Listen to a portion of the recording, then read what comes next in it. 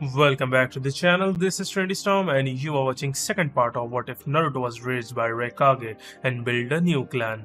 If you enjoyed this video, please like, share and subscribe to this channel. Now wasting no time, let's start the story. You should listen to your teammate Neji. He seems to have a better grasp of gratitude and camaraderie than you do. Besides, it doesn't appear like Lee would help you if you picked a fight right now. You'd be outnumbered. The only thing that seemed to soothe Neji was the reference to the situation's practicality. You're right, it seems. It's still not the time for me to fight you. Lee, we're leaving. Lee turned to Naruto and his group and scowled a little before saying, "Of course, Neji-kun." He jumped into the trees to follow his team after saying, "You'll have to excuse my teammate. He does not have the youthful fires that you and I share." Naruto glanced at the girl with her brown hair pulled back in buns, the only person left on their team. What does he mean by youthful fires? She waved brightly and then bounded off after her two teammates, saying, "You don't want to know. I'm Tenten, by the way. I have a feeling I'll see you again later in the exams, Naruto." Naruto looked over at the 10. Ino started to respond, "How long do you three plan to wait before leaving?" But Naruto interrupted her. "Consider that more of a suggestion than a question." With a nod, Shikamaru said, "Let's go, Ino." But now, Ino paused for a moment, caught off guard by Shikamaru's unusually strong tone. After pouting a little, she said, "Fine." Team 10 retreated and took off, with Shikamaru watching Naruto closely until they were gone. "Do you plan on getting up or are you going to lie there all day?" Yugito asked, turning to face Sai. "You noticed I woke up." She pointed to Sasuke and said, "Yeah, a few minutes ago. Right before I finished off my opponent." "What happened to him?" she asked. Sai's phony smile disappeared and was replaced by a grave expression. "Orochimaru happened. We were in the forest when we were hit by a powerful gust of wind. I suspect it was Futen. Daitopa. I was separated from the rest of my team. By the time I made it back, Akusa.nin had cornered Sasuke and Sakura. He was emitting incredible amounts of killing intent. I was barely able to fight through it. I insulted Sasuke as I started fighting. It seemed to snap him out of it. We confronted Orochimaru together, but he was just playing with us. He seemed to be testing Sasuke. Eventually, he apparently decided that he had seen enough. He backhanded me, knocking me back into a tree. Before I lost consciousness, I saw him extend his neck to bite Sasuke, which I assume is when he marked him. Then I blacked out, and came to just in time to see you defeat the Auto.nin." To look more menacing, Naruto activated his Mantoru no to remove and paste back over to the bound Auto.nin. He turned and gave the Auto.nin a threatening look, saying, "So he did use the same technique on Sasuke as he tried to use on us. Now, let's see what these guys can tell us about it." A half hour later, Naruto was cleaning his claws of blood while standing over the bodies of 3 Auto.nin. Figures, they were just lackeys. Didn't know a thing about Orochimaru's plans beyond their orders. Sakura stood close by, her face displaying a horrified expression. "You killed them." "I'm a shinobi, of course I killed them, but they were helpless." "Remind me again of what their objective was." "To kill Sasuke-kun." "Did they care that he was helpless?" "Well, no. Exactly, they would have killed him in a heartbeat given the chance." "Do you really think that you should show them mercy?" "Well, you shouldn't. But it's not because they would have murdered your teammate, although that should certainly add to your motivation. The willingness to kill in cold blood is necessary, in all shinobi. If you can't grasp that, you may as well find another line of work." He stopped and pursed his lips with a grim grin as he turned towards Sasuke. "You're planning to attack me, aren't you? It's every team for themselves out here, and Orochimaru burnt our scroll." Sasuke tensed at that but controlled himself for the time being. "And just after we saved your ass, you really are ungrateful, aren't you?" Naruto held up an earth scroll he had taken from the deceased Auto.nin and said, "Arrogant too, seeing as I was able to handle you easily enough while you were under the effects of that seal and I held back. But today's your lucky day, I guess. We have no need for this, and at the moment I want to get to that tower as quickly as possible. So I'm willing to offer you a deal. I give you this scroll and you don't do anything stupid until after I'm gone. Or you decline and I beat you to a bloody pulp, your call." Sasuke leapt forward, only to have his collar snap tight against his neck. "If you're going to the tower, that means you have both scrolls. There's no way I'm going to settle for one." Sasuke's lunge had left him flat on his back after Sai had caught him by the back of the shirt. He turned to Naruto, his fake smile returning to his face. "Dickless. Swallow your pride for a change. He's offering us a good deal. How likely do you think it is for us to get a scroll without having to fight for it?" Besides, he's right. You didn't even give him a hard time earlier. He ignored Sakura and Sasuke, but they both gave him glares for saying, "Please forgive my teammate's idiocy." Like I said earlier, he lets his pride get the better of him too often, likely to compensate for his tiny dick. I would be happy to accept your offer. Naruto threw the scroll to him. His final words before turning and jumping into the trees were, "Remind me to come to you if I ever have to deal with this team again." Soon after, he was followed by his teammates, who hurried in the direction of the tower, before approaching Naruto with a question. Yugito waited until they were well out of Team 7's line of sight.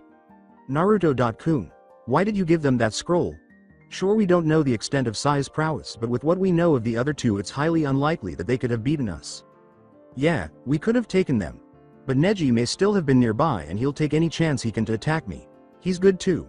You can see it in the way he moves. He'd probably give either of us difficulties. There's a distinct possibility that Sai could do the same. So I thought it would just be a fight best avoided. I guess you have a point. Yugito could be heard muttering something about smartasses as the trees rushed past them on either side. Of course I do. Without any more problems, Team 4 arrived at the tower. However, the final mile or so was really annoying. In that small area, they found more ambushes and traps than they had in the rest of the forest. Had Ashiki no to Rimu not been there, they most likely would have been caught in a few fights. Nevertheless, it was a very difficult period for the patience of the Araikis. Mitoku simply endured it with his customary composure. When they eventually approached the tower, they were extremely relieved. It had only taken them about 25 hours to arrive, so they had also made good time. After making a quick circuit of the building to locate their door, they pushed it open and entered. As he entered the room, Naruto took 2 scrolls out of his pouch and tossed one to Yugito. "We're at the tower, so we can open these things now, ready?" he said, slipping his thumb beneath the first roll of paper and turning to face her. "Yeah." Before opening the scrolls, both genin paused to regain their balance. Before a dense cloud of smoke covered everything, they caught a glimpse of a seal pattern on the inside of the scrolls. Perhaps for the first time, Naruto noticed a hint of concern in Mitoku's voice as she said, "There's an increasing amount of chakra being gathered." But Naruto calmed down as the chakra signature became more complete. "Don't worry, looks like our sensei is paying us a visit." As expected, the summoning concluded with a quick explosion that dispelled the smoke and showed Akana standing in the center of the space. Took you guys a bit longer than I thought it would." Ka-san, what are you doing here? "Oh, that. The scrolls are generally used to summon Chunin to meet with teams at the end of the second exam. But it's not uncommon for a foreign team's sensei to request to meet with their team instead." "Oh," Naruto said, causing his GI to ride a little lower on his shoulder as he shifted slightly. "Naruto, what happened in the forest that required you to wear bandages?" Akana asked, her eyes narrowing. "Well, we kind of had a run-in with Orochimaru." "What?" Akana was at his side in a flash, removing the GI to examine the bandages underneath. "What the hell did that bastard to you? I swear, if he caused any long-term damage I'll—" "Relax Ka-san, he tried to do something but it didn't work." Akana appeared to regain consciousness upon hearing Naruto's voice. She calmed herself by taking a deep breath and taking a step back. "Tell me what happened." "He attacked us shortly after we took out 2 teams of AIM.nin. He seemed to be playing with us, testing us. Anyway, after we tried to hit him with a combined Karyudan and Furyudan, he seemed to have seen enough. Then he performed some sort of strange jutsu and bit us on the neck. It injected some sort of foreign chakra into us. I think it's intended to use chakra flow to spread throughout the body, which would explain why it didn't work right on us. But it's being expelled from our bodies slowly. Some of it's still present in the wound, apparently interfering with our own chakra and healing factor." "So why did he leave?" "Well, we attacked him when he bit us. I think he expected the attack to immobilize us. Since it didn't, he was vulnerable. I severed the head biting me, but it turned out to be a fake." Yugito gave him a rather nasty gash on his neck. Mitoku had also adapted to Orochimaru's killing intent by then and stabbed him with a charged katana. Orochimaru looked like hell, but it didn't seem to bother him much. Then he left, but not before offering to take Yugito, Chan and me up as apprentices. We refused, of course. "Obviously, or you wouldn't be here. Now let me take a look at those wounds." "We've already cleaned them Ka-san, and you're not exactly a medic." "No, I'm just a genjutsu mistress who specializes in altering the flow of chakra in others." "What exactly did you say was giving you trouble again?" "That foreign chakra." Naruto shrugged out of his GI and took off the bandages and mesh shirt to allow Akana to examine the wound. Exactly, now let me take a look. He felt a little tingly as she touched it and looked at his chakra system. There was a strange feeling as Akana attempted to exert some control over his chakra flow. There's definitely some foreign chakra in there, nasty stuff too. It seems to be trying to move towards your brain, but it has all it can handle trying to avoid being swept out of your system. Give me a sec and don't resist. The foul taint poured out for a few seconds as the tiny trickle of chakra leaking from his wound grew dramatically. Akana took her hand away from the injury. How's it feel now? Great, I can already feel it starting to heal. Bleeding should be gone in no time and the wound won't last much longer. Good to know that genjutsu training is useful for more than creating illusions. Yugito, get over here. I'll get that stuff out of you next. Before posing his next query, Naruto waited patiently until Akana had finished caring for Yugito. So, what comes next? I'm not allowed to tell you too much, but you'll be staying here in this tower until the end of this exam. Rooms are on the 5th story. You have room number 503, seeing as how you're the 3rd team to make it to the tower. One team from Suna and one from Konoha have made it already. Did the one from Suna have a red-haired kid with a gourd? Yes. How did you know? Just a hunch. That's Sabaku no Gaara. He's a Jinchuriki and struck both myself and Yugito. Chan is a bit dangerous, if less than sane. He's one to watch out for. There's no arguing that. His team beat the previous record by more than an hour. With luck you won't have to face him. Pardon me, Akana. Sensei, she said, looking at Mitoku, who had just finished speaking. I would appreciate it if you could direct me to this tower's medical facility. Orochimaru broke 3 of my ribs, and while I can still function I would be most relieved to get them healed.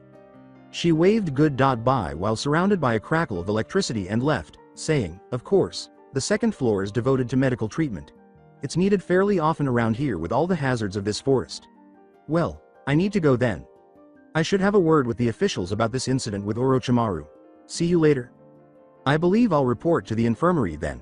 It will be nice to finally get my ribs healed. Yugito turned to Naruto and said, okay, see you later then. What will you do? Get to the room and relax a bit, sit on something soft. I'm still sore from those shots I took from Orochimaru. Yugito exhaled. I might as well do the same then, there won't be anything else to do. Quit pouting, we've got 4 days with nothing that needs to be done.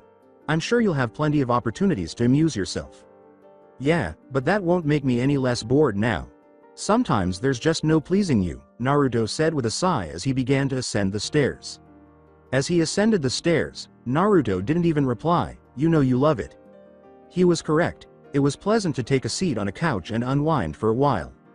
He was still a little sore from the beating he received from Orochimaru, as he had previously stated. Furthermore, the fact that he recovered from wounds in a matter of hours demonstrated just how powerful the snake Sanin was. He assumed he would be fully recovered in another day or two. He felt someone settle down on his stomach, which was likely the sorest part of his body, interrupting his thoughts. Yugito. Chan, you're sitting on me. Do you really think I hadn't noticed? I was hoping it would get you to move. She did shift her weight, however, and lay down on top of him, resting her head on the armrest next to his. No such luck. Why do you think he chose us? She asked, turning to face him. A flashback to their unpleasant experience with Orochimaru occurred in Naruto's mind. He had already thought about the problem and had prepared a response. He seemed to be looking to recruit us because of the potential we showed, but I bet there's more to it than that. As far as we know, the only other genin he targeted was the Uchiha. So the possibility that he's after bloodlines has to be considered. Figures, if we're not hunted for our Biju, we're hunted for something else. Naruto was silent for a while before responding. Ka-san told me something once. It was a long time ago, just after I learned of my kidnapping. She said that there are certain people who destiny clings to like a shroud, who will always seem to be at the center of the most important events of their time. They won't live an easy life, they won't be content with that. But they will live. They'll have days where they'll experience more in an hour than most people will in their lifetime. They'll live a life worthy of legend, a life that people dream of. And when all is said and done, they wouldn't want anything else. And she said that you were one of those people? She stopped short of saying that outright, but I like to think we are. Even if we can't remember it well, we experienced more suffering in our first 2 years of life than anyone should ever have to go through. Now we're being groomed to found a clan and will likely end up with significant influence in Kumogakure. And besides, I know you wouldn't be content as an average person. Snuggling into his warmth, she tightened her hold on him. Yeah. Akana laughed as Yugito jumped several feet into the air in surprise, saying, "Wow, I'm impressed that you still remember that. I must have made an impression. Hey, that was even more impressive than back in the daimyo's infirmary. You're a lot easier to sneak up on when you're preoccupied with my son." After landing in an undignified heap, Yugito huffed herself upright. "Haven't I told you not to do that? Haven't I told you that that would ruin my fun?" Poking Naruto in the chest while spinning on her heel, Yugito said, "You need to do something about this." "Me? What am I supposed to do? And how did I get dragged into this anyway? All I wanted was a little peace and quiet so I could rest. If you'd convince her to leave us alone, you would have had that. You didn't look like you were letting him rest when I walked in." "Ka-san, you're not helping." Naruto moaned and collapsed back onto the couch, saying, "Wasn't trying to." Akana occasionally seemed to enjoy making himself and Yugito look foolish and obnoxious. The fact that Yugito fell for the bait a bit too quickly didn't help either.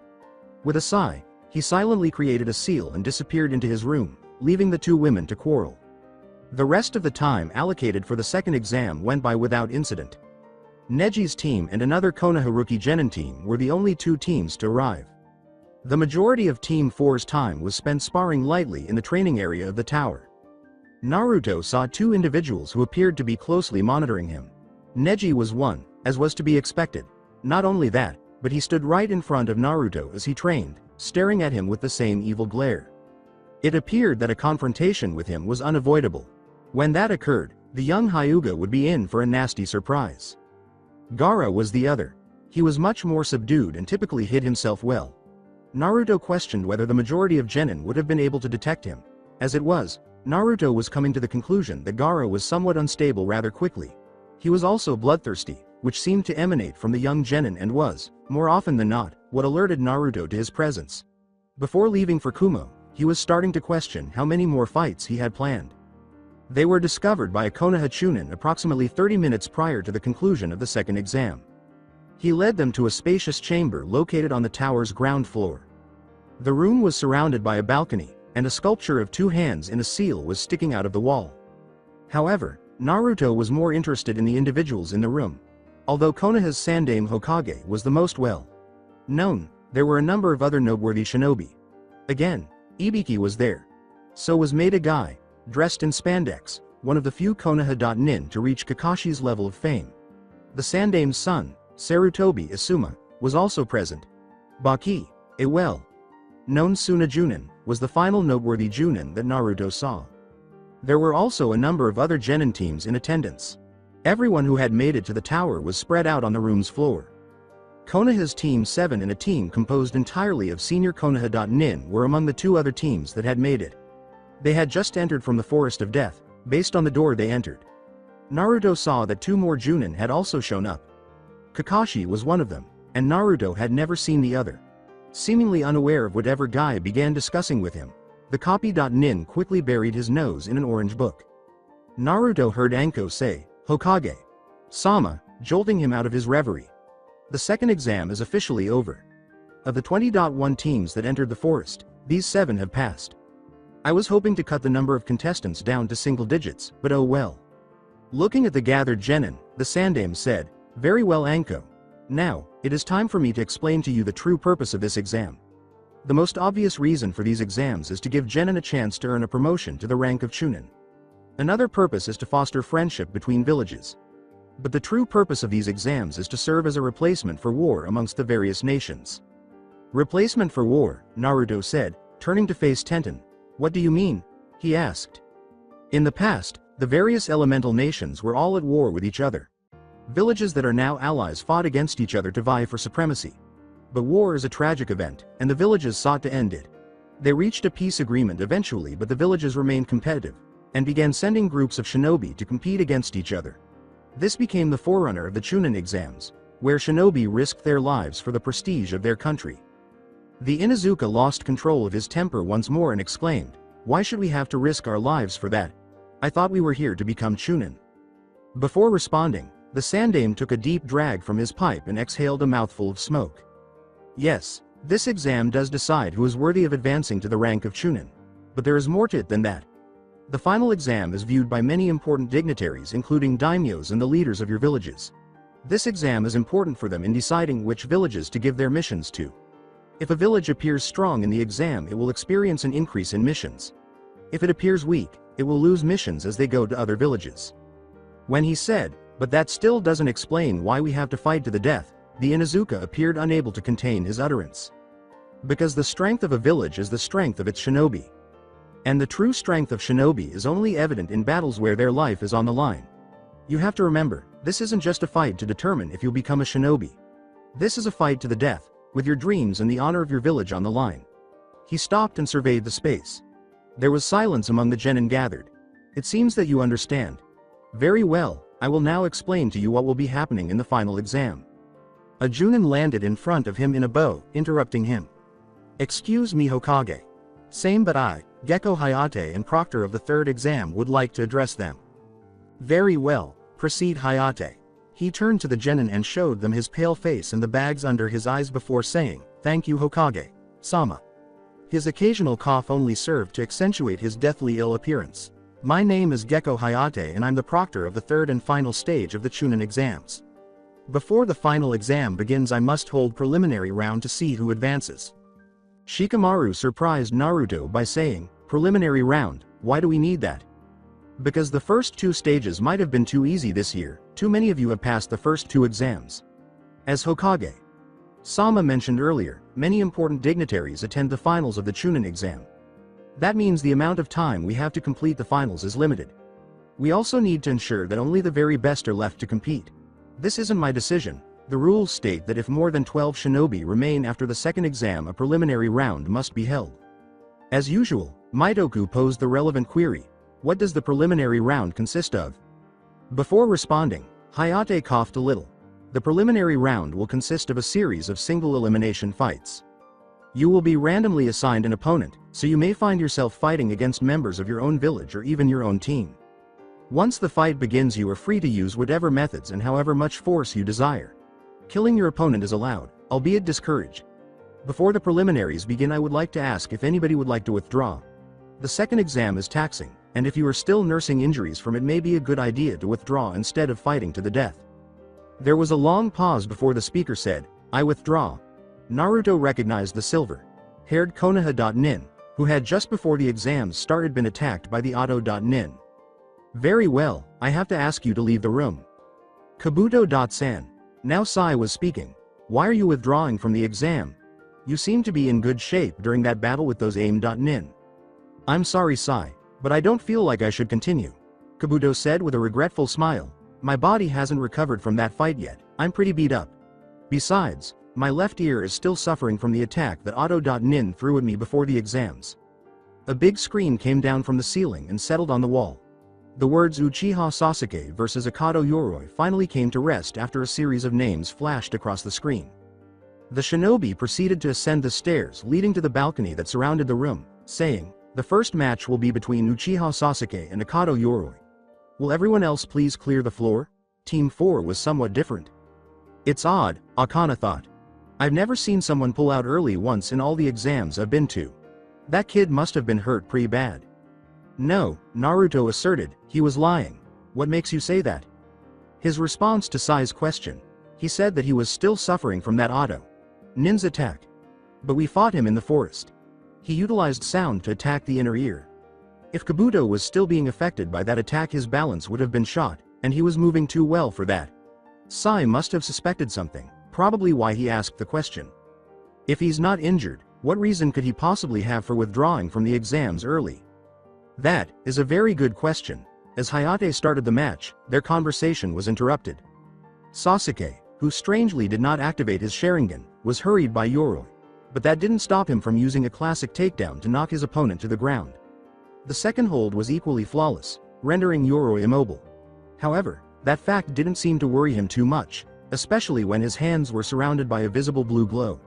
To put some distance between himself and his opponent, Sasuke leapt to his feet and jumped backwards. My chakra. Yoroi rushed Sasuke, losing a flurry of attacks, saying, So you noticed. It's my special attack, I can drain chakra with a touch. You don't stand a chance against me in close combat.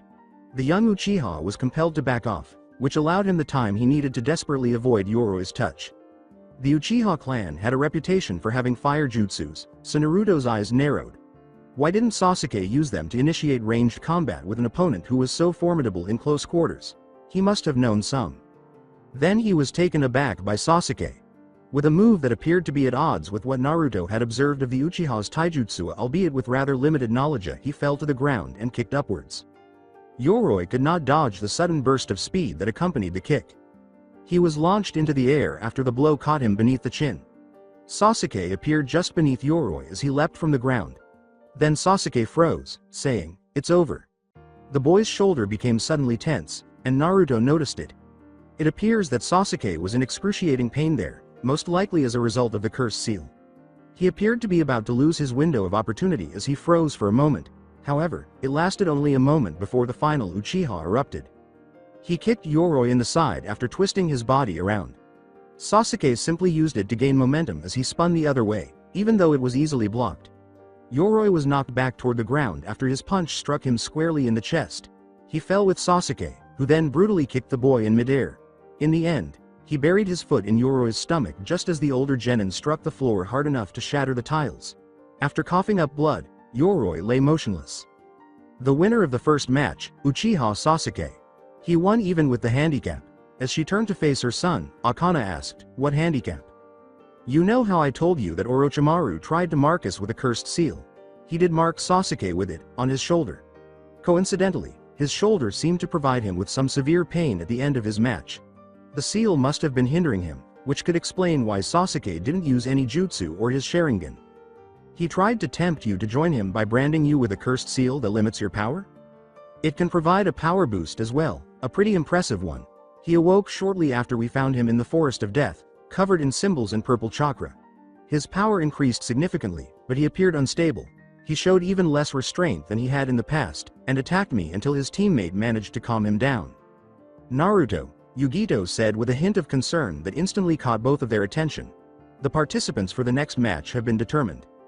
Naruto's gaze shifted toward the board. It said Gifu Mitoku vs Hyuga Neji. Naruto, Yugito said with a hint of concern that instantly caught her sensei's and boyfriend's attention. The participants for the next match have been determined. Naruto's gaze shifted toward the board. It said Gifu Mitoku vs Hyuga Neji. "This could get ugly," he added with a grimace. Akana turned to look at her students. "What are the three of you so concerned about? You knew that you'd all have to fight eventually." "Of course we knew that, but this is a matchup best avoided." "Explain." "I may not have seen him fight, but Neji would appear to be a rather skilled opponent judging by the way he moves. He's graceful, always in perfect balance, tight control of his chakra. All traits you'd expect from one who excels in Juyuken. He seems to bear me a bit of a grudge too, and I think he'll take any chance he can to try and get back at me." "What did you do to him?" "Me? I didn't do anything. He is, however, the son of Hyuga Hisashi." "Oh." Naruto's eyes were slightly worried as he looked at Mitoku. "Be careful down there. This is about as dangerous a fight as any of us could have gotten here." "I concur. I will attempt to keep him at a distance." "Good luck." Mitoku jumped off the balcony and landed across from Neji, saying, "Thank you." As Hayate's hand lifted into the air to begin the match, his strayed to his weapons pouch. "Begin." Mitoku and Hayate both jumped back. Hayate was moving to the side. Mitoku was separating himself from his adversary, who was a dangerous one. In an instant, Mitoku had two kunai in his hand. Without any hindrance, he threw them at Neji after flashing through a set of hand seals. Raiden. Dendu Jaten. The kunai started to spin in a circle as a lightning arc appeared, joining them. The bulging veins surrounding Neji's eyes were a clear indication that he had used his Byakugan. The arc of electricity between the two kunai was cleanly cut off when he thrust two fingers forward to form a chakra spike. Neji's face lit up with a smug smile. "You're going to have to do better than that." Mitoku raised his fist, four senbon crackling with electricity between his fingers, as he said, "A shinobi never shows all of his tricks with the first strike." He threw the senbon and the four he was holding in his other fist, saying, "These won't be stopped so easily." The 8 projectiles formed a pattern that made it difficult for anyone to move out of the way, spreading slightly in midair. Neji weighed his options for a moment. It would be foolish to block the senbon with a handheld kunai. The electrical charge would simply be conducted by his own metallic weapons. Nor did he want to deflect the senbon in midair and exhaust his own, much smaller, stock of projectiles. He looked at the senbon for a moment. They had been positioned and thrown correctly. Avoiding them wouldn't be simple, but he wasn't regarded as a genius for nothing. He flung himself out. They were bending, twisting, and somehow avoiding all of the senbon. In perfect balance, he even came out of his dodge. In an attempt to get his opponent within range of his Jiyuken and put an end to it, he hurried towards them. But Mitoku was cautious as usual. In an instant, his katana was out, and Neji had to pull up short or risk being spat out. That sword can't save you. Jiyuken may be a form of hand-to-hand combat, but you know that there have to be forms meant for fighting armed opponents. Besides, fate has already decreed that you'll lose to me. It has given me this as the first step towards my vengeance. Neji's only reaction was to narrow his eyes in annoyance and dart out to the side in an attempt to surprise Mitoku. Your steadfast belief in something as intangible as fate is foolish. No shinobi should ever view any victory as assured. It leads to complacency, which leads to defeat. However, the young Kumo Genin was too cautious to be taken by surprise in that way. He raised his blade with a sidestep and a flourish, making Neji pull up short once more. Then Mitoku stepped into a vicious slash, forcing him to back off. You seem unwilling to attempt to parry with a kunai. You've already proved capable of electrifying your weapons. I'm not going to fall for a trick I've already seen. So be it. Mitoku strode forward steadily, forcing Neji to keep his distance with his flashing blade. Neji's only realistic option was to slowly back away. It didn't seem like he was going to get close, but he was waiting for Mitoku to make a mistake. If he wanted to launch an attack, he would have to create his own opening. Neji went into a backward tumble as he fell back before the subsequent blow. As soon as he was upright again, he threw a kunai and his hands shot toward the holster on his hip. Mitoku easily brought his katana down and blasted the projectile aside in a one-handed parry when the kunai was aimed at the lower left corner of his torso. Neji had been expecting this exact move. He sprang forward, aiming for the open right side of Mitoku. He nearly succeeded. Mitoku drew one of the kodachi at his hip with his free hand, twisting it to align the blade with Neji's blow. Neji flinched, his hand showing a thin line of blood. I would appear to have drawn first blood. Neji grimaced a little and said, "First blood rarely decides a fight." He had hoped that this would not be necessary. When he was done talking, he bounded forward. Avoiding a kodachi swipe, he whirled to the side. In a desperate attempt to dodge the katana, he then twisted and threw his torso low. He suffered a cut to his ribs after failing to fully dodge. However, he was now in a position to strike back. He swung his hands.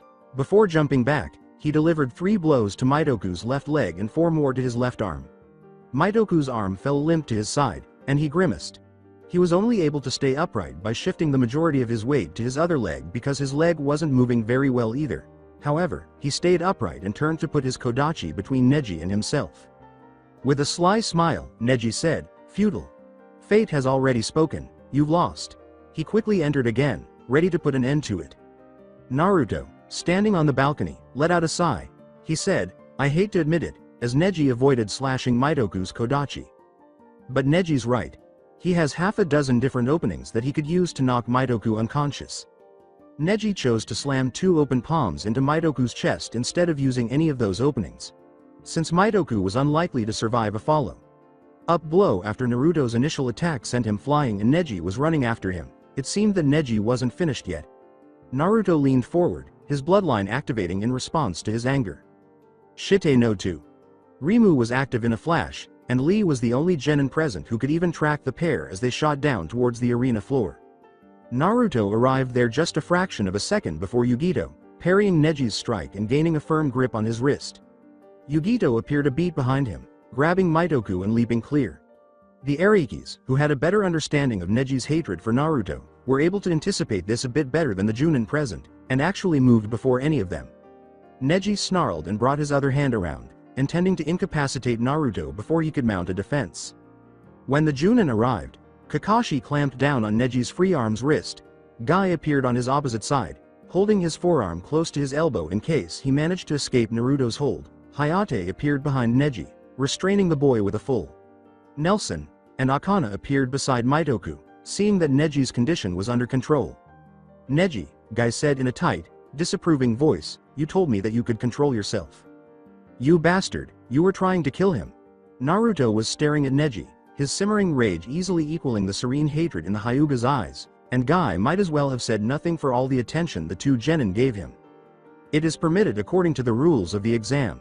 It wasn't required. Are you going to kill because you're so enmeshed in something that happened 10 years ago? Mitoku had nothing to do with that. Only after we graduated did he join my team. He was guilty by association. You're not a judge or some fucking determinant of fate. You're a shinobi. Even though I disagree with it, I can understand why you hold a grudge against me, and I could have forgiven you for it. You're going down Hyuga now, though. Enough, Hayate said with a faint cough. You two need to relax because we're in the middle of an exam. So that we can resume the matches, please return to the balcony. When the Junin released him, Naruto let go and shoved Neji's arm away from him, saying, "This isn't over." He turned and jumped to the stands, leaving a smirking Neji to follow suit. Naruto watched as a group of medics carried Mitoku out of the room on a stretcher as he landed, and the other two members of his team quickly followed. How is he? From what I could see, he had multiple cracked ribs, minor heart damage, and extensive lung damage, Akana sighed. It's fortunate that Neji was restrained because he would have probably died instantly if he had received that follow-up blow. Neji also benefits from it. When we fight, I would kill him if he had killed Mitoku. As it is, I'm just going to give him the beating of a lifetime. Yugito nodded silently as the next two fighters descended to the arena floor. Gaara was on the floor across from a very apprehensive Sakura, and as soon as he began encircling her with sand, Sakura panicked and gave up. He released her, and the only reason he heard the Jinchuriki muttering about unworthy blood was because Naruto hadn't yet deactivated his Megurushi no 2. Rimu. The entire sorry excuse for a fight lasted about 2 seconds.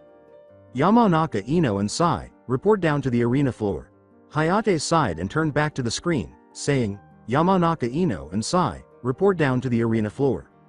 This was another lopsided fight, but Ino was able to fight much better than Sakura. The two began with a taijutsu spar, and it soon became clear that Sai's taijutsu was far superior to Ino's, as he methodically tore her apart while keeping that false smile on his face the entire time, even after his kunai strike cut off the girl's ponytail after a near miss. Ino then jumped back, putting distance between them as Sai produced a scroll. I've infused my chakra with the strands of hair on the ground, she said as she landed, beaming triumphantly. You're easy pickings for my Shintensen because you can't move while I'm using the technique. When Ino finished saying, you talk too much, shouldn't have given me that much time, a series of creatures that seemed to be made of ink jumped out of the scroll. Ino hesitated for a moment, hesitant to let go of Sai, but it was too long. The creatures buried her where she stood in a savage-looking dog pile. Then they leapt away seconds later, leaving Ino unconscious on the ground. Sai held the creatures until Hayate called the match, after which he allowed them to dissolve into puddles of ink. The next fight was Yugito's, and Masumi Tsurugi was her opponent. Naruto kissed her on the cheek before she went to the fight, saying, for luck, and she smiled at him as she leapt to the arena floor, eyeing the purple-clad Konoha.nin in front of her. He was the only member of his team left after one member had been defeated and the other had resigned. Making sure the two genin were prepared, Hayate looked at them and said, Start. Your taijutsu's horrible, that was one of the most transparent strikes I've ever seen, Tsurugi said, swiftly charging forward and delivering a roundhouse punch to the side of Yugito's head. Yugito saw the attack coming and blocked it with a raised arm.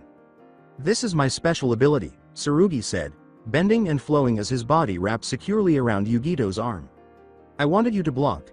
I can use chakra to control myself after dislocating every joint in my body to achieve unparalleled flexibility. Before I break your neck, I'll give you one chance to give up. Naruto sighed as he stood on the balcony. Looks like Yugito got an easy one. Near enough to hear, Shikamaru said, What do you mean? Tsurugi could snap her neck in an instant. How could that match be so simple? Naruto gave him a very savage smile, which made him uneasy. I thought you of all people would know how hard it is to contain us, Naruto said. The only person here who has witnessed all of our tricks is Akana. Sensei, so relax and observe. You know, she said as Mantoru no 2. Rimu activated, you're kind of invading my personal space, but she didn't show any signs of concern. Although he isn't quite as adaptable as you are, Naruto-kun is the only person I let hold me in this manner. If he was, we could have so much fun. I'm in no mood to listen to you complain about your dignity. Drop the chakra before I kill you. I doubt I will, to be honest.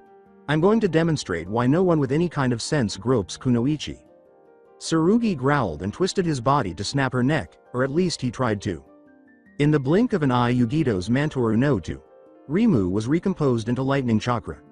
The electrical energy flooded into Tsurugi.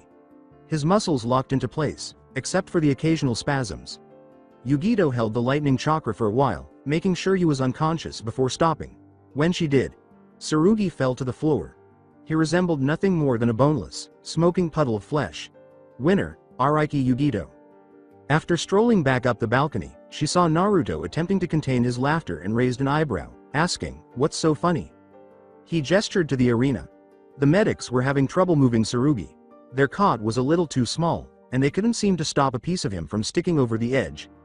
Naturally, this caused more and more of his body to flow over the edge of the stretcher until he was once more just a puddle on the floor. Eventually, one of the medics used a Doden Jutsu to create a bowl of rock, which they scooped Tsurugi into. By that point, Naruto was laughing aloud. Leaning against Naruto's back and draping her arms over his shoulder, Yugito suppressed her own laughter and spoke into his ear, resting her chin directly next to one of her arms. Impressed? Naruto said, "I'm not sure," with a tone of playfulness that was difficult to ignore. "You did fall right into his trap, letting him ensnare you like that. You were fortunate enough to be able to offset it." Snorting, she said, "It's nice to have such a supporting boyfriend. But I'd be so boring if I just agreed with everything you said." The next match was between Nara Shikamaru and Hyuga Hinata, and Naruto looked at the board and said, "True enough. Let's see if the next fight is a bit more interesting." He heard Yugito whisper into his ear once more, "What do you think about this match?" The Hyuga are having problems. She needs to be very close to Neji in order to use her Jiyuken, unless she is exceptionally skilled even better than Neji. She must therefore come within range of his Kageme no Jutsu in order to attack him. He is also a very good strategist, and he may even be better than his father. Hinata is going to get into trouble unless she has a big secret. He sighed, "You're keeping your distance, troublesome." Hinata activated her Byakugan as soon as the match started, but she stayed away, clearly worried about the Kageme no Jutsu that Shikamaru had just activated.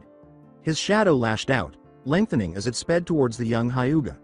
Hinata leapt back, avoiding the tendril of shadow, but she had to dodge to the side as soon as she landed when the tendril of shadow lashed out again. Yugito whispered, "I wonder how much longer he can keep this up," as Hinata frantically dodged Shikamaru's probing shadow for what seemed like a minute. That jutsu is supposed to be fairly chakra intensive. He doesn't have to continue doing this for very long. She's approaching the wall, so he's been hurting her. "All right. I apologize. I didn't realize you weren't present when we fought him earlier." He can extend his reach by using other shadows. Additionally, he can have his shadow exit at a different location if he sends it into another shadow at one point. Thus, after he brings her sufficiently near the balcony's shadow, it'll be over. Exactly.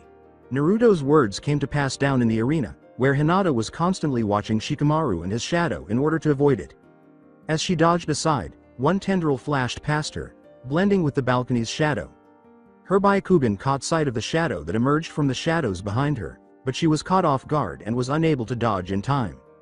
Kageme doesn't succeed at jutsu. "Hinata, give up, it's over." "No, I have to change my clothes. I'm not going to quit now." "All right, then." Several of the gathered shinobi winced unconsciously at the sound of Hinata slamming into the wall after Shikamaru turned around and lowered his head. He then charged at full speed, and he was much farther away from the wall than Hinata.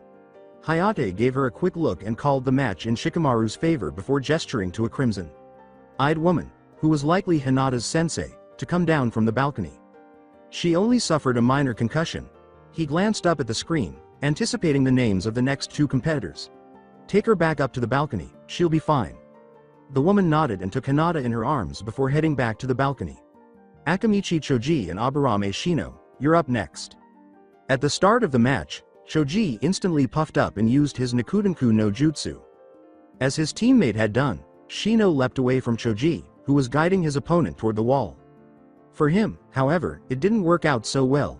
As Choji charged in and used chakra to cling to the wall, Shino leapt to his feet. Choji crashed into the wall, leaving a large crater, and he drove a pair of kunai into it. Shino jumped down, dragging two wires he had fastened to the kunai's loops. When he landed, he anchored the wires firmly and held Choji in place by driving two more kunai into the ground. Choji's ball-like form was unable to pull him away from the wall due to his lack of momentum. Normally, this wouldn't have been an issue because he could simply shrink before returning to his larger size, but Shino didn't give him enough time. The young Akamichi was covered by a swarm of Kikai bugs that crawled from his sleeves. The young shinobi quickly passed out from chakra exhaustion and fell to the ground. As the board shuffled through the remaining names, Asuma came down to assist Choji in getting off the arena floor. Winner, Aburame Shino. The next match will be between Tenten and Temari. Hayate began the match after both of the kunoichi descended to the ground. Tenten sprang back at once and hurled 3 senbon at the Suna.nin. They fell to the ground innocuously. Naruto squinted his eyes. Temari had swung that big thing in front of her after removing it from her back. She must have practiced for many hours because of how quickly she completed it. Even more amazing was the fact that she used only the air disturbance caused by the object to create a gust of wind that blocked the senbon. Many chunin would be envious of her wind manipulation skills. Tenten would literally be blown away if she didn't use close combat. Tenten's next move was to draw a scroll and launch a volley of weapons that had been called forth at Temari. In fact, with her subsequent swing, the Suna kunoichi actually cracked open the object on her back, which turned out to be a fan. Once again, the projectiles hit the ground. Temari held her fan by her side this time, revealing 2 purple circles painted on the weapon that was only partially opened. See these moons? My fan has 4 of them. When I reveal all of them, this fight is over. The only thing Tenten could do was to jump into the air, leaving 2 scrolls in her wake. She drew an absolutely staggering number of weapons from the scroll and hurled them all at Temari. A swing of the fan, of course, deflected them. 3 moons were now visible. Tenten drew back her hand and tugged on the ninja wire that she had fastened to every weapon she had just thrown. At Temari, she sent them back. As expected, the Wind Mistress swung her fan again, deflecting them all. The fan's 4 moons were now visible. Temari swung and drew back her fan. A tornado raced across the arena, engulfing Tenten and giving the young kunoichi multiple painful cuts. After holding the attack for some time, Temari allowed Tenten to collapse to the ground, unconscious. Winner, Sabaku no Temari. As the medics arrived to carry Tenten off the arena floor, Naruto turned to watch the screen. He was rewarded by seeing both his and Inuzuka Kiba's names appear. He started to say, "Finally, I was getting sick of MMPH," but was abruptly interrupted when Yugito seized him by the collar and pulled him into a passionate kiss. She continued for a few seconds before cutting it short. Yugito, not that I'm complaining, Buddha." She responded to the unasked question by saying, "Your good luck kiss seemed to work, so I thought I'd return the favor." "Ah, thanks. You're welcome, now get down there and kick his ass." "If you say so, Yugito. Chan." "You know," Akana replied, "whenever I've wished you luck you just say you don't need it. It's all in the presentation Ka.san." Naruto paused, grinned, and then leapt down to the arena, where Kiba and Hayate were waiting. "Are both contestants ready?" asked Hayate, coughing into his hand. Both genin nodded in agreement. "Very well, begin," he said. Shikyaku no Jutsu.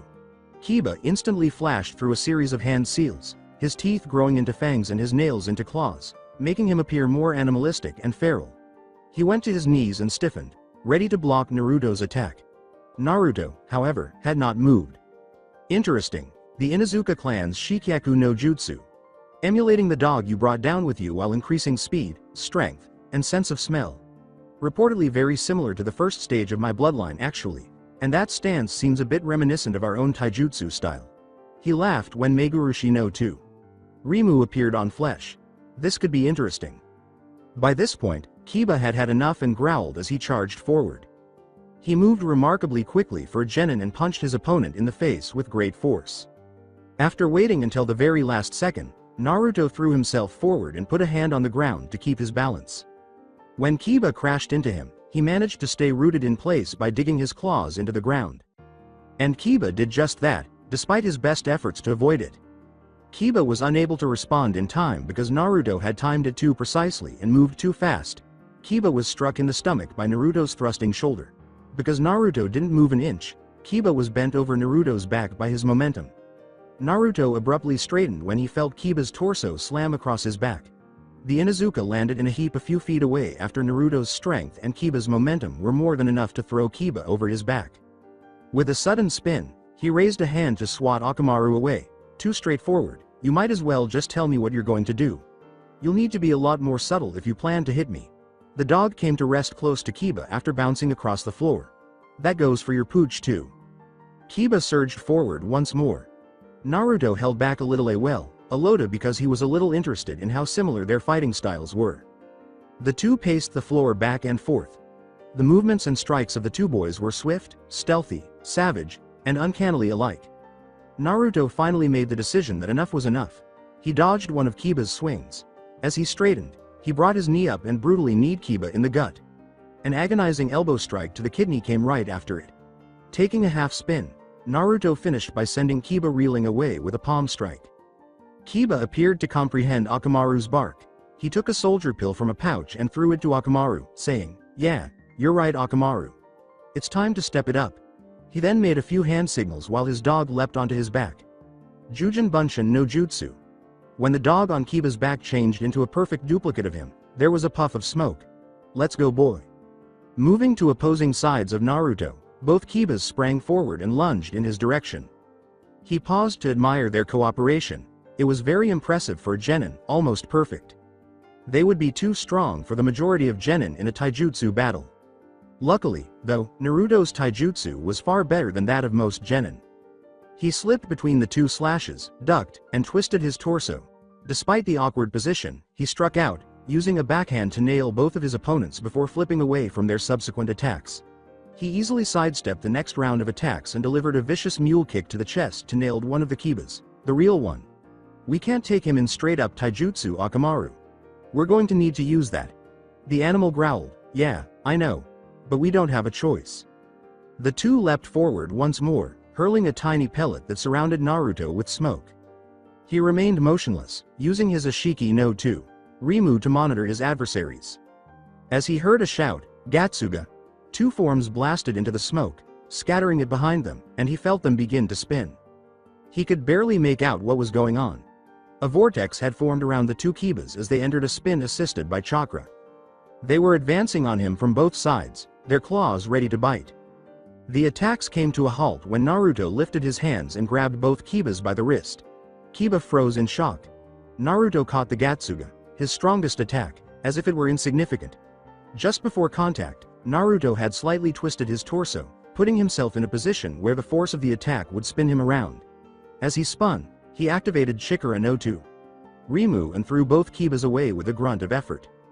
As though fired from a cannon, they soared out of the cloud of smoke. A spider web pattern of cracks was left behind when they both collided with a wall across from each other. One of them turned back into Akamaru, and another cloud of smoke appeared. "Akamaru!" Kiba scurried to his feet, winced, and ran to his fallen comrade. Until Naruto spoke, anyway. "A little premature to forget about me, don't you think? Do you really think you'll stand a chance with your back turned?" He rushed recklessly at Naruto, saying, "You're right. I guess I'll just have to take care of you first, instead." Naruto simply swung to the side and struck Kiba with his knife, bringing his hand down on the back of his neck. There was no sound as the Inuzuka fell. "Of course, you didn't stand a chance against me face to face either." Hayate approached Kiba and examined him briefly. "Winner, Araiki Naruto. You know, it didn't take me nearly as long. Hell, I didn't even have to move from my starting position." Yugito grinned at him as he ascended the stairs. "I was curious. There is a bit of similarity between the two of us and the Inuzuka clan." Naruto looked down at the arena floor and saw that those two boys were indeed there. "Whatever you say, let's just watch the next fight." Lee and Kankuro were the only ones left. The match started, and Lee hurried forward. Although Kankuro made an effort to keep his distance, he was not nearly as fast as Lee. He took Lee's kick to the side of his head because he was unable to raise his hand quickly enough to block it. Kankuro's head was flipped around by the force of the blow, causing him to face back. He seemed unfazed by it, though. Kankuro counterattacked, and a startled Lee could hardly turn away. When the bandages on Kankuro's back flew off to reveal another Kankuro, the confusion that many of the onlookers were experiencing only grew. The first Kankuro's exterior cracked away to reveal a wooden figure with many legs, which helped to clear up some of the confusion.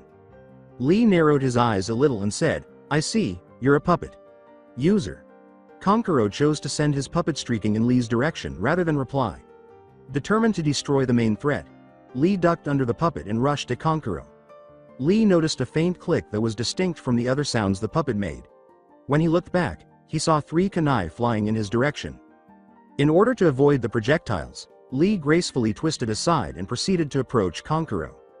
As Lee continued to dodge a barrage of projectiles, Kankuro's thoughts were racing. He couldn't hit or catch the child with his puppet, Karasu, because he was too quick. He couldn't compete with him in taijutsu, and there was nowhere for him to hide or flee in the arena. The battle was within his grasp. but it would require him to divulge far more of Karasu's abilities than he desired. The plan might suffer if he disclosed them now. Instead, to get Hayate's attention, he calmly held up his hand in the air. "Excuse me, Proctor, I would like to concede the match." Hayate did not display any other signs of surprise, although his eyebrows did raise slightly. "Very well, the winner of the final match is Rock Lee. The winners of the matches should report to the arena floor, Hokage. Sama will be addressing you now." On the arena floor, Naruto, Yugito, Neji, Shikamaru, Shino, Sai, Gaara, Temari, and Lee formed a line. The only person missing was Sasuke, who had been taken somewhere by Kakashi as soon as his match ended. As he spoke, Hayate walked down the line of genin holding a bowl, which caused each of them to draw a slip of paper from it. "First of all, the Hokage started. I would like to congratulate all of you on making it this far. Now, it is time to tell you what the third exam entails. The third exam will be a 1-on-1 single elimination tournament. It will be held 2 weeks from now for 2 different reasons. The first is so that invitations can be sent to various dignitaries and to give them enough time to arrive in Konoha. The second is so that you can train yourself and form strategies based off of what you know about your opponent's capabilities. As I told you earlier, you will be representing your country during these matches. Make sure you do them proud." Shikamaru said, "Wait, if the final round is a tournament, does that mean only one of us is going to become a Chunin?" Sarutobi chuckled slightly before replying, "No, you will be judged on your performances to see if you are ready to become a Chunin. You could win the tournament and remain a genin, or receive a promotion after a first round loss. It all depends on how well you perform. Of course, the more matches you participate in, the more chances you have to show that you are worthy of being promoted. Now for the tournament brackets, you've each been given a number from 1 through 10. Contestants 1 and 2 will fight in the first round. They'll face the winner of the match between contestants 3 and 4 in the second round. The winner of that second round fight will advance to the finals. Similarly, the winner of the fight between contestants 5 and 6 will face the winner of the match between contestants 7 and 8. However, the winner of that fight will have to fight the victor of the first round match between contestants 9 and 10 before advancing to the final round. Hayate has recorded the numbers you drew, so the brackets will be displayed on the screen." Behind Sarutobi, the bracket flickered onto the screen. The first thing that caught my attention was that Hyuga Neji and Araki Naruto were playing in the first match. The idea did not bother either of them. Though for different reasons, they both desired the fight. One wanted to fight for the honor of his nation and to exact revenge on his teammate, while the other wanted to fight because his opponent brought up his traumatic past. Even though the two were completely different from one another, they were both thinking the same thing right now at perfect. The remaining matches for the final round were being read off by Sarutobi. The second match will be between Nara Shikamaru and Sabaku no Temari. The combatants for the third match will be Araki Yugito and Sai. They will be followed by Uchiha Sasuke and Sabaku no Gaara. Finally, the last match will be fought between Aburame Shino and Rock Lee. Remember to use this coming month wisely and prepare yourselves well for the final round. Good luck. Then he disappeared among the leaves. As he and Yugito approached Akana, Naruto muttered, "Perfect, I get to fight him right off the bat." After giving him a quick glance, Yugito said, "You know, he's probably thinking the same thing." "True enough, but I know a lot more about Jayuken and the Byakugan than he knows about Rimu Yujuki." "True, but be careful. He looks like he's as talented as you expected. And without him focusing on Mitoku, you won't get the jump on him so easily next time. Watch yourself." "Yeah, I know." Out of nowhere, Akana was in front of them. "Come, we'll discuss your upcoming fights later. For now, we're going to check up on Mitoku." They quickly located the medical facility, and a nurse quickly escorted Namikaze-sama to his teammate's room. Naruto didn't gripe about the name for once. His injured teammate was not the only thing occupying his thoughts at the moment. Mitoku was conscious and in a state of health that made the med.nin not feel the need to keep an eye on him all the time. Since he hadn't had a chance to check on him following his battle, Naruto was the most eager to talk to him. "How are you feeling?" "Not good. Neji's attack cracked several ribs, inflicted moderate damage on both of my, and minor damage to my heart. The medics informed me that my injuries are not life-threatening. However, due to the strain placed on my organs, I'm not supposed to engage in strenuous activity for the next month, and they want to keep me under observation for a week." "That bastard was trying to kill you." Naruto's voice showed signs of rage. He had several openings he could have used to knock you unconscious, but he passed up all of them. "When I take him on in the finals, you'll be fighting him." "Yeah, first match of the tournament. We'll see if I can beat this fade crap out of him. Either way, he's going to pay for what he did to you. I appreciate the sentiment. Me too, Gaki, you're reminding me of Minato right now. Naruto was startled. He hadn't even sensed the stranger's presence when he got close. There was a tall, easily identifiable figure leaning against the door. It was Jiraiya, the Toad Sage and Sannin of Konohagakure. He had horned Hitate, long, spiky white hair, and red marks under his eyes. Just in case, Akana slipped between her students and the Toad Sage. Jiraiya-san, what are you doing here? I came to see Naruto. What did you expect? You're not going to convince me to stay in Konoha. Enough people have tried already. Yeah, I know, kid. I already spoke to Sarutobi Sensei about that. I'm not about to waste my time trying. Then what do you want with me? I'm offering to train you. Why? You may spend all your time wandering throughout the elemental countries, but you're still loyal to Konoha. Why would you train Akumo.nin? Because I owe it to you and your father. I was Minato's sensei, and I promised him that I'd train his son if I lived long enough for it. Besides, I'm your godfather. I owe it to you too. If you're my godfather, where were you all my life? The child got right to the point, and Jiraiya resisted the impulse to wince. Early on in your life I was out of the village. There were various reasons for my travels. One of them was protecting you. Biju and Jinchuriki are powerful, and the circumstances of your sealing couldn't exactly be kept quiet. I was trying to unearth plots to kidnap or assassinate you. Obviously I missed one. I tried to find you afterwards, but didn't have any luck. Kumogakure's spy network is impressive, probably the equal of my own. They were prepared too. When I tried to find out what happened to you, I encountered dozens of false leads. I found a story that said you had been shipped off to Kiri as part of some trade, and similar stories for every other shinobi village I've heard of. There were stories that you were executed, rumors that you'd been given to Orochimaru to be used as a lab rat, reports that you'd been taken out of the village to get private training from a select few elite shinobi. About the only story I didn't hear was that you had been subjected to a sealing ritual to get rid of the Kyuubi and give you a bloodline. I didn't even learn of Rimu Yujuki until 2 years later, and didn't know that you were one of its bearers until Asuma brought the news back.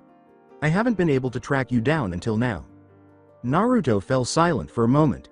He didn't question that his village had done everything in their power to keep him safe and secure in Kumogakure, and Jiraiya's explanation made sense. Naruto, you should take him up on his offer, Akana said, jolting him out of his reverie. He was surprised by that, saying, I thought you would have been opposed to this idea. Akana exhaled.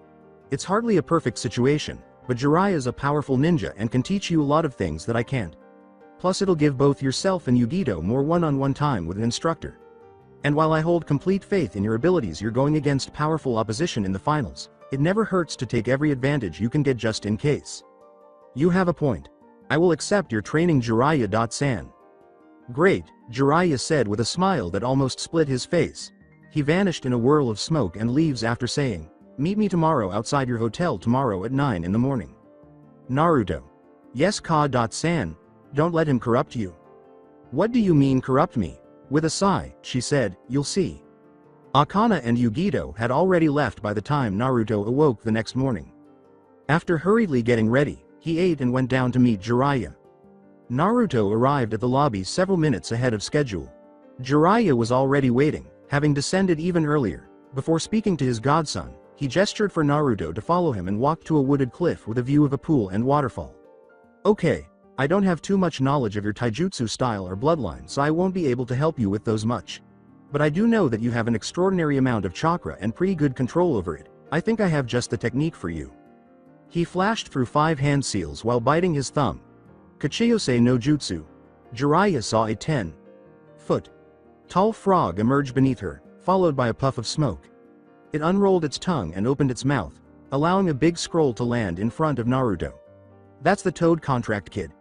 Sign it and mark it with your fingerprints, both in blood, and you'll be able to summon toads to help you in combat. After taking a quick glance at the contract, Naruto said, no thanks. Jiraiya dropped from his toad in disbelief. What do you mean no? Do you have any idea how useful a good summons contract can be? Your father even summoned Gamabunta to hold off the Kyuubi when he sealed it. My knowledge on summoning is admittedly limited, but I've heard that signing a contract forges a connection between the summoner and the summons. Correct, it's a link formed by natural energy.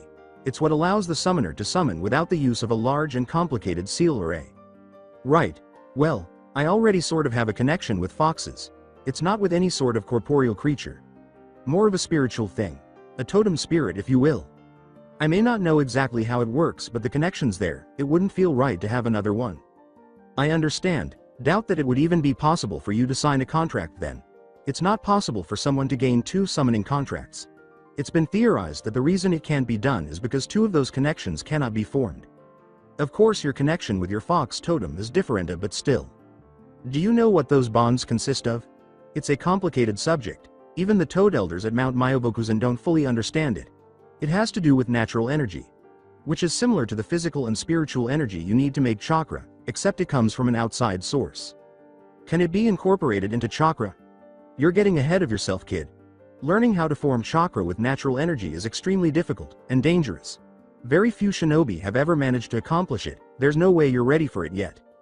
Naruto underlined the final word, yet, asking, you think I might be someday? It's hard to say. Your Kekai Genkai seems to be closely linked to nature, so it would seem possible. The only way to really figure it out would be to try to teach you.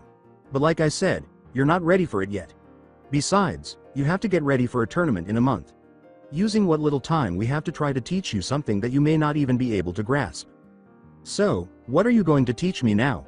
With a big paper bag in one hand, Jiraiya returned half an hour later, smiling and saying, wait here, I need to do a bit of shopping. Leaning over, Naruto looked inside. Water balloons. His tone was one of disbelief and disappointment. I was expecting some sort of specialized training equipment. What the hell am I going to learn from water balloons? Jiraiya held out his hand and said, not all training equipment needs to be specialized, kid, now pay attention. In his hand, a whirlpool of blue chakra developed. He turned and pressed the orb against a tree, allowing it to grind its way slowly through the wood. This is the Rasengan, your father's most powerful attack jutsu. It took him 3 years to develop. He tried to teach it to a few people, but I'm the only one besides him that's ever been able to completely master it. He abruptly turned and slammed the attack into a boulder the size of a man. It can be used to devastating effect. Whether you use chakra to maintain the jutsu and grind away at your target, he said. The boulder was reduced to dust and gravel after a brief burst of concussive force. Or release it in one devastating blast. Jiraiya observed the awe in Naruto's eyes, as if he had impressed the child, and said, teach me. He also noticed a sense of eagerness. He could tell the child was eager to learn the new jutsu. Despite himself, Jiraiya smiled because the boy had so much Minato in him. He took a water balloon out of the bag and held it in his open palm, saying, there are 3 stages to learning this jutsu. Rotation, power, and control. The rotations first. Suddenly, the balloon started to wriggle, and bumps on its surface started to appear and go quickly. Soon after, it burst, letting a tiny stream of water fall to the ground. He threw a water balloon to Naruto and said, now get going. For this stage you use your chakra to spin the water in the balloon until it pops. Naruto was not amused at the end of the day. He had not advanced very far and his chakra was running low. The majority of people might have anticipated some guidance, but no, his perverted excuse of a sensei had been looking through a telescope at women taking baths all day. Jiraiya simply told Naruto that he had to figure it out on his own every time he asked for advice. Naturally, he then glanced back through his telescope and began to giggle once more while making notes in his notebook. He felt Jiraiya grab him by the wrist as he was ready to try again. After taking the water balloon from Naruto's hand, the Sannin looked at his palm and saw that a small amount of chakra burn was beginning to show. That's enough for today. You should go back to the hotel and rest a bit. Try again tomorrow. No need to overexert yourself on the first day of training. Maybe I wouldn't have had to exert myself quite as much if you had actually given me some advice. Look, kid, I run an extensive spy network. I've traveled to just about every nook and cranny of the elemental nations. My sensei, the Sandaime Hokage of Konoha, is said to have mastered every jutsu used in this village. Long story short, I've heard of just about every jutsu in existence. Out of all of them, the Rasengan is the second or third most difficult. In order to pull this off, you have to truly understand the jutsu. I can't just tell you how to do it. You need to figure it out for yourself. Even then, it'll take a hell of a lot of effort to actually get it down. There are only a few people I've met who have the bull-headed stubbornness to actually learn it. One was the Yondaime, one of them was me. Both of us were great and talented shinobi who worked our asses off to rise to the top. And when I look at you, I see that same potential. That's why I'm teaching you the Rasengan, kid, so don't let me down. Grateful, Naruto said, you got it, arrow, Sennin. What did you call me? Arrow. Senin, it seemed fitting. You're the Toad Sage and you're a pervert. Didn't anyone ever teach you to respect your elders, Gaki? Ka.san always taught me to show people the respect they deserve. You're an extraordinarily powerful shinobi and I respect you for that. But you're also a pervert. I'll treat you accordingly, for both cases. Ungrateful brat. Naruto turned and leapt into the trees, heading back towards Konoha, saying, "See you tomorrow, Arrow, Senin." On his way back to the hotel, Naruto stayed on the rooftops. Because he didn't even use a surname, he discovered that it was the best way to stay away from the overly enthusiastic villagers who kept coming to him. Then he detected a scent. In order to determine the direction of the scent, he turned slowly in a circle after activating Megurushi and then Ashiki no to Rimu. Then he drove quickly in its direction. After a minute, he was on rooftops with a view of Ichiraku's ramen, a tiny stand. Ramen wasn't that popular back home, so he had never really tried it, but he decided to try this stuff because it smelled amazing. He leapt 3 stories from the building and landed lightly on his feet. The less time he spent on the streets, the better, so he quickly pushed aside a small piece of hanging cloth and went into the stand. As he entered, a man in a white coat turned Namek. Before the man could finish, Naruto interrupted, saying, "My name is Araiki Naruto. I have never used the surname Namikaze and I have no intention of doing so." "Okay then Araiki.san, what can I get for you?" After a quick glance at the menu, Naruto said, "Please, 1 miso ramen." The man, identified by his name tag as Tucci, turned back to the kitchen behind the counter and said, "Coming right up." Ayame, the shop's second employee, placed the steaming bowl in front of Naruto a short while later. From a container on the counter, he retrieved a pair of chopsticks and cracked them open. "Itadakimasu." He removed a clump of noodles after briefly swirling his chopsticks in the bowl. He popped them into his mouth without much delay. The stand's owners noticed that the boy's face brightened. They then gaped as Naruto continued to eat the bowl at an absolutely incredible pace. He hurriedly finished and pushed the bowl away. "Another please." Another bowl was set in front of him right away since the request had been expected. Naruto was paying for 18 bowls of ramen a short while later. Kumo's generosity with the stipends provided to the Arikis was a good thing. Pushing aside the hanging cloth, he leapt back to the rooftops and headed back to the hotel, saying, "That was amazing. I'm definitely going to have to come back here again. See you next time." Ayame looked at her father in disbelief. "2.san, have you ever seen anybody eat that much ramen before?" His daughter shook his head slowly, and Tucci looked just as shocked. "No, never." He sighed as he looked down at the little pile of cash on the countertop. If only he was a Konoha.nin. Akana was seated on a couch in the common area of the suite when Naruto entered. "I see what you meant when you told me not to let him corrupt me. The man's a pervert." "Yep, first time I saw him he was peeping at the onsen I happened to be at." Warily observing his mother's devilish grin, Naruto asked, "What did you do?" "Me. I just cast a simple genjutsu. It makes all males appear to be female and vice versa." His scream of horror sure was something, got the attention of all the women in the onsen too. And while Jiraiya is one of the most powerful shinobi I've ever seen, he seems to wilt under a crowd of angry women. He was pretty beaten up by the time they were done with him. He did figure out that I was the one who cast the genjutsu. Needless to say, he hasn't really bothered me since. He sounds like quite the character. That he definitely is. Naruto went into his room and shut the door after him, saying, "Well, I'm going to lie down. My chakra's running fairly low." With a sigh of satisfaction, he collapsed onto the bed. When Yugito fell onto the bed next to him, he wasn't overly shocked. "How long have you been waiting in here?" "Too long. I've been wanting to talk to you about something." "Can it wait until tomorrow? I'm pretty tired." "No, something's been bugging me. Why would Orochimaru attack us here of all places? There's no way he could stay in his former village for too long without being found out. He had to know they'd figure out he was here, especially after attacking a bunch of genin. And this village would probably react more violently to his presence than any place else in the elemental nations. Why would he attack us here? We weren't his only objective. The Uchiha, I know, but was this really the best way to approach him? It's not like he's always in the village. Even if he was, that was hardly the most discreet way to attack him. I swung by the Uchiha district earlier today, and one of the houses still looks like it's lived in. Sasuke probably lives there alone. Orochimaru could have attacked him there and nobody might have known.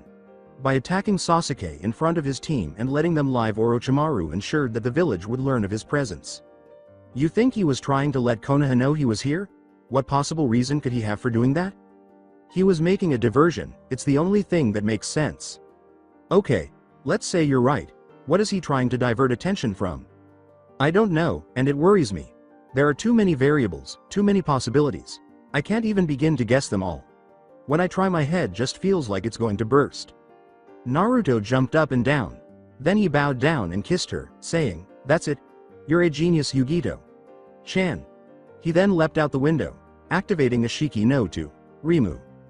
Yugito looked at the open window, crossed her arms over her chest, and pouted a little. "Tired my ass." With his eye toward a knothole, Jiraiya was crouching behind a wooden fence. He would occasionally scribble something in a little notebook and give a perverse little giggle. Above his head, he felt a sudden chakra output, but before he could react, a tiny wave of water hit him and there was a popping sound. He turned to see Naruto standing above him, one hand holding the torn remnants of a water balloon. Before speaking, he moved stealthily out of the onsen's line of sight while holding one finger to his lips to keep Naruto quiet. "So, you've figured out the first stage of the Rasengan." "Yeah, Yugito Chan made a remark that helped me realize that I'd need to rotate chakra in several different directions if I was going to break the balloon. It made sense too, considering all the bumps the water balloon you were using had before it burst." "Show me." Jiraiya threw a water balloon at Naruto, who shrugged and caught it. His face took on a focused expression as he began to work on the balloon he was holding. Soon, the balloon's surface was warped by quickly developing bulges. Then it exploded with a gentle pop, spilling its contents onto Naruto's hand. Impressive, it took Minato 6 months to get that far in his development of the jutsu. Took me a week to learn.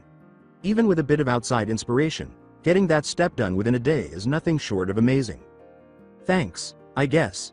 So, what's the next step?" Then Jiraiya scampered back through the underbrush towards the onsen, saying, "I'll tell you tomorrow. Like I said earlier, you need to get some rest. Now, I need to get back to my research." Naruto began to make his way back to the hotel, shaking his head, "Pervert." It had taken him some time to locate Jiraiya, and by the time he returned to the suite, it was late. In retrospect, however, Naruto believed that the onsen ought to have been the first location he looked. Jiraiya didn't really go out of his way to conceal who he was. By the time he got back, Yugito had already gone to bed, and Akana was somewhere unknown. With a satisfied expression, he sat down in a chair. At last, some quiet time. The next morning, Jiraiya was waiting for Naruto at the same location where he had, sort of, trained him the day before. The toad sage is throwing a rubber ball up and down while leaning against a tree. Is that for the next stage of the Rasengan? Sharp as ever, kid. The idea for this stage is pretty much the same as the first one, pop the ball. But instead of having a balloon filled with water, you'll have a rubber ball filled with air, so it'll be much harder. Remember, you need to get the ball to burst. A single hole in it won't cut it. After you complete this stage, you'll have the power necessary to form a proper Rasengan. This step will probably take you longer to get down, so get to it. I have some research I need to get done. Naruto first looked at Jiraiya's stooped and laughing figure before turning to face the rubber ball he was holding. He sighed and started working. This stage was much more difficult than the first, and he soon realized that Jiraiya had been correct. Hours passed while he sat cross-legged, forcing a steady flow of whirling chakra into the rubber ball he was holding. For several hours, he stayed in that state without interruption. The girls below were then alerted when the sun flashed off the lens of Jiraiya's telescope due to a break in the clouds. Naruto quickly left because he didn't want to be involved in the chaos that was about to break out. He took up residence in a training area within Konoha and went back to work on the Rasengan. He soon discovered that even his vast chakra reserves were depleted and went into a restless sleep. With a start, he woke up, his claws flashing upwards as Megurushi no to Rimu activated. He glanced over at the scene. Shino and Kiba stood a short distance apart, their postures cautious but tense. When Hinata flinched away from his claws, she lost her balance and ended up on the ground in front of him, her eyes wide. "Sorry, reflexes and all that. It's generally not a good idea for someone I don't know well to get too close to me when I'm sleeping." You could always count on an Aburame to get right to the point with a question like, "Why are you sleeping in a training field? Does your team not have a room in a hotel?" When asked, "I didn't exactly plan on it," Naruto responded. After taking a quick look around, he grabbed the rubber ball and put it in the belt pouch. "I just pushed myself a little too hard while I was training. Guess I got a bit of chakra exhaustion." Naruto assumed it made sense that the Inuzuka would inquire about the rubber ball. "What were you training for that required a rubber ball?" he asked. That's a secret. Well, I should get going. He stood up and got ready to make his getaway. Wait. Yes, Hinata-san. He halted. Why? You're fighting Neji-san. He wants to kill you. I'm fully aware of that. How are you so circa calm? He's the genius of our clan, a Jayuken prodigy. He's an idiot. He's too afraid of what has happened, and what might happen. He clings to fate to convince himself that events are beyond his control, that he can't change them, because he's too much of a coward to try. With luck, I'll be able to beat a bit of common sense into him. Even so, you cannot deny that he is a highly skilled opponent. I never did Shino, and I never said that I wouldn't treat him with caution. But you have to remember, Jayuken in the Byakugan is much more well documented than my bloodline. Well, I should get going. Your sensei's almost here. He disappeared with an electrical crackle. Kiba-kun, Hinata said, observing a startled look on his face. What's wrong? He sensed Kurenai. Sensei before I did, before any of us did. We've been around her much more than him. We're familiar with her chakra signature. I know her scent better than just about anybody's outside of my clan. For someone who's barely seen her to sense her presence before any of USA. He is most formidable. Hopefully I don't have to face him in the finals. Naruto moaned as he looked at a Konoha clock as he leapt from the training grounds. It was already 7:45. He appeared to be skipping breakfast today. He was wondering why he had skipped breakfast 30 minutes later. The training today followed the pattern of the two before it. Jiraiya spent the time spying on the girls below while Naruto worked tirelessly on the Rasengan. Nor was he having much success. He didn't feel any closer to finishing the second Rasengan stage by the end of the day than he had in the morning. For Naruto, the days began to blend together. By the time he went to meet Jiraiya for the training for the day, Yugito and Akana were both mostly gone. While Jiraiya spied on women, he would work himself to exhaustion throughout the day. The only discernible change was that Jiraiya would relocate to a different training area in order to have a change in scenery. After finishing, he would return to the suite and spend time with Yugito and Akana. With a few dates with Yugito and visits to Mitoku in the hospital, this ended up being the least repetitive part of the day. For a week and a half, the pattern persisted until Naruto eventually finished the second Rasengan stage. The outcome was, to put it mildly, hilarious. A concussive blast was sent in all directions when the ball burst. After being flung backward, Naruto skidded across the ground before colliding with a tree. The unanticipated blast blew Jiraiya over the edge of the cliff, so he wasn't exactly lucky. He landed with a splash among the nude women in the pool below, as luck would have it. After a good 30 minutes of waiting, Naruto descended to his sensei. He was on the verge of becoming entangled in the ensuing confusion. Key word was. Jiraiya was lying on the edge of the pool in a battered heap. Looking unimpaired, he jumped to his feet as Naruto approached. So you just pretend that they beat you up. They're less likely to complain to anybody if they feel they've already exacted retribution. Never seems to cross their mind that they'd have no chance against a Sannin. People do see what they want to. You're smarter than you look, kid. Thanks, I think. Jiraiya looked up to see where the sun was in the sky above him. Looks like it's too late in the day to start on the final stage of Rasengan. It'll have to wait until tomorrow. Tell you what. I'll treat you to dinner. It'll be my way of congratulating you on getting this far this quickly. We could go to a ramen stand or something. Naruto took care to conceal the evil smile from his face. Sounds great. I've heard of this nice little place called Ichirakusa. A half-hour later, Naruto was able to appreciate Jiraiya's look of shocked amazement. How can you, where do you put it all? I eat a lot, Yugito. Chan does too. It might be part of our bloodline, that or it's a leftover effect from being a Jinchuriki. I can't see how your parents managed to pay for your food all these years. Naruto leapt from his stool and began to make his way back to the hotel. Our cost of living has been subsidized by our village so far, as have any expenses accrued by our ninja training. Just as Jiraiya opened her mouth to reply, Naruto vanished. On the roof's corner, 5 stories up, was the young Kumo.nin. Rin had turned the corner onto the street he had been walking down moments earlier, and he had arrived just in time. You avoiding her or something, kid? When Naruto heard the toad sage behind him, he leapt incredulously. You know, since the age of 7 nobody's been able to sneak up on me. Not even Yugito. Chan, whose bloodline grants her the same edge it grants me. Then I met you. No matter how good you are at something, there's always someone better than you. Remember that. It could save your life someday. And now I have to ask if you're avoiding my earlier question. With a regretful smile, Naruto said, you don't let anything slip by you. Comes with being a spy master. Yeah, I'm avoiding her. Why? She raised you for 2 years after all. That's what gives rise to the problem. It's obvious she still cares about me, but her views of Ka-san and my ties to Kumo are much less favorable. So speaking with her is kind of awkward. I see, looks like you're in need of my advice. Really, I didn't expect you to have much in the way of advice for such a sensitive topic. Kid, I've been running from and avoiding women since I was younger than you are now. It's essential if I'm to be able to successfully carry out my research. Now, your first mistake was to flee straight up. When frightened, most shinobi will flee upwards if possible because it makes them more difficult to track. Because many shinobi learn this, it's the first place they'll check. A much better option would be to. Naruto had heard enough by now, and he threw the unwary Sannin over the building's edge with a swift shove to his chest.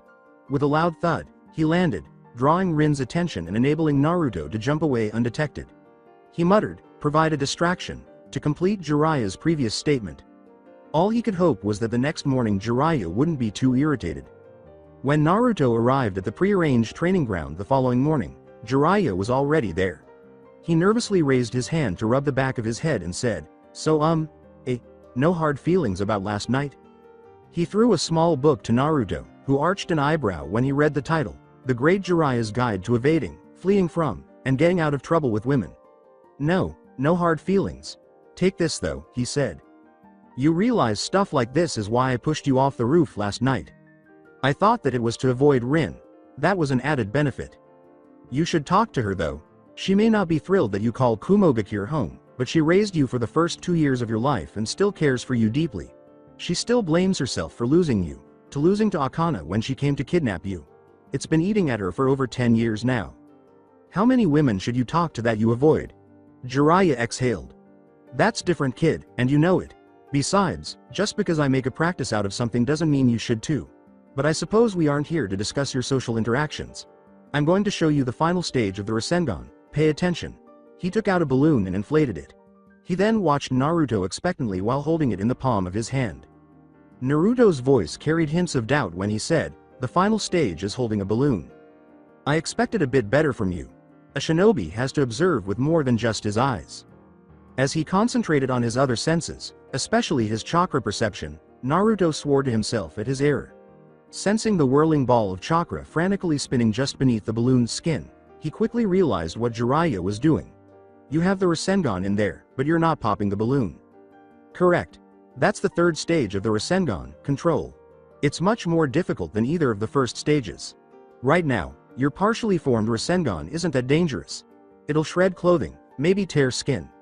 But as you become better able to contain the power in a limited area, the Rasengan will grow in power until it can do the damage I demonstrated when I first showed you the technique. He gave Naruto a balloon bag. Get going, kid. This step's going to be the most difficult by far. But when you're done, you'll have mastered one of the most powerful and difficult jutsus in existence. With swift, effective movements, Naruto inflated a balloon and tied it off. His chakra swirled inside him as he hefted it to eye level. Time to start working. After a week, Naruto continued to work on the Rasengan's last stage. It was much more satisfying than the previous one, at least. Even though it was more challenging, at least there was a discernible improvement.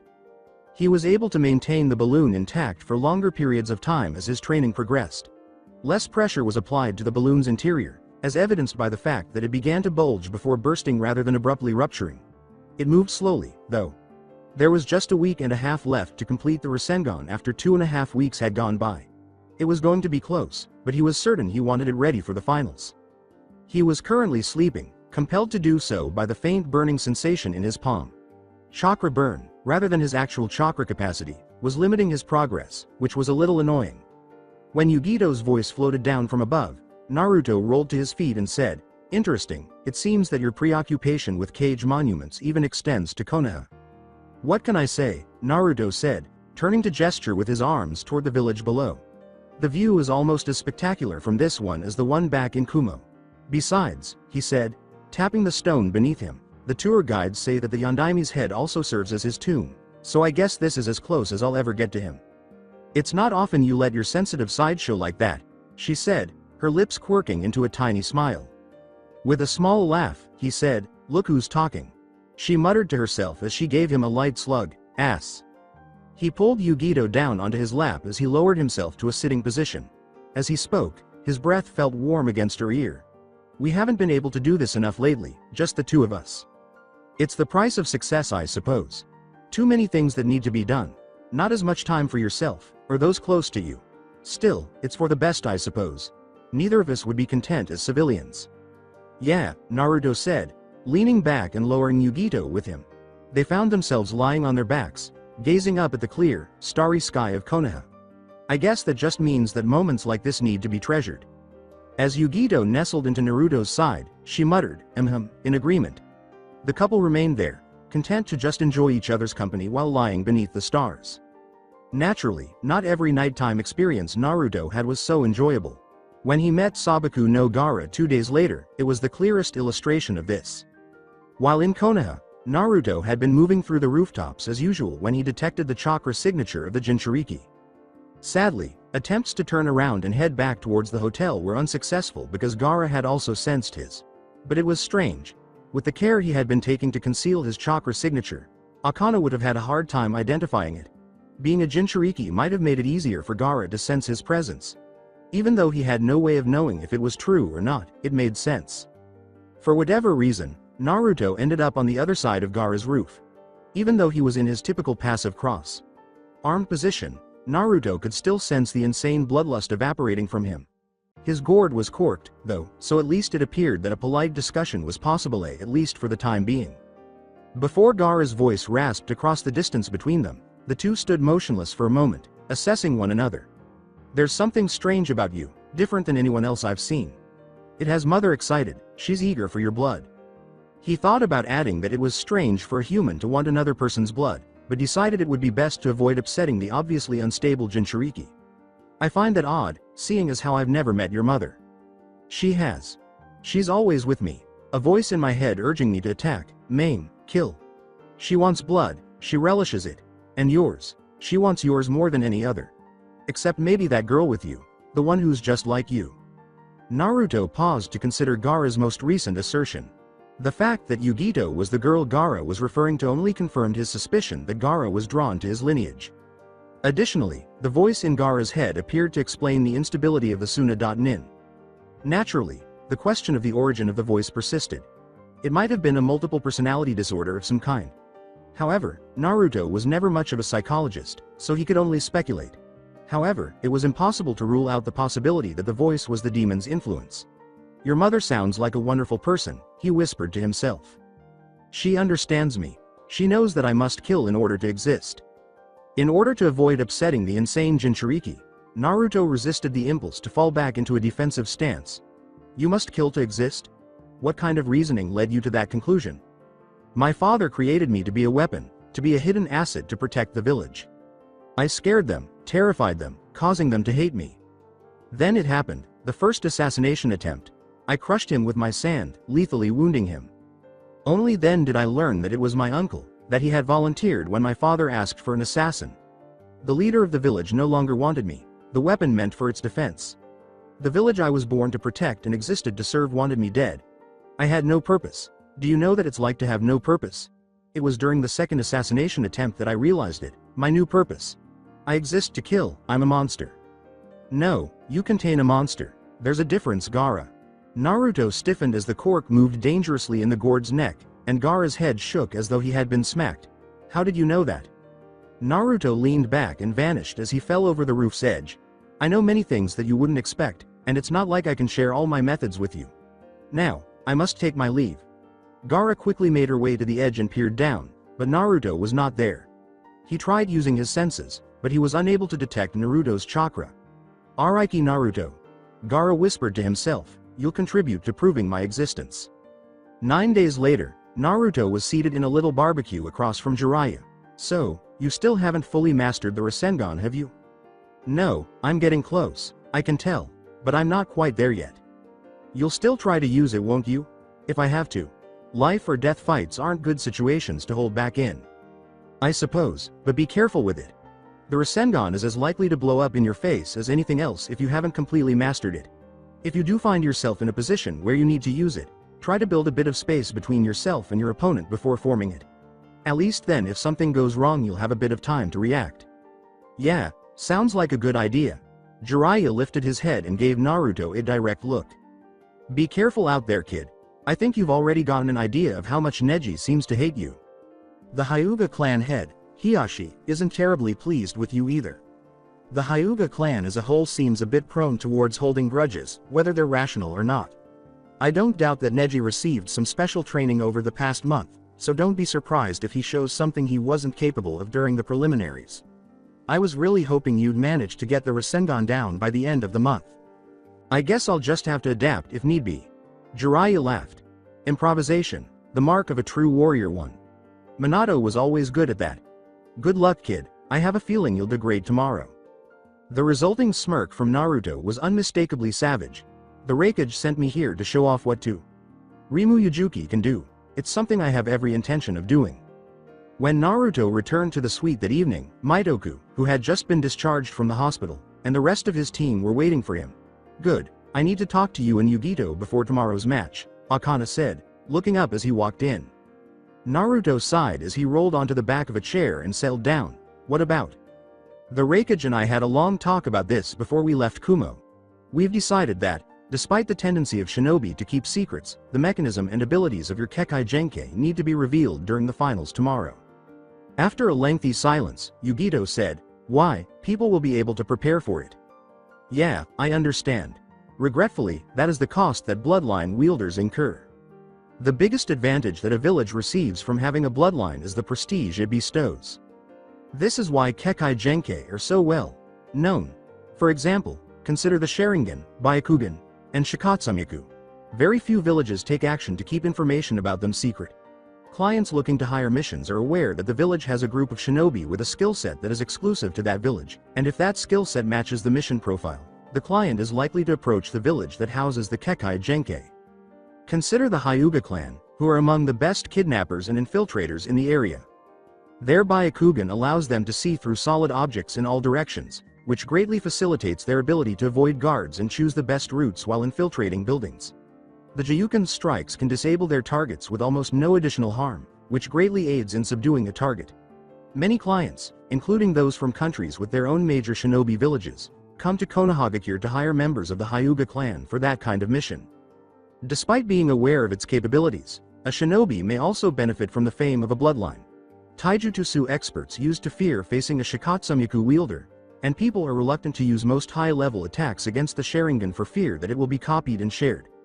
The reputational reservations that a bloodline brings can frequently outweigh the drawback of having some of your secrets exposed. I understand. When should we reveal the intel? Naruto sighed, massaging his face. The bigger the stage the better, and the sooner it's revealed the lower the chance that something goes wrong.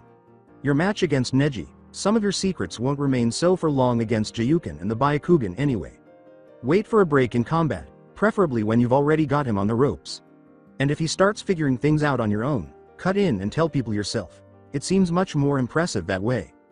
Naruto flipped onto his feet with a sigh. Got it, I'm going to hit the bed for tonight. Want to make sure I get enough sleep for tomorrow. Sounds like a good idea. I think I'll go to bed too. See you tomorrow, Yugito said as she leapt to her feet as Naruto entered his room. After his teammates left the room, Mitoku lingered for a while staring at the closed doors. How do you think they'll do tomorrow? Akana's voice was filled with pride and a slight smile. They're going to blow the audience away, she said, pausing briefly before becoming a little more reflective. Hopefully not literally. The following morning, Yugito and Naruto were up early. They prepared for the next day without speaking to each other, a rare change of pace. As they dressed, they were meticulous, going over each knot, strap, and bandage wrap around their legs twice. They were not going to take any chances. Then they spread a scroll on the ground. Dozens of shuriken and kunai appeared, and there was a puff of smoke. Each one was tested separately and checked for balance issues, blade nicks, and even damage to the kunai handle's wrappings. It took them an hour to finish, but by then, everything was ready to their liking. When they were done, they discovered Akana silently applauding them. Mitoku also left his room at that time, fully outfitted and ready to go. Akana looked at each of her pupils for a moment. Okay, let's move out. In order to preserve as much of the Ariki's chakra as possible, Team 4 chose to take the streets to the stadium. The ensuing scene reflected Naruto's time in Konoha. The rest of the street crowds gave them a respectable berth, and they were constantly stared at while namikaze. Sama rumors rang out all around them. Naruto handled it with the composure he had acquired while living in Konoha. The walk to the stadium seemed to go on forever. When Mitoku and Akana arrived, they both wished Akana luck before heading to the stands. With Yugito at his side, Naruto exhaled deeply before entering the arena. In the center of the stadium, the remaining competitors formed a line. Naruto noted that Sasuke was noticeably missing and stored the information for future reference. Now he was more concerned about the Hyuga, which was 3 spots to his right. Through Sunshin, a Konoha.nin materialized before them. He wore a blue bandana around his head and was tall, wearing typical Konoha clothing. He casually held a senbon in his mouth while a small portion of his brown hair fell out from under the bandana and landed around his jaw. Before he spoke, he glanced at the genin gathered and took a quick measurement. The words, "My name is Shiranui Genma. I will be your proctor for the final exams. Rules are the same as the preliminaries, you can use any amount of force you deem necessary. Also, I reserve the right to end a fight immediately if I determine that one combatant can no longer continue. And remember," he said, looking at Neji, "killing is allowed but not encouraged. If you can subdue your opponent without killing him or her, do so." To emphasize the point, a sharp burst of killing intent was released, primarily directed at Neji. Now, if all the combatants besides Araki Naruto and Hyuga Neji would report to the training area, we can begin the first match. Naruto and Neji were left alone on the floor while the other Chunin hopefuls ascended the stairs. Standing opposite one another, they both looked directly into his opponent's eyes without flinching. Even some of the audience members in the lower seats sensed the tension and the intent to kill. Even Genma had to stifle a small shiver that went down his spine as a wave of people abruptly left to go to the restroom or concessions. Hyuga Hanabi sat beside her father and clan leader, Hyuga Hiashi, higher in the stands. "Father, is that him?" "Yes." Araki Naruto, formerly Uzumaki Naruto, bearer of 2. Rimu Yujuki, former Jinchuriki of the Kyuubi no Kitsune, son of the late Yondaime Hokage, and the second target the night of your sister's attempted kidnapping. Quite an impressive list for one so young.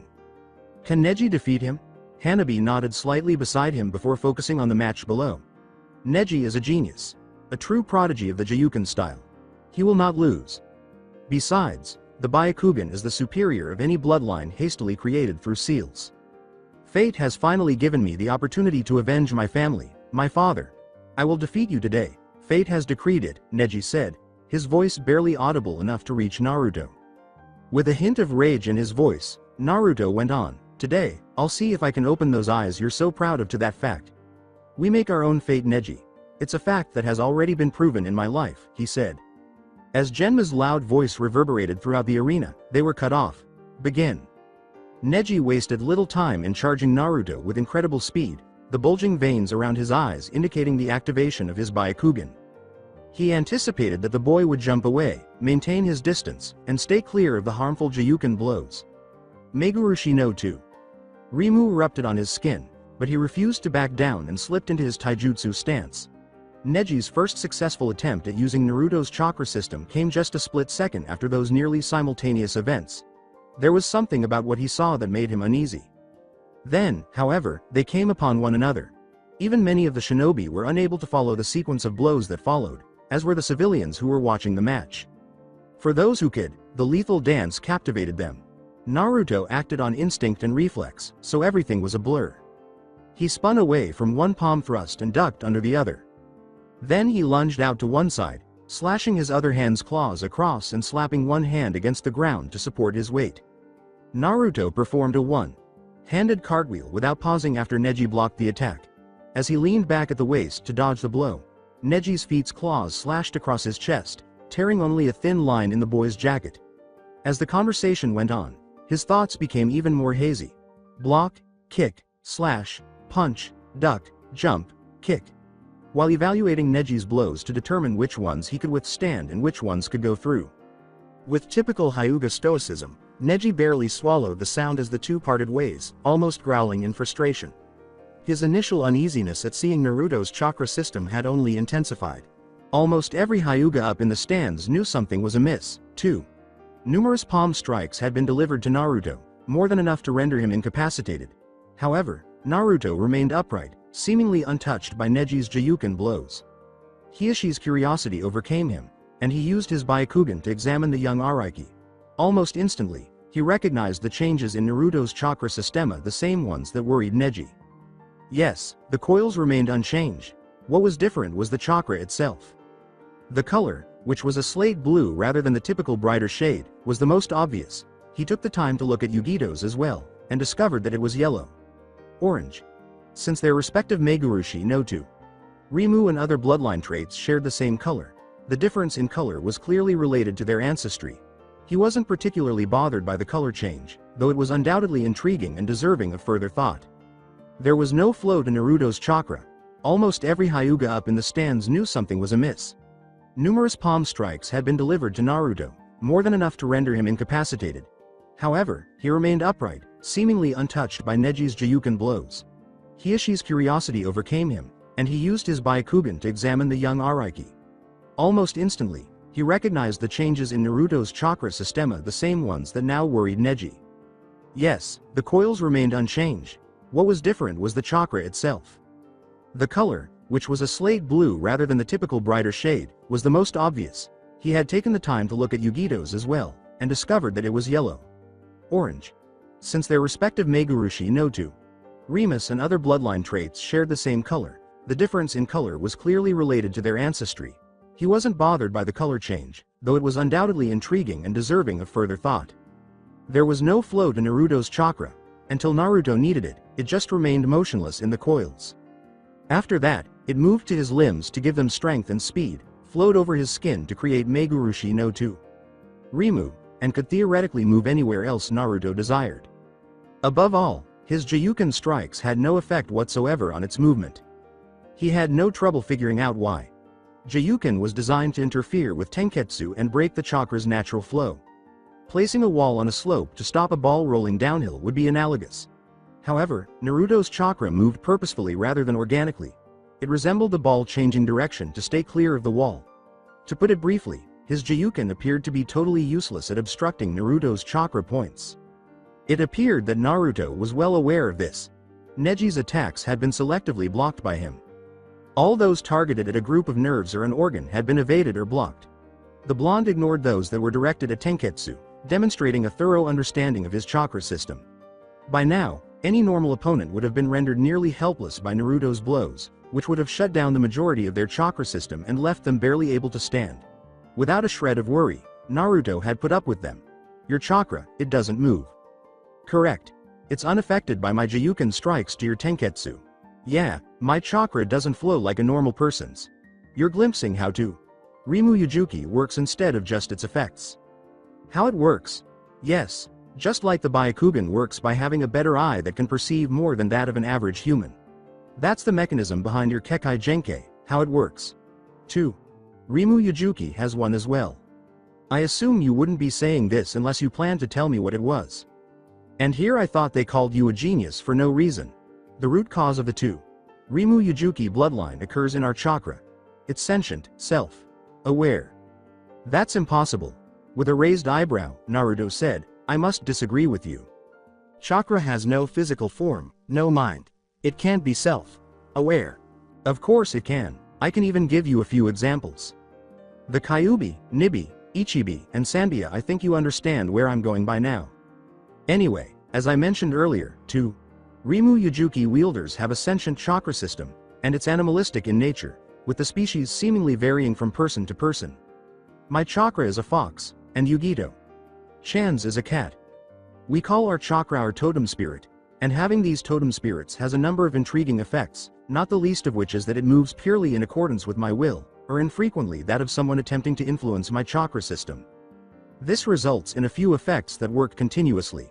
It is very hard to affect us with genjutsu because the chakra in our brains doesn't flow the way it does in most people. The endless circulation means that none of our chakra is wasted, which effectively makes it look like we have more chakra than we actually do. Additionally, very little of our chakra diffuses into the environment, which makes it harder for others to sense our chakra signature while making it much easier for us to sense the signature of others. It also seems to recall how the demonic chakra healed our cells when we were still Jinchuriki, giving us a regeneration factor. And that's exactly what it does automatically. You've already seen Megurushi no 2. Rimu. It enhances speed, strength, reflexes, senses, gives me claws overall makes me more animalistic, more feral. He gestured to his arms, highlighting the tribal designs covering them, and said, when we consciously activate our bloodline, well, chakra also rises to the skin, forming the patterns you see here. They serve as a stand.in for hand seals, allowing us to activate the later two stages of our bloodline without them. Then comes the second stage, which is collectively known as Yusu no 2. Rimu. There are a lot of them. I doubt Yugito. Shan and I have even found them all yet, and they are incredibly varied, enabling us to adapt to almost any situation. They can improve our strength, speed, senses, and a lot more. Next is the third stage, which, unlike the first two, hasn't been seen yet, so I'll keep it a secret for the time being, but don't worry, you'll see it before the day is over. You're a fool, giving away all that information. Hasn't anybody ever told you, a ninja's greatest tool is deception? Maybe so, but there are times when deception is not the best alternative. Tell me, Neji, how much of an effort does Konoha make to keep the Byakugan's abilities secret? One of the greatest strengths of bloodline provides a village in this day and age is to increase its prestige, and it can't do that if it's kept hidden away. 2. Rimu Yujuki needed to be revealed. And the finals of the Chunin exams, held to allow the hidden villages to showcase their strength, is the perfect place to do it. And I'm sure by now you've realized the disadvantage that you're at. Of course, the Jiyuken works by disrupting the natural chakra flow within the body. Your chakra does not flow naturally. It moves autonomously, so the Jiyuken will not affect it. Exactly, your Jiyuken can't shut down my chakra system. With the Byakugan activated, it didn't really matter that Neji closed his eyes. However, since his emotions were, to be honest, running high, it did help him relax. You shouldn't get overconfident. That facet of your bloodline only protects your Tenketsu from my Jiyuken. Your organs are still open to attack. They're what I will have to focus on. And damaging them is much more deadly than closing Tenketsu. In reality, he was quite happy with that conclusion. Naruto's chakra abruptly flared, creating a fox-like silhouette with a tail. True enough, but the Jiyuken relies on finesse. Finely controlled chakra bursts that move through tissue to reach their target. So the question that remains is whether it has enough brute force to bull through the protection afforded to me by Mantoru no 2. Rimu. Neji suppressed a curse. Naturally, Jiyuken was able to pass through armor. This was documented in numerous instances. It had even been observed to pass through chakra, reinforced armor. However, this was not like the others. It was one thing to pass through matter, even matter that had been strengthened by chakra. Matter and chakra had quite different natures. It would resemble slipping a knife through water, or perhaps through viscous substance if the armor was chakra reinforced. Knives didn't cut through steel very well when trying to pierce pure chakra, though. Watching Neji pull a pair of kunai from the holster on his thigh, Naruto grinned. I'll take that as a no. From her seat in the stands, Hanabi's voice carried a hint of concern as she said, Father, the Ariki's bloodline seems well suited towards countering Jiyuken. Can Neji defeat him? Hiashi sighed. It won't be easy. The small bursts of chakra used in Jiyuken are unlikely to pierce the protective field of chakra Naruto is now using. Mantoru no 2. Rimu should block all but some of the most advanced and unorthodox Jiyuken attacks that Neji does not know. So he can't win. I never said that. Neji is not considered a genius of our clan for nothing. He's already found a way around it. Even if his Jiyuken is ineffective, the Byakugan still grants a detailed view of a foe's anatomy. Neji has trained the entirety of his life to be able to strike precisely. His aim will hardly suffer because he is using kunai instead of his palms. And a chakra shield like that is not sufficient to completely block steel. The fight may be out of Neji's comfort zone, but as of now it's far from over. Though I must admit, the third stage of 2.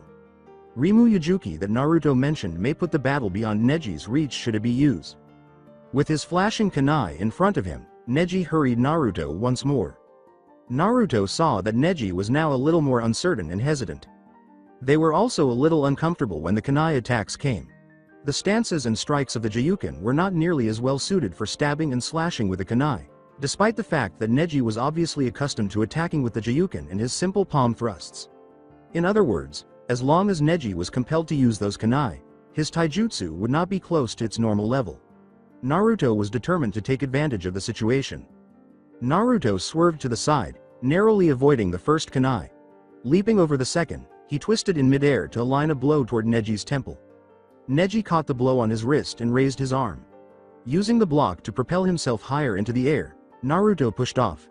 Taking a deep breath, he quickly passed through a few seals. Futen. Daitopa.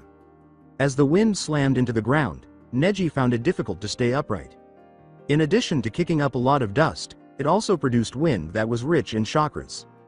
The blast contained so much chakra that it blocked Neji's vision, making it momentarily impossible for him to see Naruto. There were 5 Narutos by the time Neji's vision cleared. They all possessed chakra coils, though they differed from Naruto's. Additionally, 4 of them appeared to have a lightning chakra membrane beneath their skin, though he was unable to confirm this due to Mantoru no 2. Ryu's chakra shroud. Based on the lightning element, they had to be clones of some kind. Their arrangement was more concerning. Standing on the points of a star with him at its center, they had encircled him. It allowed them to each launch a ranged attack at him without putting any of the other Narutos in the area in danger, and that's exactly what they were doing. As the wind gathered again, the 5 Narutos completed their final hand sign. Futen. Kase Yeba. The 5 of them exclaimed as one, and Neji's eyes narrowed slightly in alarm. The blades were at different heights, well, thrown, and slightly staggered. He would not be able to avoid them all. There was nothing he could do but hope that this time the technique would work. Neji spread his hands around him and slid 1 foot back. Subsequently, he erupted into a sharp spin, releasing chakra from each of his tenketsu. Before the blades could reach the young Hyuga, the chakra encircled him in a protective sphere. The real Naruto arched an eyebrow. The Kaden, I'm impressed. Though I must admit, I didn't think your clan taught it to branch members. They don't, I figured it out myself. Fate gave me the ability to learn it so I could defeat you. There you go rambling on about fate again. You act as though it was given to you, dropped in your lap. Figuring out a technique like that on your own, it's nothing short of amazing. I imagine it took a lot of skill, a lot of knowledge, and most importantly, a lot of hard work. You learned that move because you wanted to, because you pushed yourself to figure it out on your own. Fate has nothing to do with it. As the 5 Narutos charged at him, Neji opened his mouth to respond, but shut it again. Neji's initial reaction was to destroy the clones by using the Kaden once more. He suppressed the urge. Naruto had stumbled his doppelganger unknown currency Enjay's approach. Yes, the Kaden would kill some, but for a crucial moment afterward, he wouldn't be aware of his surroundings. He was certain that Naruto would need only that moment to put an end to the battle. Rather, he sidestepped the initial blow and delivered a low blow, causing the clone to leap over him in order to escape the assault. As he spun away from the second clone, he became aware of his good fortune. The original's taijutsu was superior to theirs. With a thrust of the kunai, he emerged from his spin and struck the third clone in the arm. A blast of charged electricity blew it away. It was sufficient to divert his attention for a while, but not enough to hurt him. He lost because he couldn't totally avoid the next Naruto. Neji was left with 4 bloody gashes after Naruto's claws cut through his jacket sleeve, despite his best efforts to flinch away from the attack. In order to dispel another clone, he was able to dodge the last Naruto and tag him with a kunai. Neji faced the other 3 Narutos and turned, adopting his Jiyuken stance. With a ferocious grin that made even Neji a little uncomfortable, the real Naruto charged forward. You can't charge me all at once with your clones because the Kaden will dispel them. And they're not as good as you are in taijutsu, so they won't last against me in close combat. You can't win with them. Neji prepared to take the charge, but Naruto abruptly ducked out of the way. When Neji noticed the wind blade behind the evading Araki, his eyes widened in shock. As the attack flashed past, he jumped wildly to the side, sustaining a shallow gash across his ribs. The last attack was clever, Neji had to concede. By the time he arrived at the layer on the far side of the Ariki's body, the Byakugan could not see the chakra that Naruto had released with his Mantoru no 2. Rimu. Realizing this, Naruto charged Neji while using himself as a visual block. Naruto moved at the last second to give Neji the least amount of time to react, and it was precisely timed. It had almost worked, just barely. With a hint of victory in his eyes, Naruto repeated, "Those clones aren't as useless as you seem to think. Cheap tricks won't win this fight for you. In the hands of a true shinobi, a cheap trick can be more devastating than the mightiest of jutsus. That Kase Yeba was more effective against you than any Furyudan would have been. Fate. Enough about fate already. I'm sick of hearing you spout that nonsense. There is no all powerful being up there deciding how a fight ends up, no one deciding to make some people's lives miserable. We determine our own destinies, no one else. If I defeat you, it's because I was better than you. I trained harder, I got more out of training, I had more natural talent, I came up with a better strategy, whatever. Despite your spiel about how you're fated to win this match, you're the one bleeding. You're the one wounded. I'm fine, and your Jiyuken is practically useless against me. Yeah, Naruto's tone took on an edge of biting sarcasm. You really seem fated to win this match. Neji tore off his headband to reveal the caged bird seal on his forehead and exclaimed, "You have no idea what I've been through, at the age of. I know exactly what you've been through.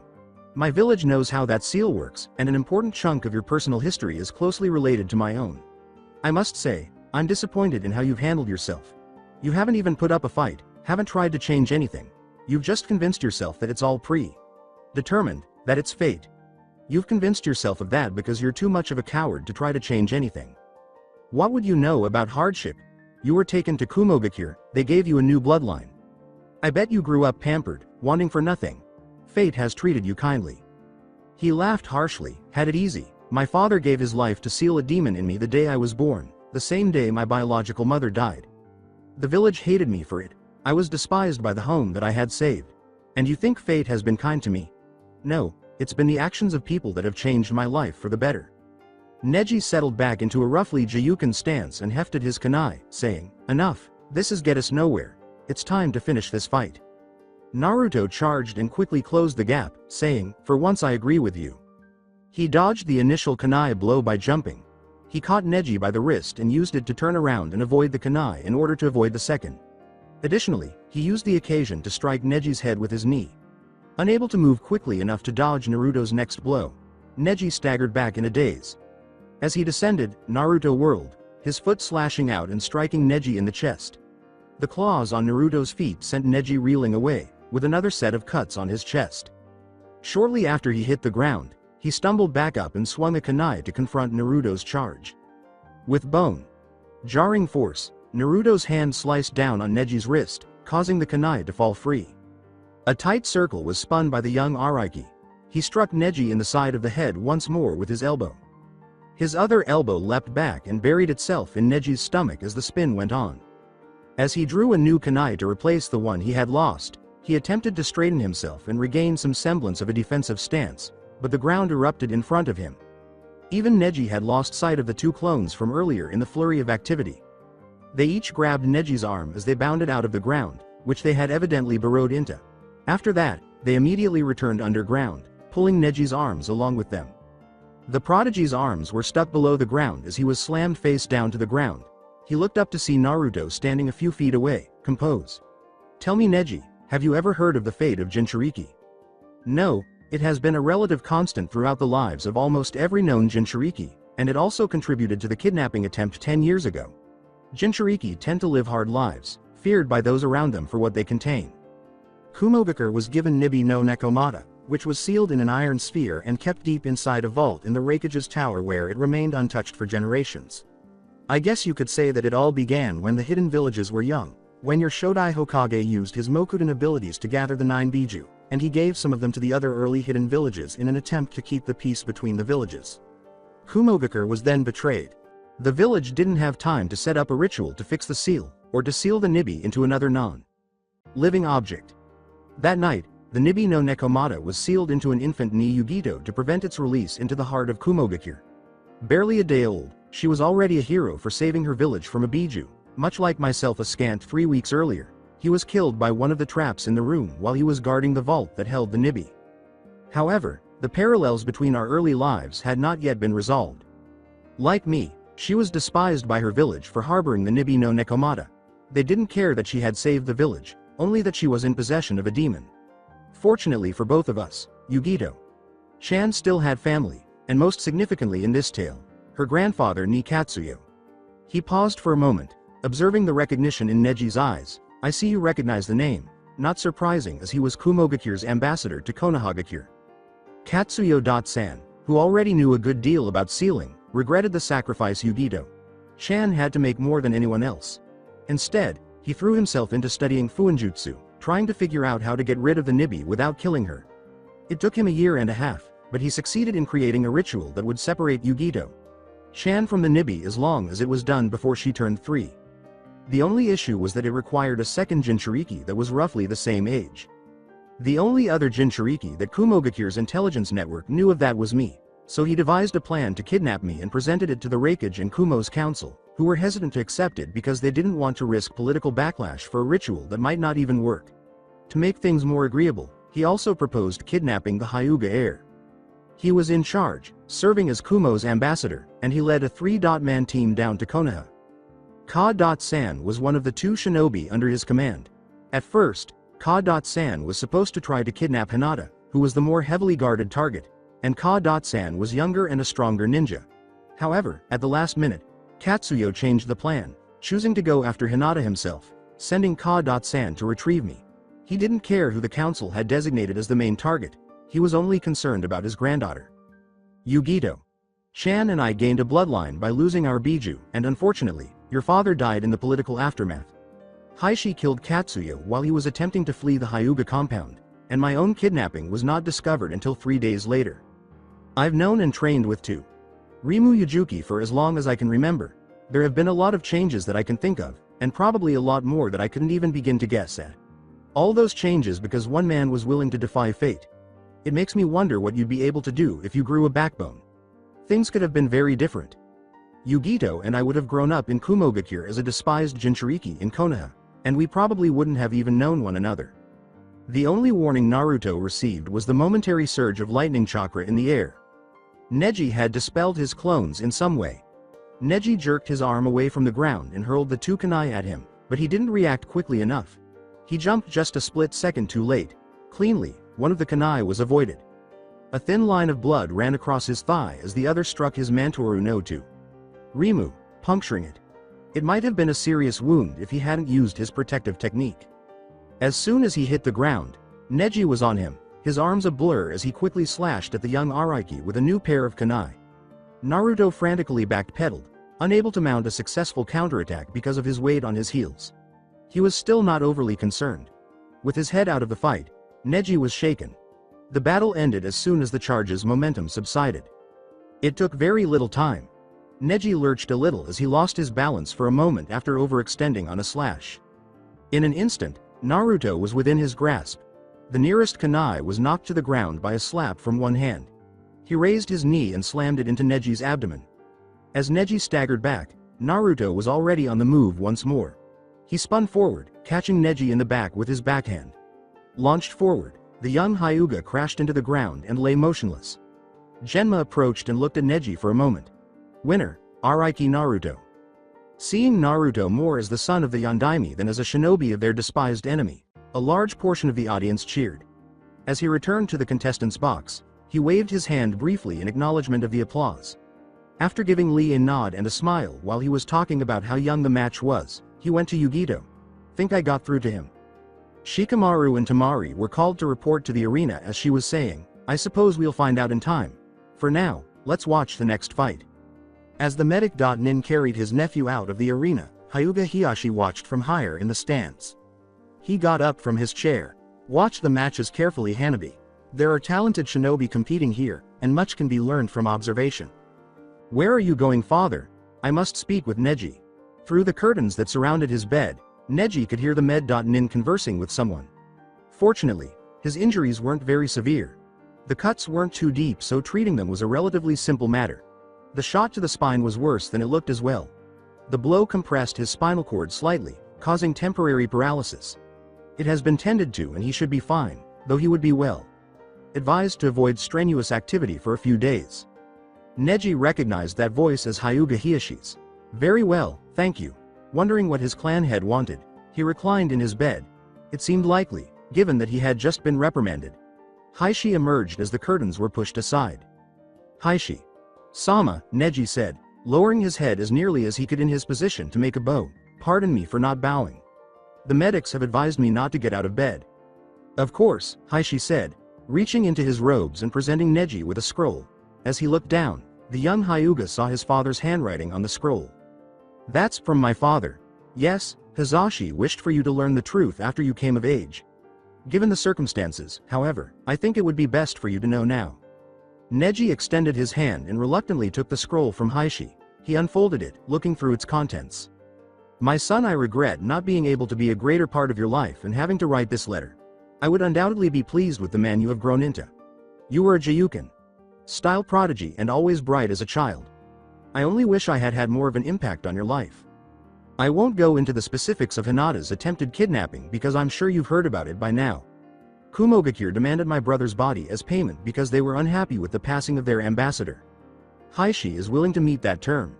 But I can't allow him to. Since our bodies are identical, we are twin brothers. I will therefore offer myself in lieu of my brother. My village and clan will be protected by the caged bird seal that I have been branded with, which will conceal the Byakugan's secrets. I can't let them have my brother's body and the Byakugan's secret in good conscience. But I'm not sacrificing myself for that. In order to shape my own future, I am giving up my life. I've spent my entire life in the branch family, which is governed by the main house's rules. I have always followed instructions, but I no longer do so. Hiashi appeared surprised by my choice, even though no one had told me to give my life. I'm choosing my own path and making my own decisions for the first time in my life. I'm demonstrating that I control my own fate. You are also in charge of yours. Have a good life, my son. Hisashi Hyuga Neji read the letter again, then a third time, just staring at it. The silence became increasingly uncomfortable until it was abruptly interrupted by Hiashi. Your father willingly sacrificed his life to save my own. I owe him a great deal. Which I can only repay by helping you, his son.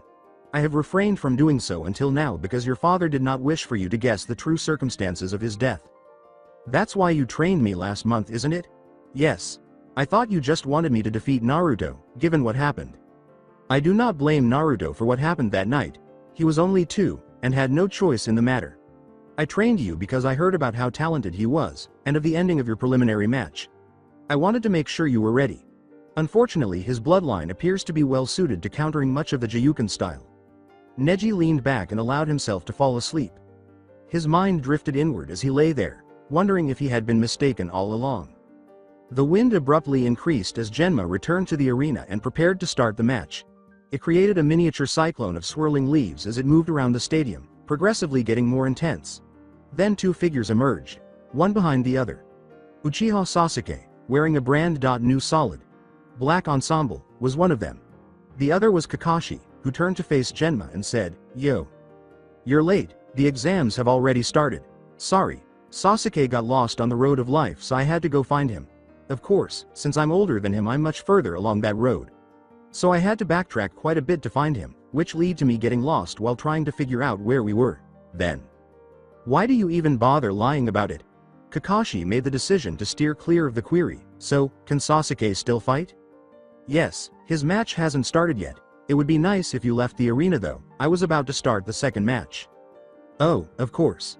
Kakashi took Sasuke to the contestants' box and quickly shunshined. Sometimes Kakashi could be so annoying, Genma sighed. Now that the interruption is finished, the second match can begin.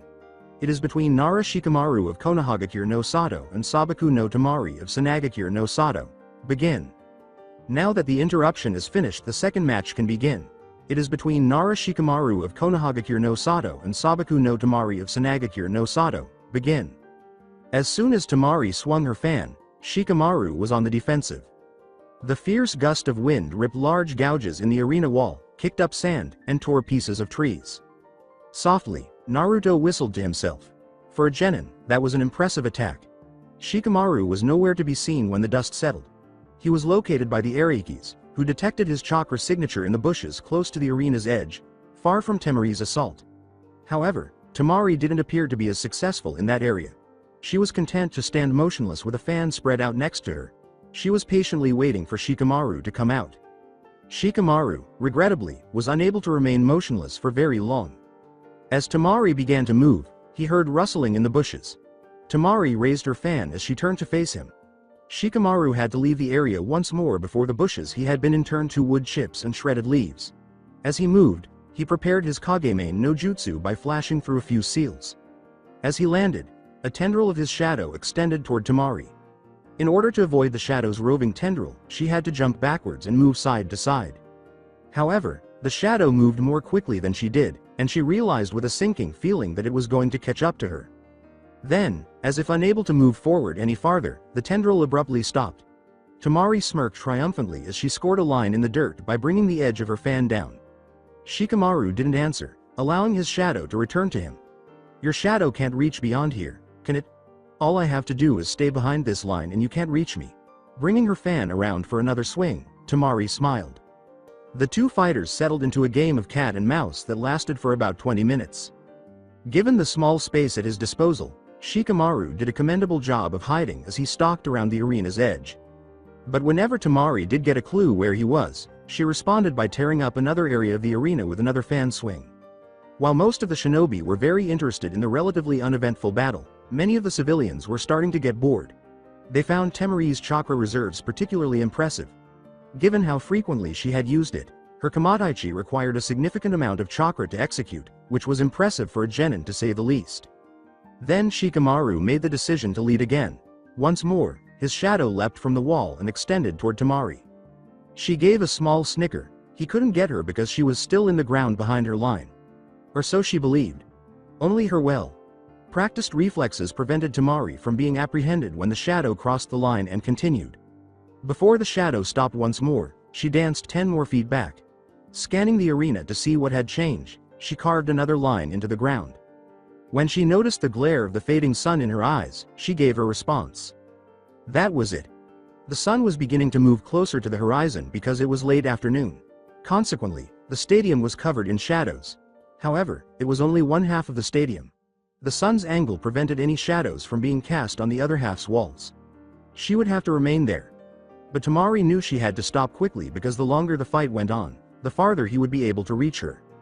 The tendril of shadow reached out once more as she pondered. Temari could hardly move in time to avoid it. She glanced around the stadium and stopped when she saw the new factor that made it possible for him to cast a shadow that was roughly 35 feet above the ground. His jacket, tied to a kunai, was floating slowly to earth. As the shadow reached its limit again, she managed to get far enough back to avoid it, but now she had very little of the arena to herself. She assumed she was fortunate, though, because his shadow could have filled the arena if he had waited a little longer. And he wouldn't be able to do that trick again unless he felt like running around without pants. She felt her body freeze as soon as that thought crossed her mind. Kagemain no Jutsu success. How did you? She said, her eyes widening with surprise. Shikamaru gestured to a small hole in the ground, one with a tendril of shadow reaching into it, and she trailed off. Those holes are from when Naruto's clones reached up from the ground and grabbed Neji. The holes where they went underground are behind you. You were so worried about the shadow you could see that you forgot about the ones you couldn't. He raised his hands and placed them in front of his face. Temari was compelled to line the front of her throat with the edge of her now closed fan. That fan of yours looks pretty heavy, must be troublesome to carry around. Must also be heavy enough to collapse your throat, maybe even break your neck. He fell silent, and Temari understood that he was giving her an opportunity to give up. She didn't really have much of an option. Genma.san, she said with a tone of regret and disappointment, I would like to concede the match. Very well, Shikamaru said, his shadow fading as Genma went on. Nara Shikamaru is the winner of the second match. Araiki Yugito and Sai, please come to the arena. With a comforting squeeze on her shoulder, Naruto said, time to show them what you've got. She smiled and said, you don't have to worry about that. She jumped down to the arena below, placing one hand on the rail. Sai chose to be more traditional and go up the stairs, so she had to wait for a while. Genma's eyes moved between the two fighters to ensure they were both prepared when Sai arrived at the arena. Sai grabbed the scroll at his hip and said, the fourth match is between Araiki Yugito and Sai. Begin. But he stopped when he noticed how quickly Yugito was getting closer. Not wanting to give him enough time to get his drawings ready, she had activated Shite no 2. Rimu and was closing quickly. He reached for his tanto rather than the scroll, his eyes narrowing slightly in frustration. As she got closer to the melee, Yugito moved out of Shite no 2. Rimu. She lowered herself, swiping her claws and scuttling beneath the tanto slash. After avoiding the first blow by jumping back, Sai swept his tanto low, forcing Yugito to abandon her second attempt. Yugito leaned backwards as the tanto slashed again. Sai seized the chance to jump back, attempting to create enough space between them to pull out his scroll. He was not as fortunate. Yugito's movements were blurred as Shite no 2. Rimu activated once more, causing her to backflip and then spring at Sai once more. He was taken aback by the move and could hardly turn to dodge Yugito's aerial tackle. Nevertheless, her claws cut a series of parallel gashes across his upper chest and slashed through his top. Despite the pain, he was able to concentrate and finished his aerial acrobatics and tanto slashes. Yugito's bicep was cut finely when she landed. She looked at the cut with a slight pout, saying, "You know, Naruto-kun and I had a bet going on who'd get through their fight with the less severe injuries, and since his slashes only cut the skin, I guess I've lost." She sighed, adding, "I was looking forward to what I had planned too." As she spoke, Sai had been slowly lowering his hand toward his scroll. As soon as he believed he was close enough, his hand suddenly moved, snatching up the scroll and getting ready to sketch his creatures. He was still unable to fully understand Yugito's speed, though. When Yugito kicked him in the wrist, the scroll was only halfway up.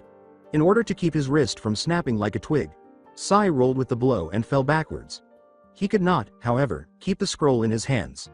It landed in Yugito's waiting palm after gliding through the air in a beautiful arc. She quickly located the ink well and took the brush out of its compartment. She immediately turned the well over, allowing the ink to spill onto the floor below.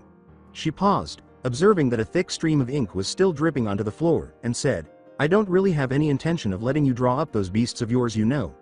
But it's not something I'm going to have to worry about, not with your ink gone." The inkwell should have run emptied almost instantly due to its size. Sai quickly shunshined to cover the distance, taking advantage of her moment of distraction. The kick had caused him to drop his tanto, so he struck out unarmed. He started spinning quickly. The other foot was firmly planted in the pool of ink, while the first foot smashed against her jaw. As he completed the spin, he slammed his elbow into her stomach, sending her flying. After lowering his clean foot to the floor, he lifted the ink, stained one and used a series of precise strokes to drag it across the ground. 4 animated beasts erupted from the ground and pounded down on Yugito as she rolled to her feet. However, she was quickly going through a number of hand seals even as Yugito flew off. Both of her fists were covered in flames by the time she finished. She hammered them chest high against one another. Kaden. Atsuen high note. Yugito was the epicenter of a ring of fire that blasted outward. It caught the approaching beasts, and as they collapsed back into pools of ink and went up in flames, it did not slow down at all. To shield himself from the flames, Sai quickly threw up a hastily drawn ink wall, but it quickly became clear that he should have just leapt over it. There was an explosive collision between the two methods. Sai bore the brunt of it because he was much closer than Yugito. The globs of burning ink blasted him backwards. Only as he collided with the wall's base was his backward momentum stopped. As he got back on his feet, he coughed weakly and concluded that he would need to reformulate his ink to make it less flammable. Regretfully, Yugito appeared to have been relatively unharmed by the explosion. He grimaced as he saw her claws slicing deep gouges into the wall, and he had to scramble to avoid her charge. He was paying the price because he had misjudged her speed from the start. She had used a straightforward but successful tactic: deny him the ink he required for his jutsu. Yugito would be in the way if he went for his scroll with the inkwell, which was quite a distance away. She had poured out ink that was either burning now or had already dried up. When he realized that he could no longer win this match, he grimaced. His eerie smile returned to his face as he stood up unsteadily. "Proctor.san, I would like to concede the match." "Very well, the winner of the third match is Araiki Yugito." Before heading back to the contestants' booth via the stairs, a slightly charred Yugito waved to the applauding audience. She quickly ascended them and approached Naruto, who gave her a quick peck on the cheek in greeting. "Good match. It looks like the speed of Shite no 2. Rimu caught him off guard. "Yeah, it would have been a bit trickier if he had been prepared for it." "How's your arm?" "Not too bad. It's a bit deep, but nothing our healing factor won't take care of soon enough. Even immediately after I received it, I wasn't slowed down too much." "It looks deeper than the one I got." "Yeah," Yugito said, his tone tinged with resignation. "You won the bet." Naruto laughed. "This'll be fun. Care to go double or nothing for the next round?"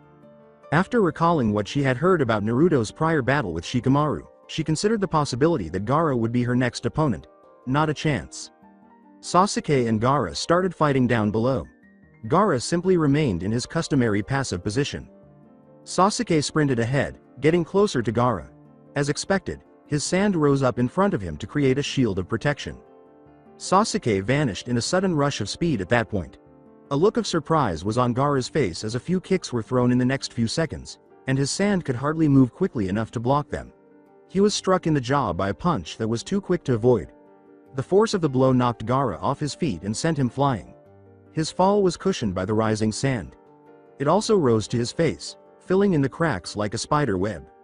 About 15 feet away, in a low crouch, Sasuke had the Sharingan spinning in his eyes. You keep a layer of sand close to your body, using it as a last resort. I'm going to have to tear it off of you. Sasuke drove forward once more. As Sasuke got closer, Gaara's sand followed suit, its tendrils lash out at him. Sasuke rolled and dodged, using his Sharingan to help him stay out of the sand. When he was finally close enough to attack, he ducked under the final strand of sand. He struck out with his fist, catching Gaara with a backhand that caused Gaara's head to snap. He kicked after him, slamming into Gaara's chest before he had to jump away to stay out of the whirling sand. When he regained his balance, Sasuke charged in once more. This time, Gaara's sand rose without even attempting to respond to Sasuke. Rather, it began to encircle him in a protective sphere. Sasuke's fist struck the wall of sand ineffectively as he couldn't reach Gaara before the shield formed. Then, he was frantically avoiding the spikes of sand that were trying to impale him by shooting out from the wall. Sasuke was forced to freely concede ground as the spikes continued to come. Sasuke kept running away even after the spikes stopped, climbing halfway up the arena's walls to make sure he was out of their reach. After a brief series of hand signals, satisfied that he was sufficiently away from the perilous sand, Sasuke gripped his wrist. As lightning encircled the Uchiha's hand, a chirping noise reverberated throughout the stadium. Naruto recognized the Chidori Jutsu right away. Back home in Kumogakure, it was a well-known jutsu that was rarely discussed. The development and exclusive use of such a potent Raiden jutsu by Konoha.nin caused some resentment in the village that took pride in its Raiden techniques. It was, of course, a sensitive subject. Sasuke charged down the wall and returned to the field. His hand was dragging along it, easily cutting through the hard stone. As he arrived at the arena floor, he continued to charge while the Chidori tore through the soft loam, not even slowing down. Sand lances erupted as he got closer to the sand sphere, attempting to impale the Uchiha before he could get close enough to strike. Sasuke avoided the attacks by dodging and swerving, continuing his forward charge. At one point, in order to defend himself, he even destroyed an approaching lance with the Chidori. He then arrived at the sphere. He raised his hand without hesitation and stabbed the Chidori through the barrier of sand. For a brief moment, nothing occurred.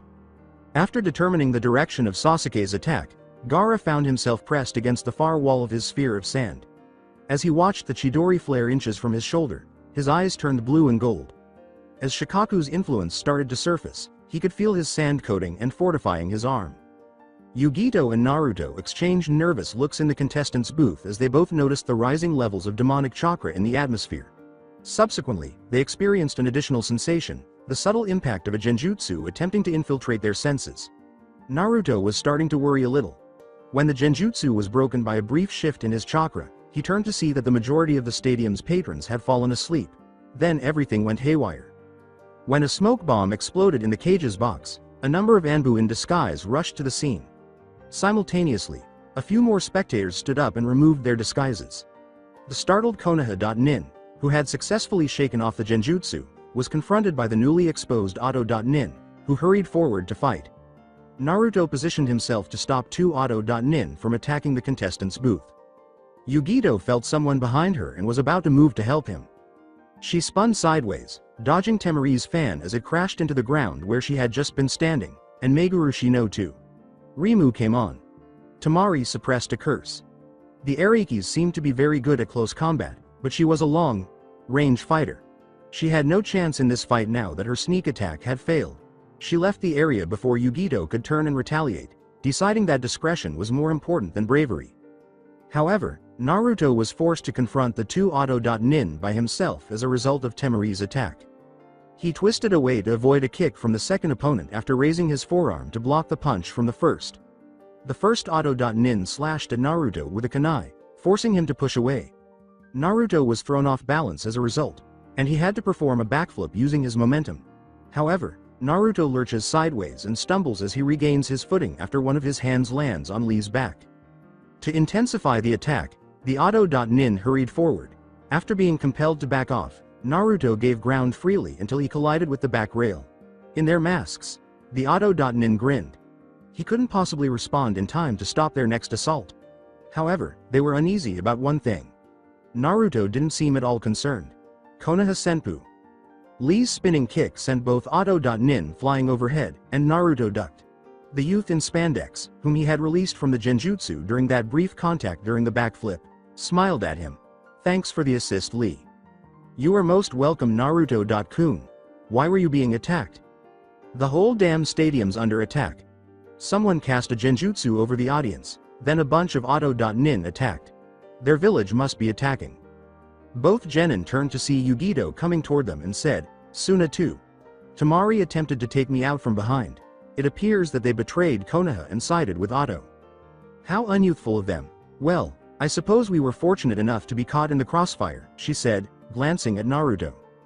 Yeah, and we're not about to let the auto.nin kill any innocent villagers. My thoughts exactly. A sudden surge of demonic chakra interrupted their conversation. Gaara's protective sphere exploded in a shower of sand, and they turned just in time to witness it.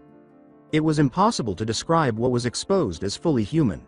From the waist down, Gaara was identical. However, the remainder of him was covered in blue and gold sand that resembled a tanuki.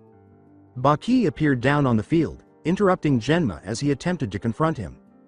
Gaara squatted down a little, both of his hideous hands digging into the earth. Then he leapt, effortlessly bouncing off the roof of the stadium in one bound.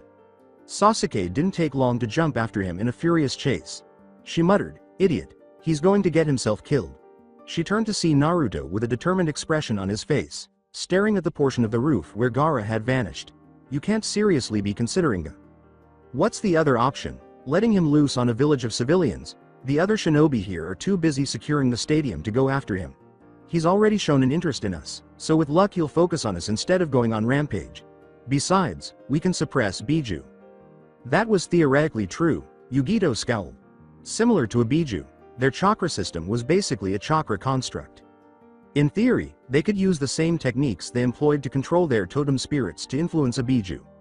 The fundamental idea behind all of this, however, was that theory, not practice, was the focus. This was the first time they had ever really attempted to suppress a Biju. He wasn't going to be convinced, though, based on the expression on his face. Furthermore, she wasn't exactly at ease letting a furious Biju loose on a group of bystanders. Fine, let's go.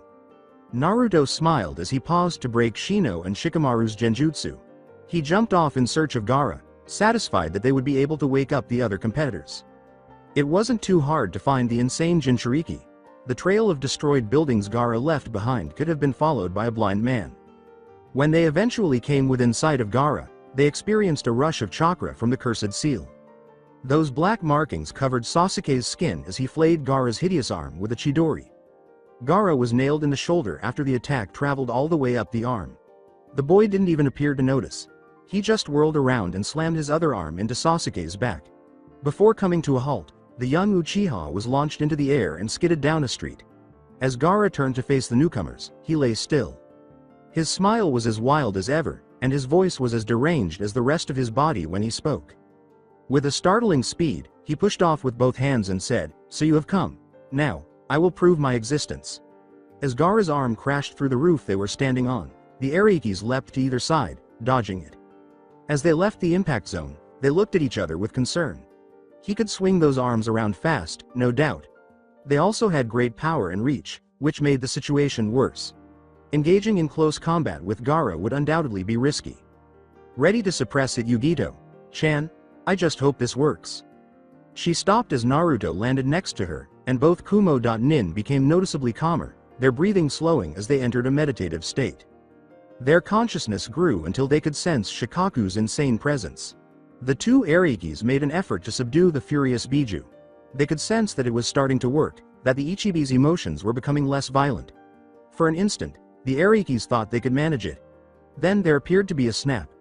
The Araikis' tenuous bond was broken as a tangible wave of rage blasted outward. A more physical outburst followed the outburst of anger. Gaara's arm exploded with sand discs that struck the Araikis like hammer blows, knocking them back. As Gaara bore down again, Naruto took one to the temple, dazing him. With her Shite no Tu, Rimu blazing, Yugito grabbed him by the collar and pulled him away from the most recent impact zone. As they hit the next rooftop, he was able to get to his feet, and the cobwebs were already falling off his head. Knowing all too well that things would have turned out badly if Yugito hadn't rescued him, he winced as he watched Gaara's arm fall to the rooftop. She whispered, "So much for suppressing it. Got any other ideas?" Naruto activated his own chakra and gestured to Shite no Tu, Rimu's coating on her skin. He looked down at his hand as he spoke, wondering if he would be able to get the Rasengan down correctly this time. Speed. We're going to have to be moving fast in order to keep avoiding him like this. It's going to take a pretty powerful attack to break through that layer of sand on his torso too, but I think I can manage that. Then he looked around, noting the increasing number of broken buildings in the vicinity. I just hope they don't mind a bit of collateral damage. As Gaara's fist pierced the rooftop they were standing on, they started to move once more and rolled to the side. The two Araikis flanked Gaara, flashing through a sequence of seals. Fuden. K's Yeba. Raising his arms as shields, Gaara exclaimed, Kaden. Gukaku no Jutsu. They were unharmed by the attacks, which had no discernible effect. He struck again as soon as the attacks were finished, this time aiming for Yugito and Naruto. Neither strike was successful. Since Shite was not active, both Araikis had plenty of time to avoid the counterattack, which they had anticipated. With an explosive tag wrapped around the handle of his kunai, Naruto rolled behind Gaara. Just as he was about to ram the kunai into Gaara's exposed thigh, a tail burst from Gaara's sand armor. Without delay, Naruto planted his feet and leapt, narrowly avoiding a tail sweep. Naruto placed both hands on the Jinchuriki's back and pushed away, leaving the kunai embedded in the sand, after observing Gaara's spin to bring one of his arms around for a devastating blow. To protect himself from the blast, he activated Mantoru no 2. Rimu and curled into a ball in midair. He was right to be cautious. In order to keep Gaara from getting a shot in, he had to detonate the note early, putting him well within the blast radius. Yugito was protected by Gaara's great size, but the blast sent Gaara hurtling past him. Naruto barely caught the lip with one hand before flipping back over after skidding off the roof's edge. When he landed, he had already flashed through a lengthy sequence of seals, and Yugito had run through a comparable set. Gaara was confronted by twin dragons, one of roaring fire and the other of tearing wind, as he ascended to the rooftops once more. Similar to what had happened in the Forest of Death, the two dragons collided and burst into a spectacular burst of flame. Both Araikis were forced to focus as hard as they could, trying to limit the damage to as small a region as possible. Nevertheless, the explosion destroyed a number of buildings and set numerous others on fire. Naruto was panting heavily from exerting himself to control that explosive outburst. Yugito looked over at him, in a similar mood. Think we got him? As he spoke, the smoke subsided, and he saw the distinct outline of a large figure standing close to the blast's epicenter. Should have, only half of him was covered, so he must have taken quite a bit of damage. I'd be surprised if he's still standing. Consider me surprised. The Araikis noticed that the sand had completely covered Gaara's figure as the dust had settled, transforming him into a tiny replica of what he could only surmise to be Shikaku. He threw himself at them once more, much more quickly this time.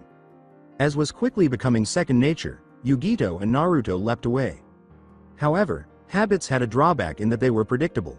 Furthermore, predictability was extremely dangerous in combat. Gaara threw out her arm, which grew longer in midair and grasped a building. By swinging himself around with it, he changed his course and came down on Yugito from above. Although she saw him coming, she was unable to change her flight, unlike Gaara.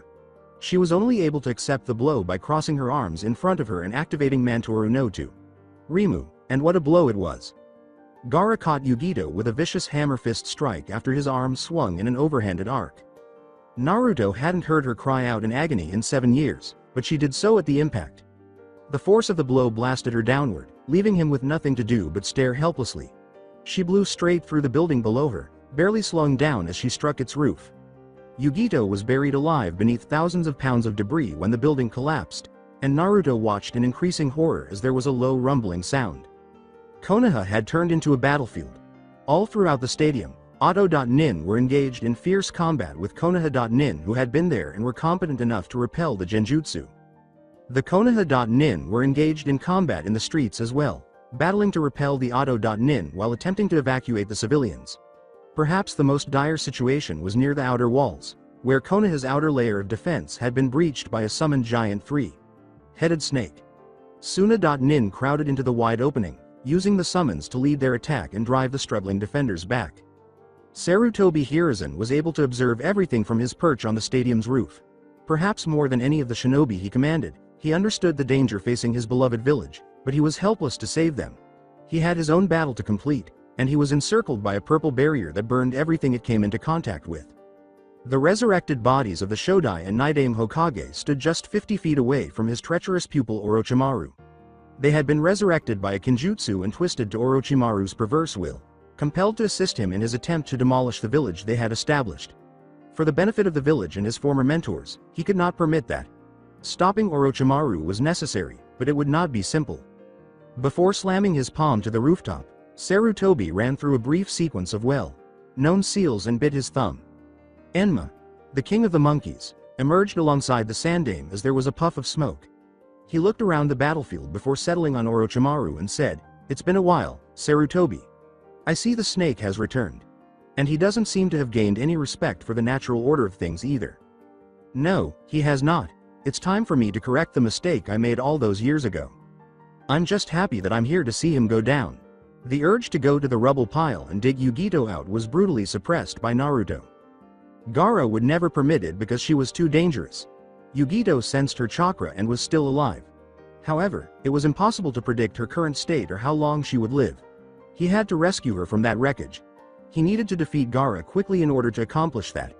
This particular Jinchuriki hurled himself at Naruto again. Naruto chose to confront the approaching beast rather than run away from it. He no longer had the money to run. He used Shikara, not Shite or two. Rimu, to counter Gaara's charge with one of his own. Gaara's swing ducked Naruto. He was glad to discover that, even without Shite and two Rimu, he could still move quickly enough to challenge Gaara. He had to hope the sacrifice was worthwhile. In the moment it took him to raise his own fist and smash it squarely between Gaara's hideous eyes. Those thoughts whizzed through his mind. That hit was too strong for even Gaara's reinforced form to withstand. He stumbled back, looking nearly stunned by the impact. Nevertheless, he was able to surprise a pursuing Naruto by lashing out with his tail. He knew that the fight would end if he was hit dead on, and he had no time to dodge the attack. In a desperate attempt to change the impact into a glance, he dove sideways. The blow was still extremely painful, more intense than Naruto had ever experienced. He was pretty sure he heard at least two of them crack, and the blow hit the side of his rib cage. The force of the attack sent the blonde skidding down a street, converting his backward momentum into a series of desperate rolls to absorb the impact. Nevertheless, he continued to gain momentum until he slammed into a counter and crashed through two doors. As the Jinchuriki stalked slowly in the direction of the store, he could hear Gaara talking. "You're fighting harder now that she's down, taking more risks. Why? Why would you risk your life for her? Why do you risk your life for anyone?" Naruto heard Gaara let out an inarticulate cry of rage as the Jinchuriki threw himself forward, exactly what he had been hoping for. "Because I care for people other than myself. I can guess all too well what my life would be like if it weren't for the help and support I've received. I pity you for going through your life alone. It must be a terrible existence." A tiny smirk of triumph came to his face as his jutsu activated. Another Furyuden confronted Gaara as he was walking through the broken doorframe. Gaara was forced to dig in to prevent being blown away when the wind dragon crashed into him, stopping his charge cold. As the assault continued, huge pieces of sand were cut from Gaara's body. Although the sand covering appeared somewhat worn, he managed to weather it, and the Jinchuriki below didn't appear to have been affected by the attack. As the attack came to an end, Gaara looked up to see Naruto running toward him. Shite no two Rimu was in full swing, and he was holding a whirling sphere of chakra. Rasengan. Before Gaara could react, Naruto managed to get inside the shocked Jinchuriki's guard, using all of his strength to drive the attack into Gaara's chest. For a brief moment, Naruto dared hope that he had finally overcome the gritted armor as there was another burst of sand in the air. Then, with a sinking sensation, he identified the characteristic spiral design carved into the sand. He had only caused superficial damage, as he had failed to stabilize the Rasengan completely. Additionally, it left him open to another blow from Gaara. For Konoha, things were looking bleak. The shinobi who were defending themselves had to fall back into the streets. The outnumbered Konoha.nin, who were desperately attempting to buy time for the civilians to flee, were mercilessly struck by the attacking Auto.nin as they advanced with impunity. The homeland they had sacrificed their lives to protect was soiled by the blood of several Konoha.nin who fell. Not much was getting better at the wall. Few people had summons to fight the snake causing havoc, and none of the Konoha shinobi in the area did. The Tsunade.nin brutally asserted their advantage. As they drove farther into the village, they left a path of broken buildings and bodies in their wake. Maybe the only place in the village where Konoha.nin had the situation under control was the stadium. The only advantage the Odo.nin had was that they were outnumbered by the defenders. Several of Konoha's best shinobi had been present. Nobody in the Odo.nin could defeat Metagai, Hitaki Kakashi, and the numerous other strong shinobi who defended the stadium. As the defenders gained control of the stadium, the attacking shinobi were gradually eliminated. Sarutobi was still fighting Orochimaru and his forebears on the roof, which was the only exception. The Shodai's Mokuton skills were so powerful that the area inside the barrier now looked like a forest. Additionally, it was shrouded in impenetrable darkness, which was the outcome of a potent tactic the Shodai had created to fight Madara and his Sharingan.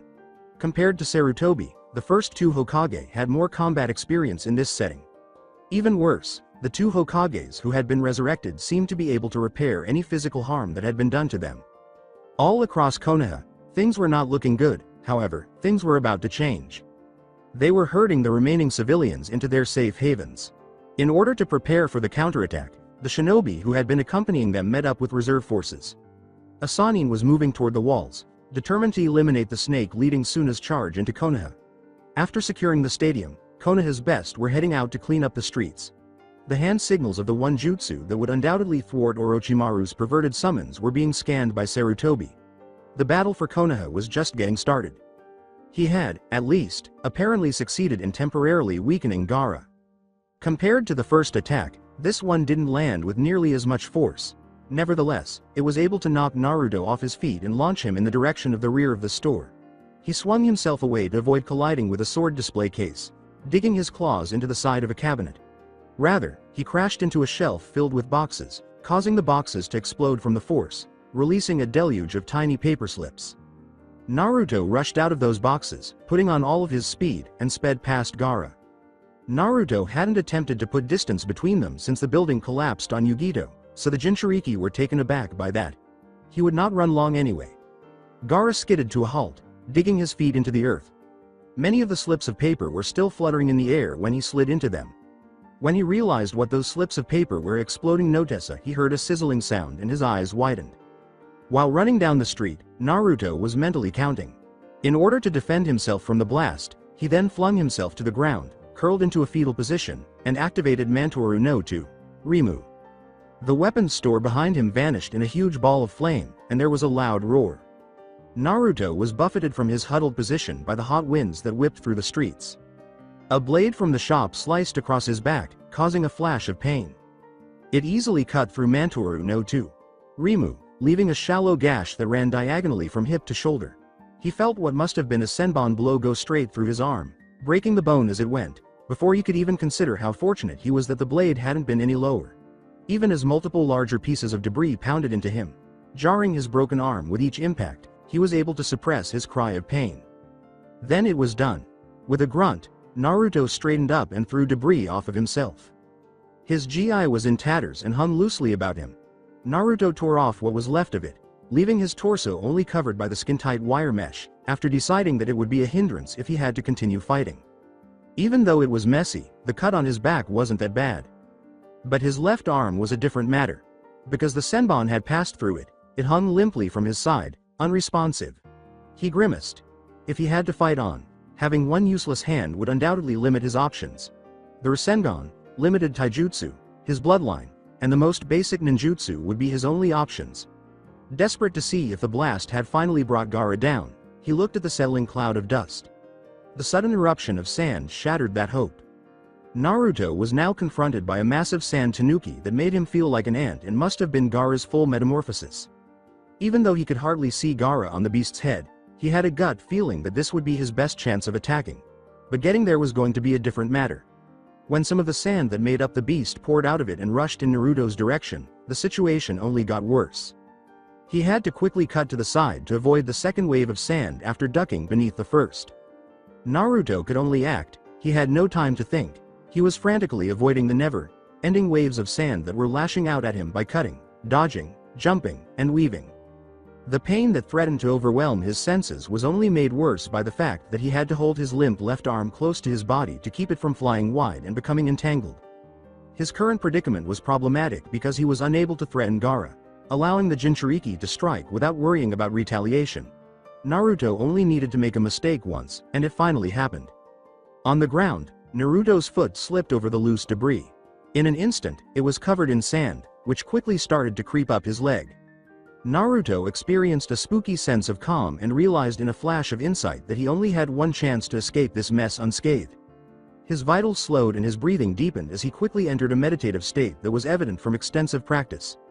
With a deep breath out, Naruto closed his eyes and let the sand creep up his chest. He opened them, but the streets of Konoha, scarred by battle, were not what he saw. He was now looking at an untamed landscape that had never been touched by humans. The forest he was in was virgin, or at least it looked that way. Although it didn't exist in reality, it certainly created a picturesque mental image. It was time to enlist some assistance. Temporarily free of his injuries, he went for a quick hike through the forest. Before long, he caught a glimpse of a fox pacing a clearing with restlessness. When he heard himself being called, the fox stopped and turned to face Naruto. "Hey, fox," he said, "get ready. It's time for you to get out there." The fox grinned and said, "Kid, I've been waiting ever since you figured out how to do this." When Naruto opened his eyes after closing them again, he was back in the real world. Naruto felt no sense of urgency as the sand crept up around his neck. As he directed more chakra into the tribal markings covering his body, they began to glow, bright enough to be seen clearly through the thick layer of sand covering him. His voice was uncannily serene as he said, "To Rimu Kanju. Ganj." War's fortunes had shifted. Hiashi faced a dozen Auto.Nin while standing alone in a training area.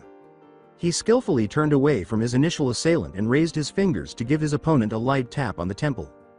The man fell to the ground in a heap without bones. A palm strike to the heart was delivered to the next Auto.Nin. The fragile organ was ripped to pieces by Hiashi's burst of chakra. The 10 Auto.Nin that were left charged.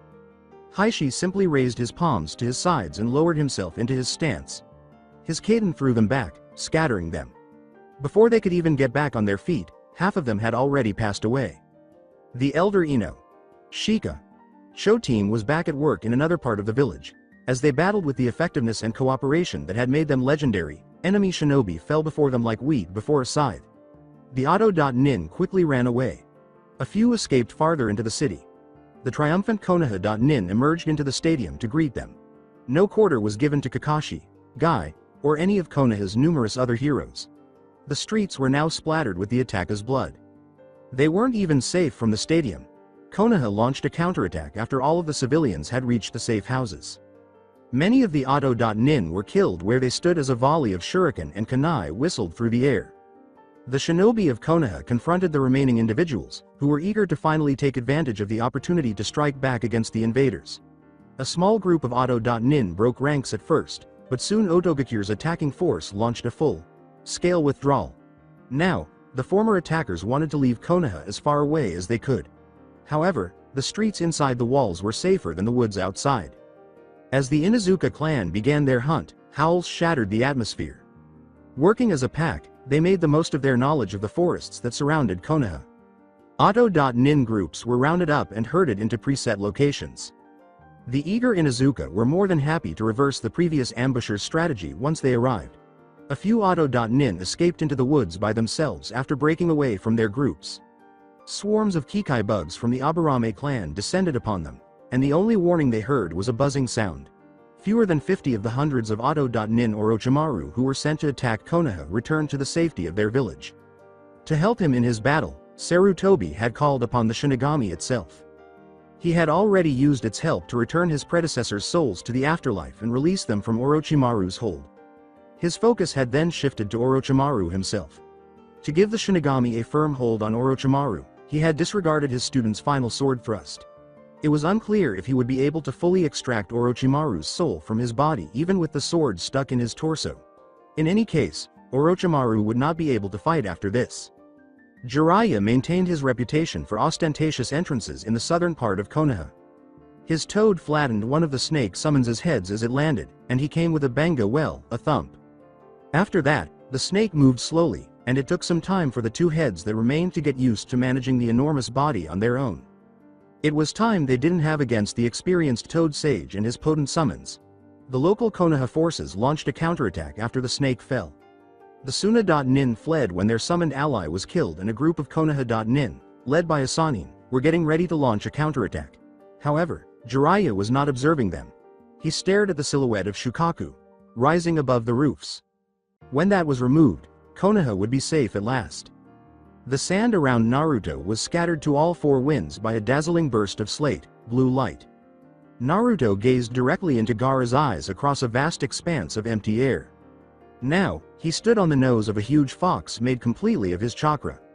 His bloodline's third stage was a practical method that was a lot like summoning. It enabled him to create an avatar for his totem spirit from his chakra and bring it into the outside world. He could change its size and strength by adding different amounts of chakra. Up until today, his ability to create an avatar the size of Shukaku had only existed in theory, but the gamble had seemed to be his only option. All he could think was that it had paid off. However, there were some drawbacks to this method. He was not able to use a variety of creatures that were appropriate for different tasks, unlike the Kachiyose no Jutsu. He was only able to choose how much chakra was infused into the technique during the incarnation. More significantly, his totem was unable to affect his chakra flow as it usually did while it was outside the body. Naruto was denied access to all the other advantages of his bloodline as long as the avatar was out. Furthermore, his control was thrown into a tailspin as his chakra began to flow freely throughout his body. If he wanted to use any technique effectively, he would have to dismiss the avatar. Naturally, that was less of a problem when an unresponsive hand made them off. Limits anyhow. Chakra drain was another problem. Due primarily to the two Furyuden he had launched, Naruto had already expended a significant amount of chakra during his battles. His reserves were being depleted far more rapidly than usual, and the avatar had consumed almost all of them. If he wanted to have any chance of winning this fight, he would need to finish quickly. "You seem pretty beat up, kid. The fight must have been rough for you." "Yugito Chan is buried under there," he said, gesturing with his good arm to a heap of debris. "I need to take care of the Aikibi's Jinchuriki before I can dig her out. I'm almost out of chakra too, so we're going to have to make this fast." "Got a plan?" "Yeah, get me close. Gaara's exposed at the top of that thing. Hopefully if I can get to him I can end this fight. And whatever you do, make sure not to get between Shukaku and that pile of rubble." "Got it." The totem rushed forward, entering a full dot-out spring, and said, "Then let's go." In response, Gaara's demonic transformation puffed out his chest. Kaden. K's Tama. The totem sprang sideways, dodging one gust of wind before jumping to avoid the next. Both continued to fly, passing over the city walls and disappearing from Naruto's view. However, the avatar was unable to avoid the third bullet. The totem pulled Naruto deep inside, protecting him from the impact with a strange suctioning feeling. The totem was blasted out of the air by the blast. He made a hard landing. Despite the protective layers of chakra, Naruto felt the shock of the impact. However, his avatar quickly got back on its feet, and Naruto was once more standing on its head. In order to dodge the two additional wind bullets, the avatar ran in a zigzag pattern in the direction of the sand demon. Then he jumped, doing a flying tackle and slamming into the demon, sending it crashing to the ground. Go. Naruto didn't require the prodding. With Gaara at the end of his trajectory, he gathered chakra into his legs and leapt in a curved arc. With Megurushi and Chikara no to Rimu bursting into life, the avatar vanished. A moment afterward, Naruto's good hand held a whirling ball of chakra. Gaara was protected from Naruto by the dome-shaped rise of sand. It made no difference, though. Naruto was correct this time. The dome was shattered to the winds as the Rasengan crashed into it. When Naruto landed in front of Gaara, he displayed the first emotion he had ever seen on the young Jinchuriki's face: shock. But before he could enjoy it, he raised his fist and delivered a powerful uppercut to Gaara's chin. Chikara no to Rimu added to the blow's force, which ripped Gaara straight out of the sand construction. In response, it immediately dissolved in a sand shower. Before a mound of sand broke his fall, Naruto fell to the ground, hitting his head on some debris along the way. Even though he didn't see Gaara land, he had the fleeting impression that he would be crushed by the rising sand. However, the sand didn't move, suggesting that the Jinchuriki couldn't carry on the battle. Naruto was thankful for that, as he was no longer in a state to fight. Even though he wasn't thinking clearly, the young Kumo.nin was able to stumble to his feet. He had been affected by that final blow to the head. Nevertheless, he staggered in the direction of a debris pile. It would be Yugito's tomb if he didn't dig her out from under it. A vibration echoed through the area, and he stumbled and fell, briefly fearing that he was being attacked again. When he turned over, he saw Jiraiya jump down from a big toad's back. Then Jiraiya paused, having been approaching Naruto during his brief speech and only now realizing how severely the child was injured. "I've got to say, kid, I'm impressed. I would have been here sooner, but but I had to take care of one of Orochimaru's summons. I thought Shukaku was still going to be on the rampage. You did pretty good to take him out. Actually, Jiraiya didn't say much that Naruto could hear. He could only hear 1 out of every 5 words because his ears were ringing. However, he did observe Jiraiya's worried expression as the Sannin hurried over. However, the sage was no longer needed by him. He was able to lift his good arm and gesture toward the debris pile. He was able to rasp out, "Yugito. Chan, still alive." With a look of surprise on her face, Jiraiya turned to face the wreckage. Naruto managed a feeble nod when he asked, "She's under there?" Naruto saw Jiraiya shout commands to the 4 summoned toads that he couldn't hear, placing him on one of their backs while the other 3 began to shift through the wreckage before passing away from merciful unconsciousness. "Don't worry, kid. I'll get her out of there. But there's nothing you can do here anymore. I'm sending you to the hospital." He bit his thumb, running through a set of hand seals before slamming his palm onto the ground. The smell was the first thing Naruto noticed. He had long been accustomed to the sterile, clean smell of hospitals. The dull ache of multiple injuries was the second thing he became conscious of, and it was definitely the reason he was there. However, he was unable to recall exactly how he had obtained them. Although he could recall attending the Chunin exam finals, his memory of the event was limited to fragments. He groaned in disapproval as he opened his eyes slowly to the intense glare of the fluorescent lights overhead. "So you're finally awake?" He responded with an eloquent groan, feeling the start of a pounding headache. Rin, the medical professional who was tending to him, leaned over the bed as the light faded. She was focused on her work at the moment. She shone a light into his eyes while her fingers softly held his eyelids open. Her body language then changed to one of relaxation. "Your pupils are dilating normally, indicating that you are most likely recovered from your concussion." The businesslike manner she had previously maintained gave way to a more caring, compassionate manner. When she spoke again, the same change had occurred, and her voice was softer. "I was worried when I saw the condition you were in after Jiraiya. Sama's toad brought you here. Then you were unconscious for 4 days. My bloodline does that sometimes with severe injuries. If I'm not conscious to affect the flow of my chakra, my totem spirit can control it more easily, allowing him to heal more effectively. That's never done lightly though. How badly was I injured? You had a severe concussion, which is predicted to cause temporary short-term memory loss." "Sounds about right." A slight grin clung to Rin's lips. "Every one of your ribs was at least cracked, 4 of them broken. You had multiple fractures in your arm, seemingly the result of a high-speed impact from a small object. Your torso was covered in bruises and small cuts, with an additional large laceration that ran from your hip to the opposite shoulder. You were also bleeding internally and were suffering from damage to many internal organs. If it weren't for your healing factor, you'd still be in intensive care. With it, you were in there for a day. Since then, your healing factor began to work much more rapidly, possibly because it no longer needed to keep your condition stable. We're not really sure about that actually. There's very little medical precedence for this sort of thing. With luck, there won't be much more. So, how did I get so beat up?" "You mean you don't remember? You're the one that predicted that I'd have short-term memory loss." Her lips parted into a small grin. She even laughed lightly. "Silly me. You were fighting Gaara. Jiraiya. Sama said he was tapping heavily into the power of Shukaku. He apparently manifested a life-size construct of Shukaku during your fight. You brought forth some giant fox made out of your chakra. We're not entirely sure what happened after that, but both Shukaku and your fox disappeared. You were barely conscious when Jiraiya Sama found you, and he didn't see Gaara nearby. How do you not know what happened? What about the audience? For that matter, why did the match continue for so long? It sounds like it would have been pretty dangerous to the observers, not to mention the collateral damage 2 chakra constructs of that size must have caused. You really are suffering from memory loss. You weren't fighting Gaara as part of the exam. Then why? It's not exactly a fight I would have sought out." Konoha was invaded by Otto and Suna. A sudden flood of memories rushed through Naruto's mind, causing him to blink once in surprise, then wince and clutch his temples. Everything that had occurred yesterday came flooding back. Ignoring the flash of pain from his ribs, he abruptly straightened. "How's Yugito? Chan? How did you recover your memories so?" His tone became more assertive and demanding as he said, "I think my totem was suppressing them. I'll have to speak to him later." "How's Yugito?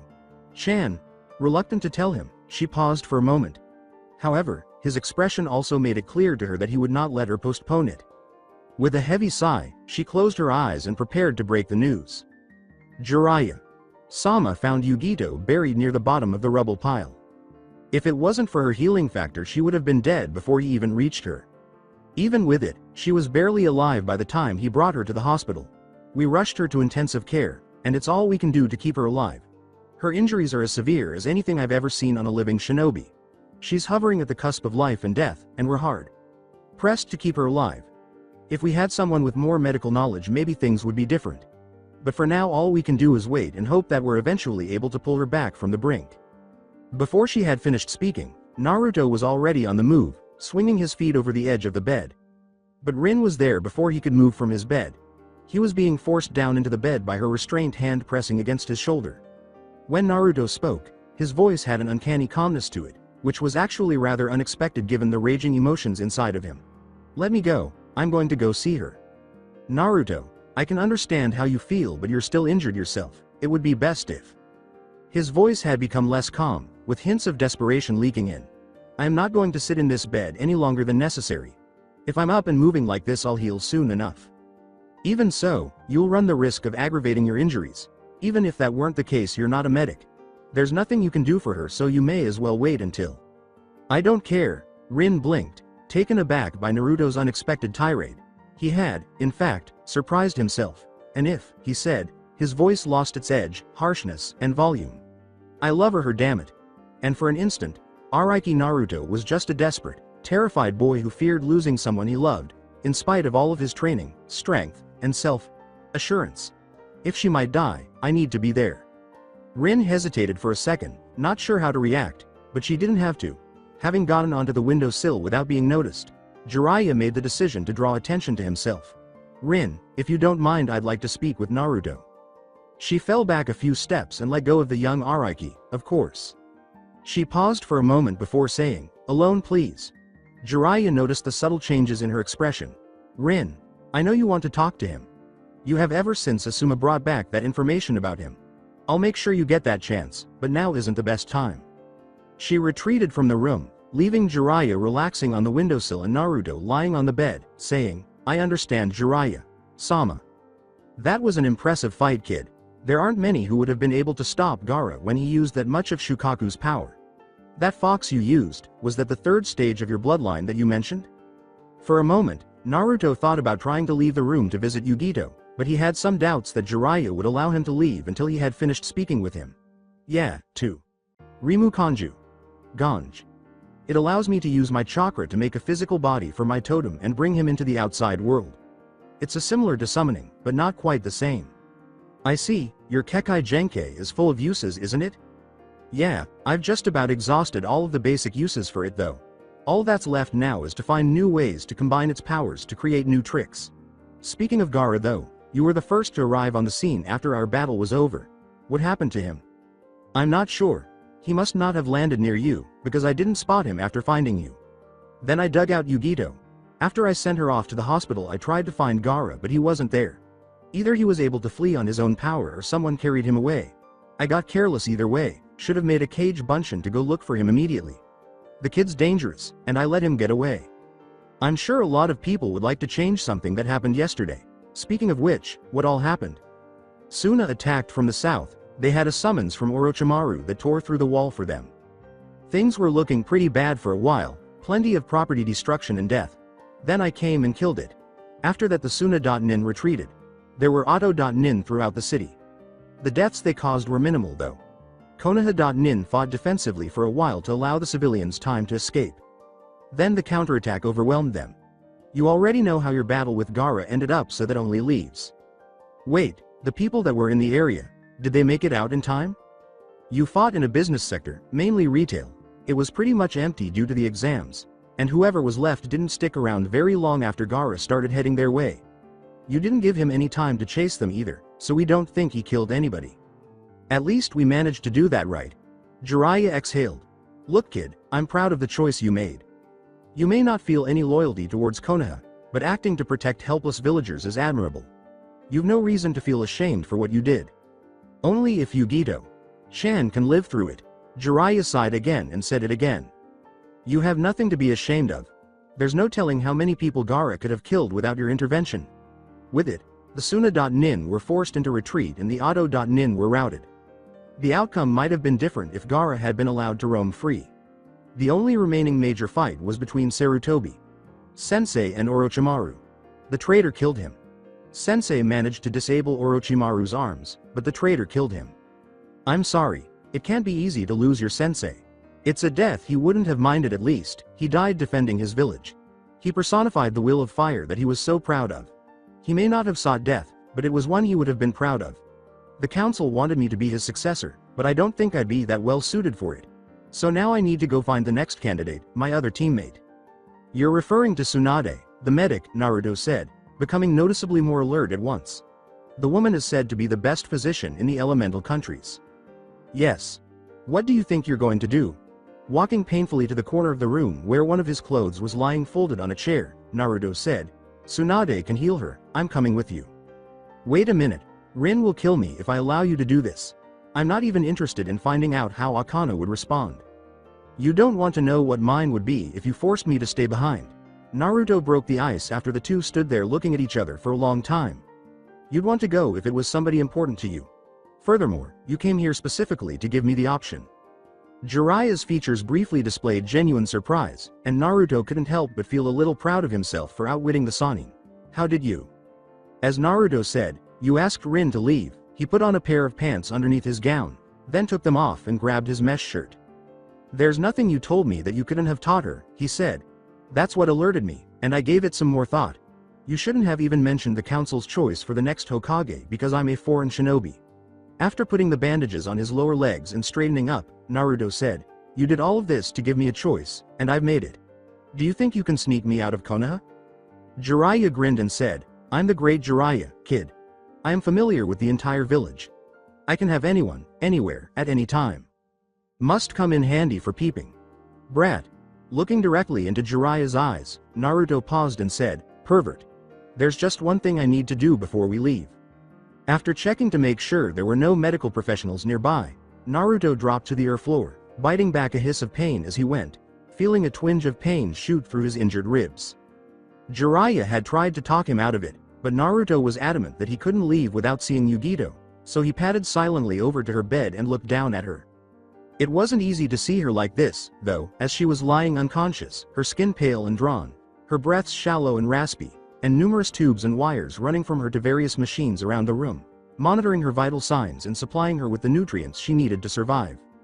He closed his eyes and took a deep breath, holding back the tears that threatened to surface, brought his hand up and traced it lovingly over Yugito's face before resting it on her forehead before closing his eyes and withdrawing back into his mindscape. Naruto looked at him and then down the tunnel, a portal created by his physical contact, and he opened his eyes once more to see the lush forest that was as much a part of him as his body. Are you sure this will work? It should. Very well then. Naruto's perceptions became less distinct, becoming more a sense of emotions than sights and sounds, and he entered Yugito's mindscape when he reached out to place a hand against the fox and pulled it away, leaving behind strings of blue chakra that connected him to his totem. The fox then turned and leapt down the tunnel. I should be able to sense her feelings, shouldn't I? What happened to her totem? Patience, Kit, I can't find anything immediately. Kit, you're younger than me. As his totem padded through Yugito's mindscape, Naruto's perception appeared to blur, but then an orange blur suddenly illuminated it, and he heard a new, very feminine voice in his head. Then act like it and have a bit of patience. You must be Naruto's totem, he's with you I take it. Hey, is that a... Yes, I found Yugito's totem. How is Shay Yugito? Chan, I mean. She has absolutely no idea what is happening right now. I'm compelled to keep her calm and unconscious. She is terrified and confused during the few times when I am unable to. This is the most severe injury she has ever experienced. If I want to keep her alive, I must maintain my focus on her, so I can't let you stay for very long. I understand, but next time she wakes up tell her I'm going to get help, and tell her I love her. I'll relay the message, but she is aware that you do. I need you to go now. Naruto's senses sharpened, and he found himself back in his mindscape, facing his totem, before saying, I understand. I must admit I'm impressed, I didn't expect that to work so well. With a flat glare, Naruto fixed his totem and said, why did you erase my memories? Because I needed a feather touch to manipulate your chakra sufficiently to heal you, and your mind was in disarray. Dead, you wouldn't be useful to anyone. I suppose.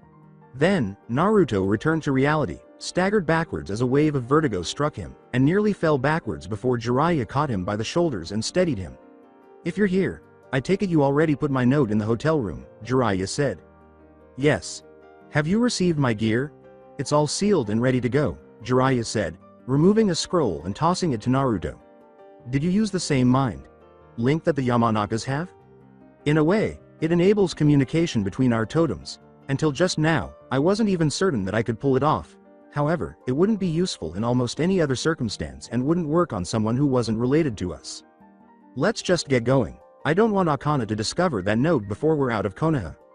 After a prolonged silence, Naruto approached Yugito's bed and leaned down to give her a gentle forehead kiss before saying, "Hang in there." He straightened and wiped the corners of his eyes with his thumb before turning to Jiraiya. "All right, lead the way," he said. "I'll bring back help, I promise." The two shinobi were walking, for the time being, to make it harder for someone to sense their chakra signatures, and 20 minutes later they were traversing the thick forest outside of Konoha. The path would have been faster, but it would also make them much easier to find if someone came looking for them. "So, what's your plan for finding Tsunade?" Well, despite her strength as a shinobi, Tsunade has vices. Gambling, in particular, and sake are irresistible to her. They don't call her the legendary sucker for nothing, though it would be nice if it meant something else. She's also terrible at gambling. Rolling his eyes, Naruto said, "Get to the point. Tsunade has accumulated a significant amount of debt due to her poor gambling skills. In addition, she has become quite adept at hiding from her creditors, so most of my typical lines of inquiry won't work. Asking around the bars and gambling towns will be the best way to locate her. I'll eventually locate someone who has seen her, and they ought to be able to guide us in the proper way." With a suspicious look on his face, Naruto said, "That sounds like an awfully good excuse to go out drinking and whoring." "Yeah, I love it when this is the only way to find someone." From the back of Naruto's throat came a low growl. "Remember what's at stake, Arrow, Senin." Although he was a Sannin, Jiraiya swallowed hard when he heard Naruto say, "I can understand if you need to hit up the bars to find her, but if you waste time hitting on women or getting drunk, I swear to Kami I'll castrate you." He was unsure if he would be able to sense Naruto coming if he was intoxicated or distracted by a woman, and he really didn't want to find out if that was a promise or a threat. Besides, Naruto was right, and there were more important things riding on finding Tsunade, so it seemed best to keep his cool for this adventure. "I know when it's time to rein in my vices, so don't worry, kid. Now, I intend to do more than just locate Tsunade on this trip. Even when we can travel at full speed, it will take us a while to get from one city to another. Therefore, now would be a good time to introduce you to seals. Now share your knowledge of storage seals with me." "They store things, huh? This is going to take a while," Jiraiya sighed, and Naruto's Fuinjutsu education started. After they were safely away from Konoha, Jiraiya and Naruto began to move at full speed, jumping from tree to tree faster than the untrained eye could follow. After 12 hours of arduous travel, the two arrived at the first city on Jiraiya's list, where he first found a hotel and rented a room before throwing a book to Naruto and saying, "Here, I'm going to hit up the bars and see if I can find anyone who's seen her. While I'm away, read this. It covers the fundamentals of Fuinjutsu. When we get back on the road, I'll test you on it." It was 2 in the morning, and since they had arrived in the city at 9, Naruto had read more than 3/4 of the book in 5 hours. He took solace in the book from his worries that he didn't even realize how much time had passed until Jiraiya returned to the room and he looked up at the clock. "Did you learn anything?" The Sannin didn't appear to be intoxicated, which Naruto took as a positive sign that Jiraiya was taking his assignment seriously. "No one that I found has seen her recently," he said, clearly and concisely, despite the lingering odor of alcohol on Jiraiya. Naruto wasn't sure if Jiraiya had just pretended to indulge or knew some technique to combat drunkenness. "I'll try again tomorrow after we spend the night here to rest. We'll move on to the next town if that doesn't work out." The next day, Jiraiya had no better luck than the previous one. The two of them stayed at the hotel one more night before continuing on to the next city, where Jiraiya quizzed Naruto along the way and was impressed by how easily Naruto had learned from the scroll. He gave Naruto a new one to read the next time they stopped. Late that night, they arrived at the next city, which was situated in what looked like an inverse plateau. What the hell are they going to do if it ever floods in this area? That area will become a lake. "I've never been here long enough to know, kid, so I don't know. All of the tents that are set up down there are there because they are in the midst of a fairly large festival. See if you can relieve some of the tension you're experiencing by going there tomorrow. I'll get rid of the tension when we bring Tsunade back to Konoha." With a sigh, Jiraiya said, "I wasn't expecting Naruto to lighten up, but the quiet brooding personality didn't exactly fit the kid. It didn't make him the best traveling companion either, but he couldn't really blame the kid, and he wouldn't have been the most upbeat person either if someone he cared about that much was clinging to life by a hair. He hoped they would find Tsunade soon. Jiraiya was able to persuade Naruto to attend the festival the following day, but he didn't find it very enjoyable. The carnival games, which were clearly intended for the general public, were easy for a skilled shinobi, and many of them involved throwing a hand-held object, such as a dart, ball, or ring. A shinobi who didn't have the accuracy for those games probably wouldn't have been able to graduate from the academy. Even some of the games that appeared to be difficult, even for shinobi, were simple tasks, such as trying to catch goldfish with a paper net.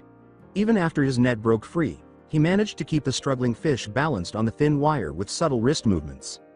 Naturally, a major factor in that was that he was still unable to get Yugito out of his head, which was annoying because there was nothing he could do to help, and it wasn't something he was used to either. As a result, he was in a foul mood overall and was even more irritated than usual when the man in the white suit bumped into him, widening his stance slightly and using chakra to root his feet to the ground. The man was caught off guard and fell to the dusty ground, and there was a moment of stunned silence during which Naruto felt the two men following the one he had knocked to the ground staring at him. "This is designer clothing. It costs 100,000 Ryu," Naruto said, lowering his gaze to the man on the ground who was looking upset. "You wrecked my suit, kid." "Last time I bought rags it didn't cost me nearly that much," Naruto grumbled, "but if you're so worried about it you should be a bit more careful walking around. If you're smart, you'll show some respect to a Koki-sama," Naruto said, lifting his eyes once more and focusing them on the sputtering face of the man he chose to call lackey number 1. He was once from Iwagakure and was a Chunin. "Chunin, if you get knocked onto your ass so easily, your skills must have deteriorated. Don't forget that I'm still a shinobi. Why don't you go along with me before I lose my temper? I'm also in a bad mood." "Are you trying to find a fight, child? I already told you," Naruto said, his voice containing simmering anger as Megurushi no 2. Temu flared on his skin. "Get out of here before I snap." "That kid with the new bloodline from Kumo, I've heard of you before," Akoki said with a look of realization on his face. "You will welcome me back with open arms if I bring you with me, even though I may not have left them on the best of terms." Rolling his eyes, Naruto turned to leave, saying, "Don't say I didn't warn you if you're stupid enough to come after me. You're too conceited." Akoki pushed himself off the ground and lunged at Naruto, swung his fist at the back of the younger boy's head, only to have it caught easily. He was blasted backwards, the crowd scattering around him as he landed in a heap on the street, and then he found himself facing a chest clothed in red and green. He slowly raised his gaze, staring into Jiraiya's solemn face, so terrified that he didn't notice the swirling orb of chakra in the Sannin's hand until it was slammed into his gut. "You should consider yourself fortunate that I softened my blow. If I were you, I would run." "You're getting sloppier, Arrow. Sennin, I could sense you coming that time," Naruto said after waiting until they were out of earshot, and Akoki didn't need to be reminded twice as he clambered to his feet and hurried off with his lackeys in tow, being careful not to jostle the crowd this time. Glaring down at Naruto, Jiraiya turned around and said, "Am I becoming careless? In the midst of a civilian town, you nearly got into a fight. I believe that you would have received better instruction." "All I did was hold my ground." Gazing down at the young Araiki, Jiraiya sighed and said, "You haven't lost anyone significant yet, have you?" When Jiraiya saw Naruto wince at the word, he knew what to say. "It's never easy, but you can't let it control you. You risk destroying yourself if you let fear or grief dictate how you behave. I assume you're back this early because you found something." "Yeah, she lost a lot of money gambling here before she left." Jiraiya sighed once more as Naruto sidestepped his query. "According to the person I spoke with, she left around a week ago and was on her way to Tanzuka City. She would have arrived roughly 3 days ago if she were moving at a civilian pace, which is likely. At a shinobi's speed, how long will it take us to arrive?" "It's already late, so we should be able to get there by sometime tomorrow." "The lodging you reserved? I already sent a shadow clone there to cancel it." The untrained onlookers lost sight of the two shinobi as they made their way to Tanzuka City, saying, "Okay, lead the way." "Tsunade left to come here a week ago," Jiraiya was stating, "so she probably arrived 3 days ago." The two made good time, spending the entire night jumping through the shadowy forests of Ho no Kuni before approaching the city late the next morning. She's probably still here. A popular tourist destination is Tanzuka City. The area is crowded with bars and, more crucially for us, gambling establishments. In the center of the town is an old castle perched on a hill. "Are you sure you don't have your cities mixed up?" Naruto asked. stopping on a tree branch overlooking the town as he approached the forest's edge. "Of course, I know Ho no Kuni like the back of my own hand," Jiraiya said, pausing and looking at Naruto questioningly. "The city you're looking at is Tanzuka. There's no castle." He was quickly joined by Jiraiya, who confirmed that the castle that had topped the hill was no longer there. He gazed for a long time, observing a heap of debris behind the walls that had once surrounded the castle. "Come on kid, we're checking this out." The two ninja bounded off, jumping to the rooftops as soon as they entered the town, and soon after that they were inspecting the ruins. "This castle was just destroyed recently," he said. "This place is covered in dust, some of which hasn't even settled yet. This was a huge thing, whatever did it. Perhaps explosive notes. No, they would have needed to be everywhere. Somewhere around here, we'd notice scorch marks. I don't know what took place." Naruto nodded curtly and then leapt away. "Let's divide up, look around, and see if we can find some more clues." The Sannin arrived moments later, and Naruto asked, "What did you find?" Pointing to a broken patch of wall. "Here, look at this." He had been studying the ruins for maybe 10 minutes when something caught his attention. He paused for a moment, releasing a flare of chakra to attract Jiraiya's attention. Jiraiya gave a grimace. "It's a patch of broken wall, probably hit by a large piece of rubble falling from the castle." Rolling his eyes, Naruto said, "And you're supposed to be a Sannin, look closer." After giving the debris a closer look, Jiraiya eventually noticed what Naruto had been referring to. The debris fell inward, in the direction of the castle. The wall would have collapsed outwards if debris had struck it from the opposite direction. Indeed, there is no indication of an elemental attack strong enough to demolish the wall. Brute force was used by whoever brought it down. Tsunade has a method that allows her to control her chakras and make her punches unnaturally strong. Who has been here recently, can you tell? Naruto had already activated a Shiki no to Rimu, so he said, "Way ahead of you arrow." Sennin. He stopped and picked up a senbon from the ground, sniffed it, and said, "Poison." He continued to walk around a few more times before he was satisfied with his findings, concluding that there were 4 people and 1 pig present. Among them were 2 women. One has a faint poisonous and medicinal odor. The other person has a stronger medicine odor and also smells like slugs.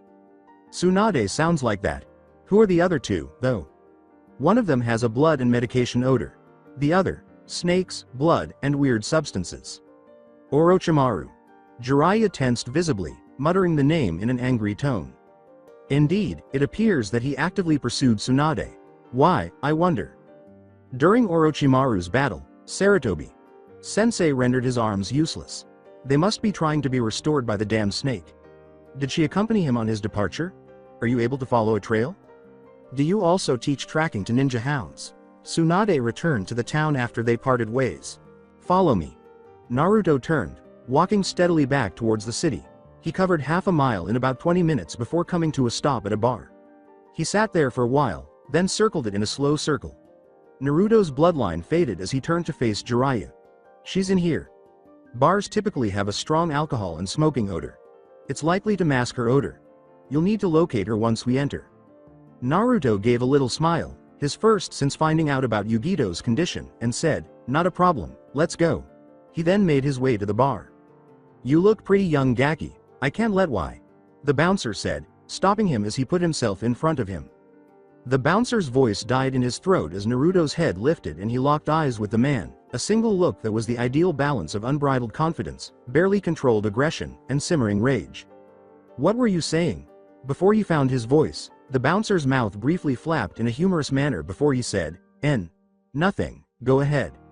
"I thought so." Naruto paused as he entered the building, then pushed past the man and entered the bar, followed by Jiraiya, who gave the poor man a disarming smile. "All right, Arrow. Sennin, where are you?"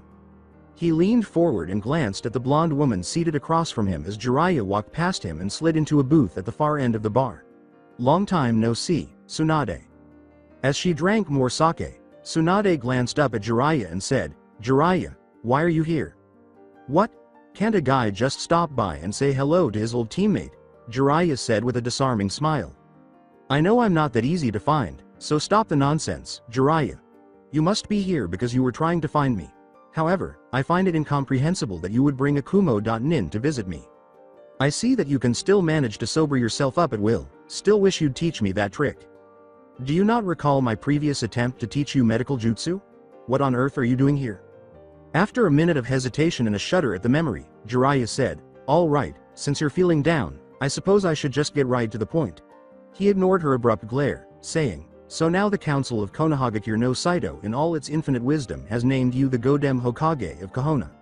Our sensei died in combat against Orochimaru, but I suppose you already know that from your chat earlier today. What are your thoughts?" "No, think about it, Tsunade, this is a chance for you to fulfill their..."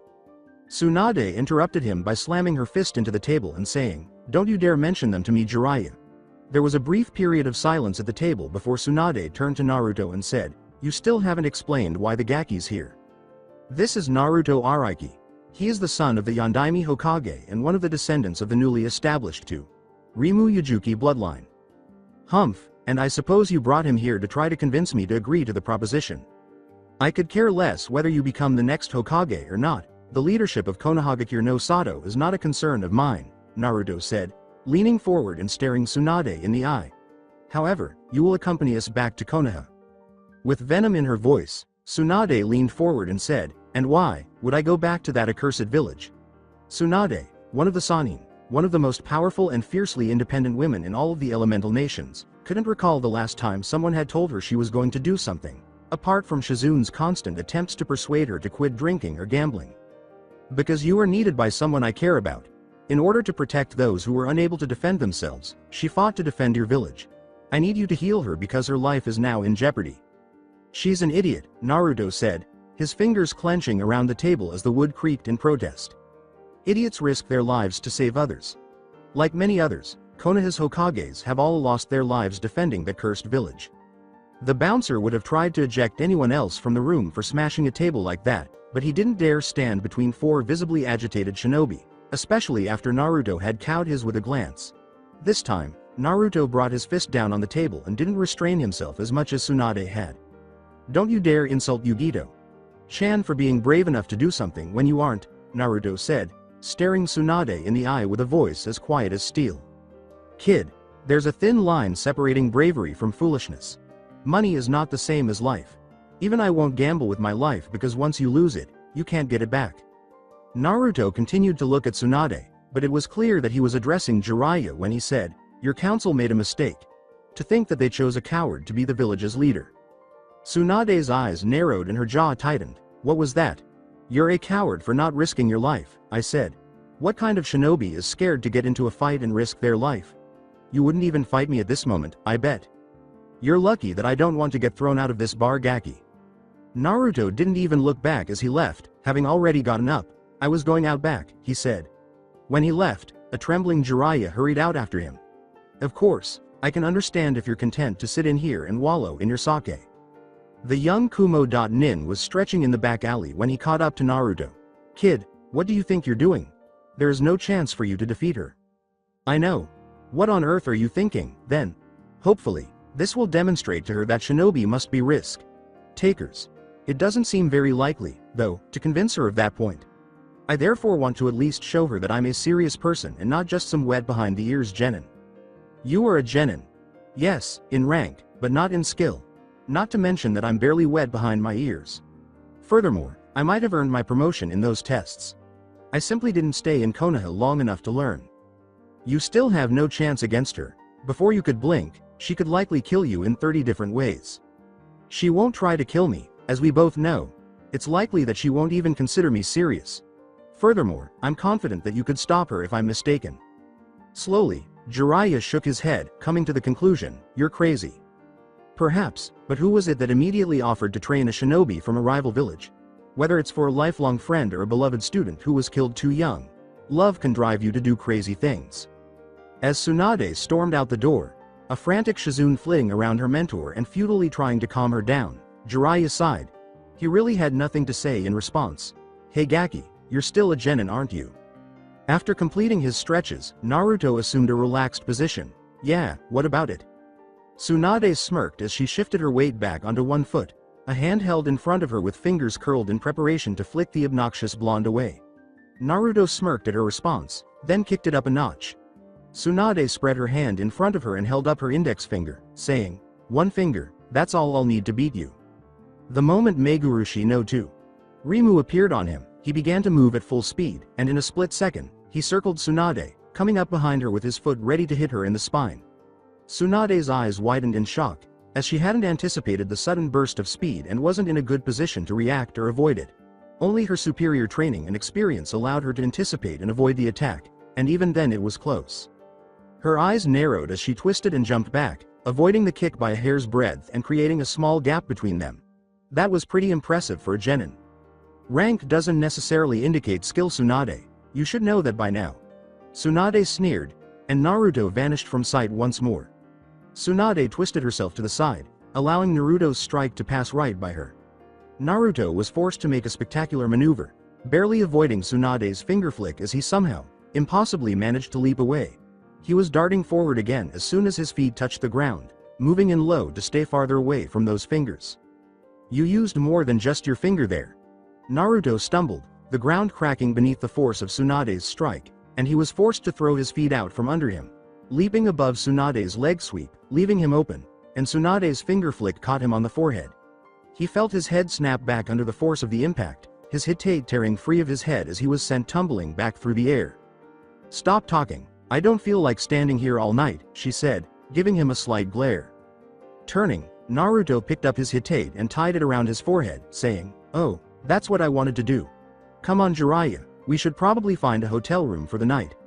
The kunoichi were left behind as the two males vanished via Shunshin. "Shisho, what was he talking about?" Shizune asked her master as she lowered Tenten back to the ground. After a long moment of staring at the spot Naruto had occupied, Tsunade pivoted on her heel and strode back into the bar, declaring, "I need a drink." Before taking off his hitate and gripping his forehead, Naruto waited until he and Jiraiya had gone to their room for the night. Jiraiya looked at him and said, "Something wrong, kid? My headache is splitting. How on earth does she use a finger to strike that hard? She has the most amazing chakra control I've ever seen. It's almost unnatural," Jiraiya said with a laugh. "She directs a tremendous amount of chakra toward the object she is striking and releases it all at the exact moment of impact." He handed Naruto a pill and said, "Here's a painkiller for the headache." After looking at the tablet for a while, Naruto said, "Interesting, I've never seen a blue painkiller before." Forget about that." He held out the other pill, saying, "This one will take care of your pain." Jiraiya was at his side in a moment, putting the old one away and taking out a fresh one. "Do I even want to know what the first pill was for?" asked Naruto, giving him a suspicious look. "All right, I'm heading to bed. Tomorrow, we'll need to attempt to work on Tsunade further." Naruto muttered something perverse as he climbed into his bed. Naruto reluctantly agreed, spending the day studying Fuinjutsu with Jiraiya while sitting cross-legged in the hotel room. When night fell, Jiraiya left Naruto with a scroll, insisting that he meet Tsunade alone tonight. Jiraiya insisted on waiting to try to contact Tsunade again the following day. He explained to Naruto that she was going to go gambling and that until she got it out of her system, there was no way in hell she'd listen to anybody. She was on a stool at a restaurant stall with a bottle of sake in front of her, and he found her quickly. She didn't even look at him when he sat down next to her or poured himself a dish of sake from the bottle, and they sat in silence for a few minutes before Jiraiya finally said, "He offered to bring them back, didn't he?" Tsunade stiffened, and before the slug princess could even speak, Jiraiya had his response. "How did you know?" "He used his Edo Tensei during the invasion, brought back your grandfather and grand-uncle to help him fight Sensei." As she drank more sake, Tsunade grinned sourly and said, "It makes sense that another Hokage would die in battle and defend the village. All of them appear to go like that, dying before their time." "You've changed, Tsunade. Let your demons rule you," Jiraiya said with a sorrowful shake of his head. "Though you've allowed it to destroy you, you're not the only shinobi with a troubled past. Nor do I necessarily have the best memories of Konoha. My best friend sealed a demon into my godson, lost the apprentice I considered a son, and defected and attempted to kill me. He sighed, I won't make you take the job, and even though I want to help Naruto, I won't make you go back to Konoha to heal anyone. Your experiences aren't that much worse than mine. I've just faced them while you fled. However, we are both aware of the correct decision. The only question is whether you have the guts to make it." He got up and turned to leave the stall. "But be aware, Tsunade. Orochimaru intends to destroy Konohagakure entirely." He left Tsunade alone with her sake, and she remained there for a long time, staring at the table in front of her and consuming dish after dish of the cheap liquor. "I can forgive you for declining the position of Hokage, but if you help Orochimaru I will kill you," he said. After studying the scroll Jiraiya had left him long after midnight that night, Naruto went to bed. When he woke up the next morning, Jiraiya had not returned, so he got out of bed, still wearing all of his clothes from the previous night, and padded across the hotel room to his door, opening it to see Shizune standing there with her hand up to knock. "Yes? How did you?" After putting on his hitate and weapons pouches, he turned and walked back into the room, saying, "I sensed your chakra signature. What are you here for?" "I wanted to talk to you about Tsunade. Sama, how about? I wanted to tell you about her past, why she's so hesitant to return to Konoha." After taking a seat, Naruto slid another chair over to Shizune and said, "Go ahead." Tsunade received the necklace around her neck from her grandfather, the Shodai Hokage, when she was a young child. It has caused Tsunade a lot of suffering. She had a brother named Nawaki who was a few years younger than her. Like his grandfather and great-uncle before him, he aspired to be Hokage. Confident that he would succeed, she gave him the necklace upon his graduation from the academy. He then embarked on his first mission as a C ranker. It was Orochimaru who informed her of the situation. The enemy shinobi had ambushed them. I've never heard Tsunade bring up the body, but Jiraiya has told me it was one of the most gory things he's ever seen. The elemental nations have never seen a better medic.nin than Tsunade, who stayed with Konoha and dedicated herself to her studies. She also started to strongly advocate for each team of shinobi sent on a mission to include one medic.nin. However, she encountered strong resistance, even from her sensei. Due to the ongoing third-grade shinobi war, Konoha lacked the resources necessary to train so many medic.nin. Then she got to know Dan. In the same way that Tsunade lost Nawaki, his younger sister had perished on a mission. He thought she might have been saved by a medic.nin. He was resolved to take over as Hokage and carry out Tsunade's suggestion. They fell in love because he made her think of both herself and Nawaki. In the end, she trusted him to continue Nawaki's dream and gave him the necklace. They were on a mission together approximately a year later. They were engaged in combat with some Iwa.nin. When Dan was caught by a Dotonjutsu, his organs were torn apart. Tsunade was unable to heal him either. He passed away in the middle of nowhere, lying on the ground. When he passed away, her hands were inside him, frantically attempting to heal him. The second person she had given that necklace to died, and she was covered in his blood. After that, she was never the same. After that, she developed hemophobia, which significantly reduced her effectiveness as a medic. Nevertheless, she stayed in Konoha until the war's conclusion. But she was different, more aloof. She made a self-promise to never return to Konoha after the war ended. After a brief period of silence during which he adjusted his weapons pouch, Naruto said, "That's it?" For a moment, Shizune gaped at him in shock. "What do you mean that's it?" "We are shinobi. It is part of our job description to deal with loss. Ka-san has also suffered a great deal. 6 months after getting married at the age of 17, she was sent on a mission with him. He knocked her out of the way with a sword strike while they were engaged in combat with Kiri.nin. She doesn't know exactly what happened because she was blinded by blood at the time, but she is aware of the outcome. The same blade that stabbed her in the lower abdomen was sticking out of her husband's back and through his chest. Her husband passed away from his wounds on the battlefield, but her other 2 teammates were able to drive the Kiri.nin away. For treatment, she was taken back to Kumogakure immediately. When she woke up from surgery, she discovered that her husband had died, that his child had been aborted in a pregnancy she was not yet aware of because of the stab wound, and that she would not be able to conceive again because of the harm done to her womb. Devastated, she took a temporary leave of absence from active duty. However, she faced and conquered her demons, as a shinobi must do. I've never heard her talk about it, but there's no denying that it affected her. However, she persevered and carried on with her life. She ultimately went on a mission to Konohagakure, where she abducted a young boy and adopted him a few days later. She's happy now, but Tsunade doesn't seem to be feeling the same way. Since I was 4 years old, I have known Yugito-chan. In addition to training, we spent a lot of time together. I am closer to her than most people, and I know her almost as well as she knows herself. A few months before we became genin, she told me we were going to start dating, and now she's dying. I'm here to heal Tsunade by bringing her back. But even if I fail, he said, pausing for a minute before continuing, I'm not going to leave my village, even if Yugito-chan dies. Any coward can flee from his past. Facing it requires bravery. Shizune started to answer, but she stopped when Naruto threw himself from his chair. The young Araki arrived at the window almost simultaneously with a kunai embedding itself in the far wall, and he looked out with a worried frown and said, "It's Jiraiya, he doesn't look too good. What is the matter with him?" You're the medic, so I'm not sure. With that, Naruto leapt out the window with Shizune right behind him. He aimed his leap precisely, landing a few feet ahead of Jiraiya. Damn, what happened to you? Tsunade may have put something in my drink. I can hardly even throw a kunai straight because my chakra is so messed up. Seldom throw a kunai correctly? Shizune's ear was only 2 inches away from being severed by that throw.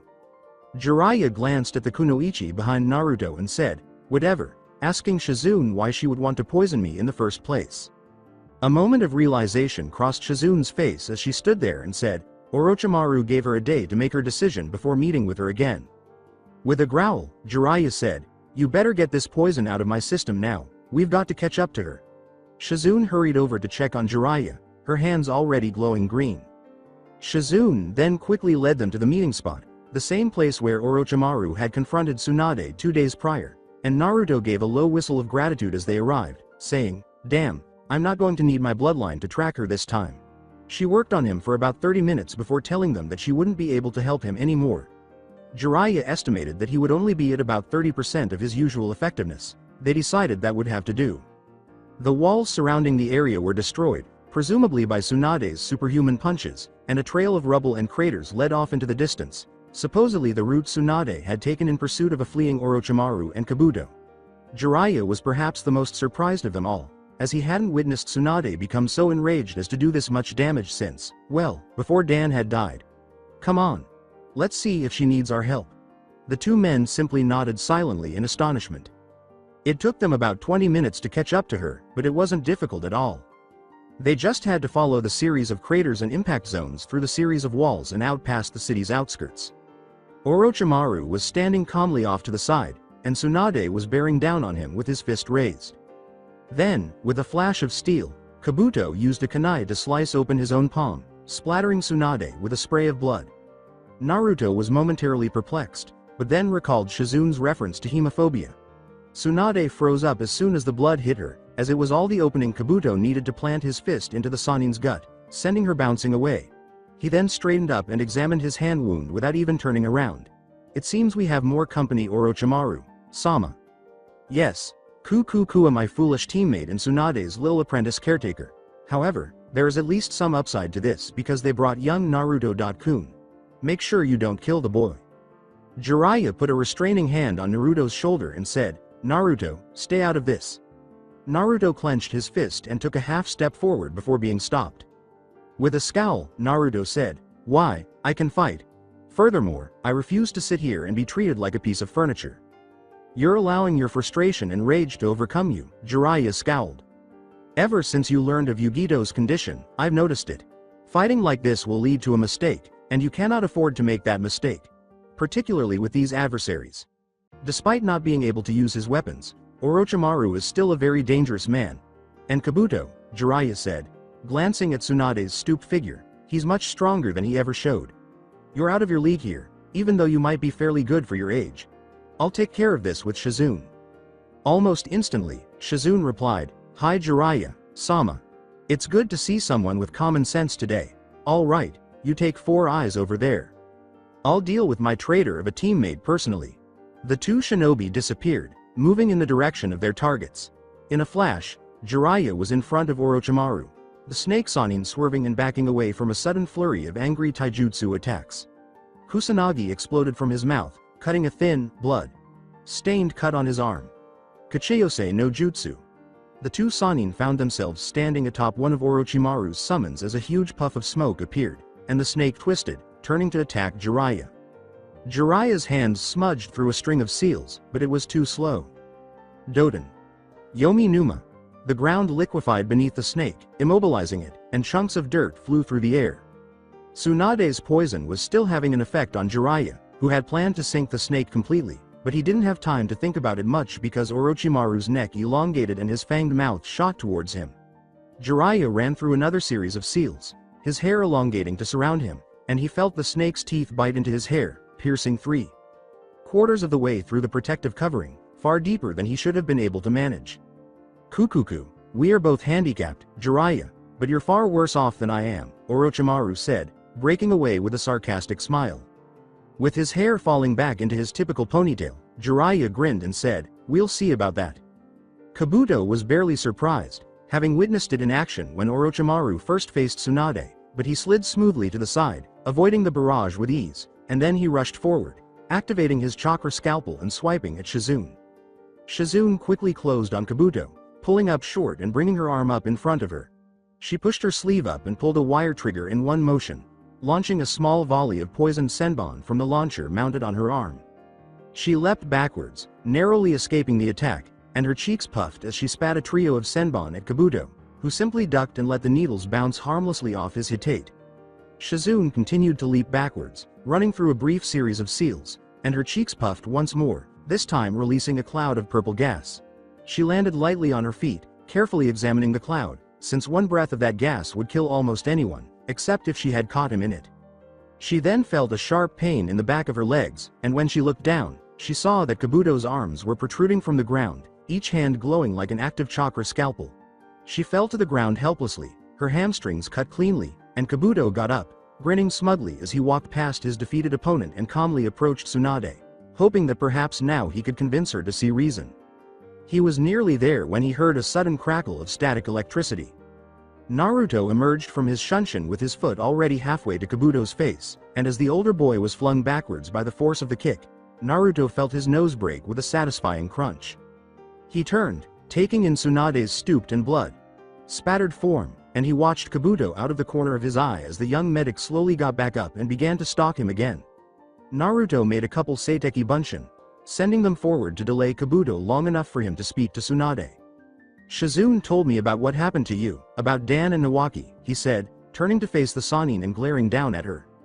Look at what you've let yourself become, it's pathetic. Tsunade showed no response to his words, so Naruto assumed he would need to prod a little harder. At this moment, they would be embarrassed by you. In order to defend Konohagakure and its shinobi, they aspired to become Hokage. At this point, you have the opportunity to honor their memories by realizing their dreams. You're afraid instead. The most crucial lesson a shinobi should learn is something you've forgotten. Was Jiraiya the smartest of all of you, I wonder? Even though you were a medical prodigy and Orochimaru was always regarded as a genius, Jiraiya is the only Sannin who appears to have retained the most crucial lesson that a ninja needs to learn. When a shinobi loses the will to defend, it means that he has lost himself. We are strong creatures, and the temptation to misuse that strength is always present.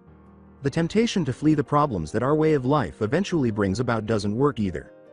The will to protect is crucial because of this. It gives us direction and controls our urges to harm ourselves. Without it, a shinobi could easily turn into Orochimaru's ruthless killing machine. Or maybe an outdated version of herself that hides behind slot machines and sake bottles. Tsunade, you used to be a fantastic shinobi. If you can learn to face your past demons, you can be yourself again. I have a battle to fight, he said, looking up as Kabuto finished destroying the last of his clones. Why? You can't be serious. Why not? You have no chance because he is stronger than you. You will be squandering your life. Naruto considered adding that Orochimaru wanted him to live, but decided that would ruin the moment. No, I'll be putting it on the line for something that's important to me. I'll put my life on the line for Yugito. Chan's without a second thought. My only reservations about the choice would be related to her response to my passing rather than my own desire to protect myself. I'm willing to put my life in danger for Yugito. Chan for anything significant. That's what being a ninja means. So that's it for today. I hope you guys enjoyed it. Don't forget to like, share and subscribe to the channel for more awesome stories like this. Thank you. See you all in my next video.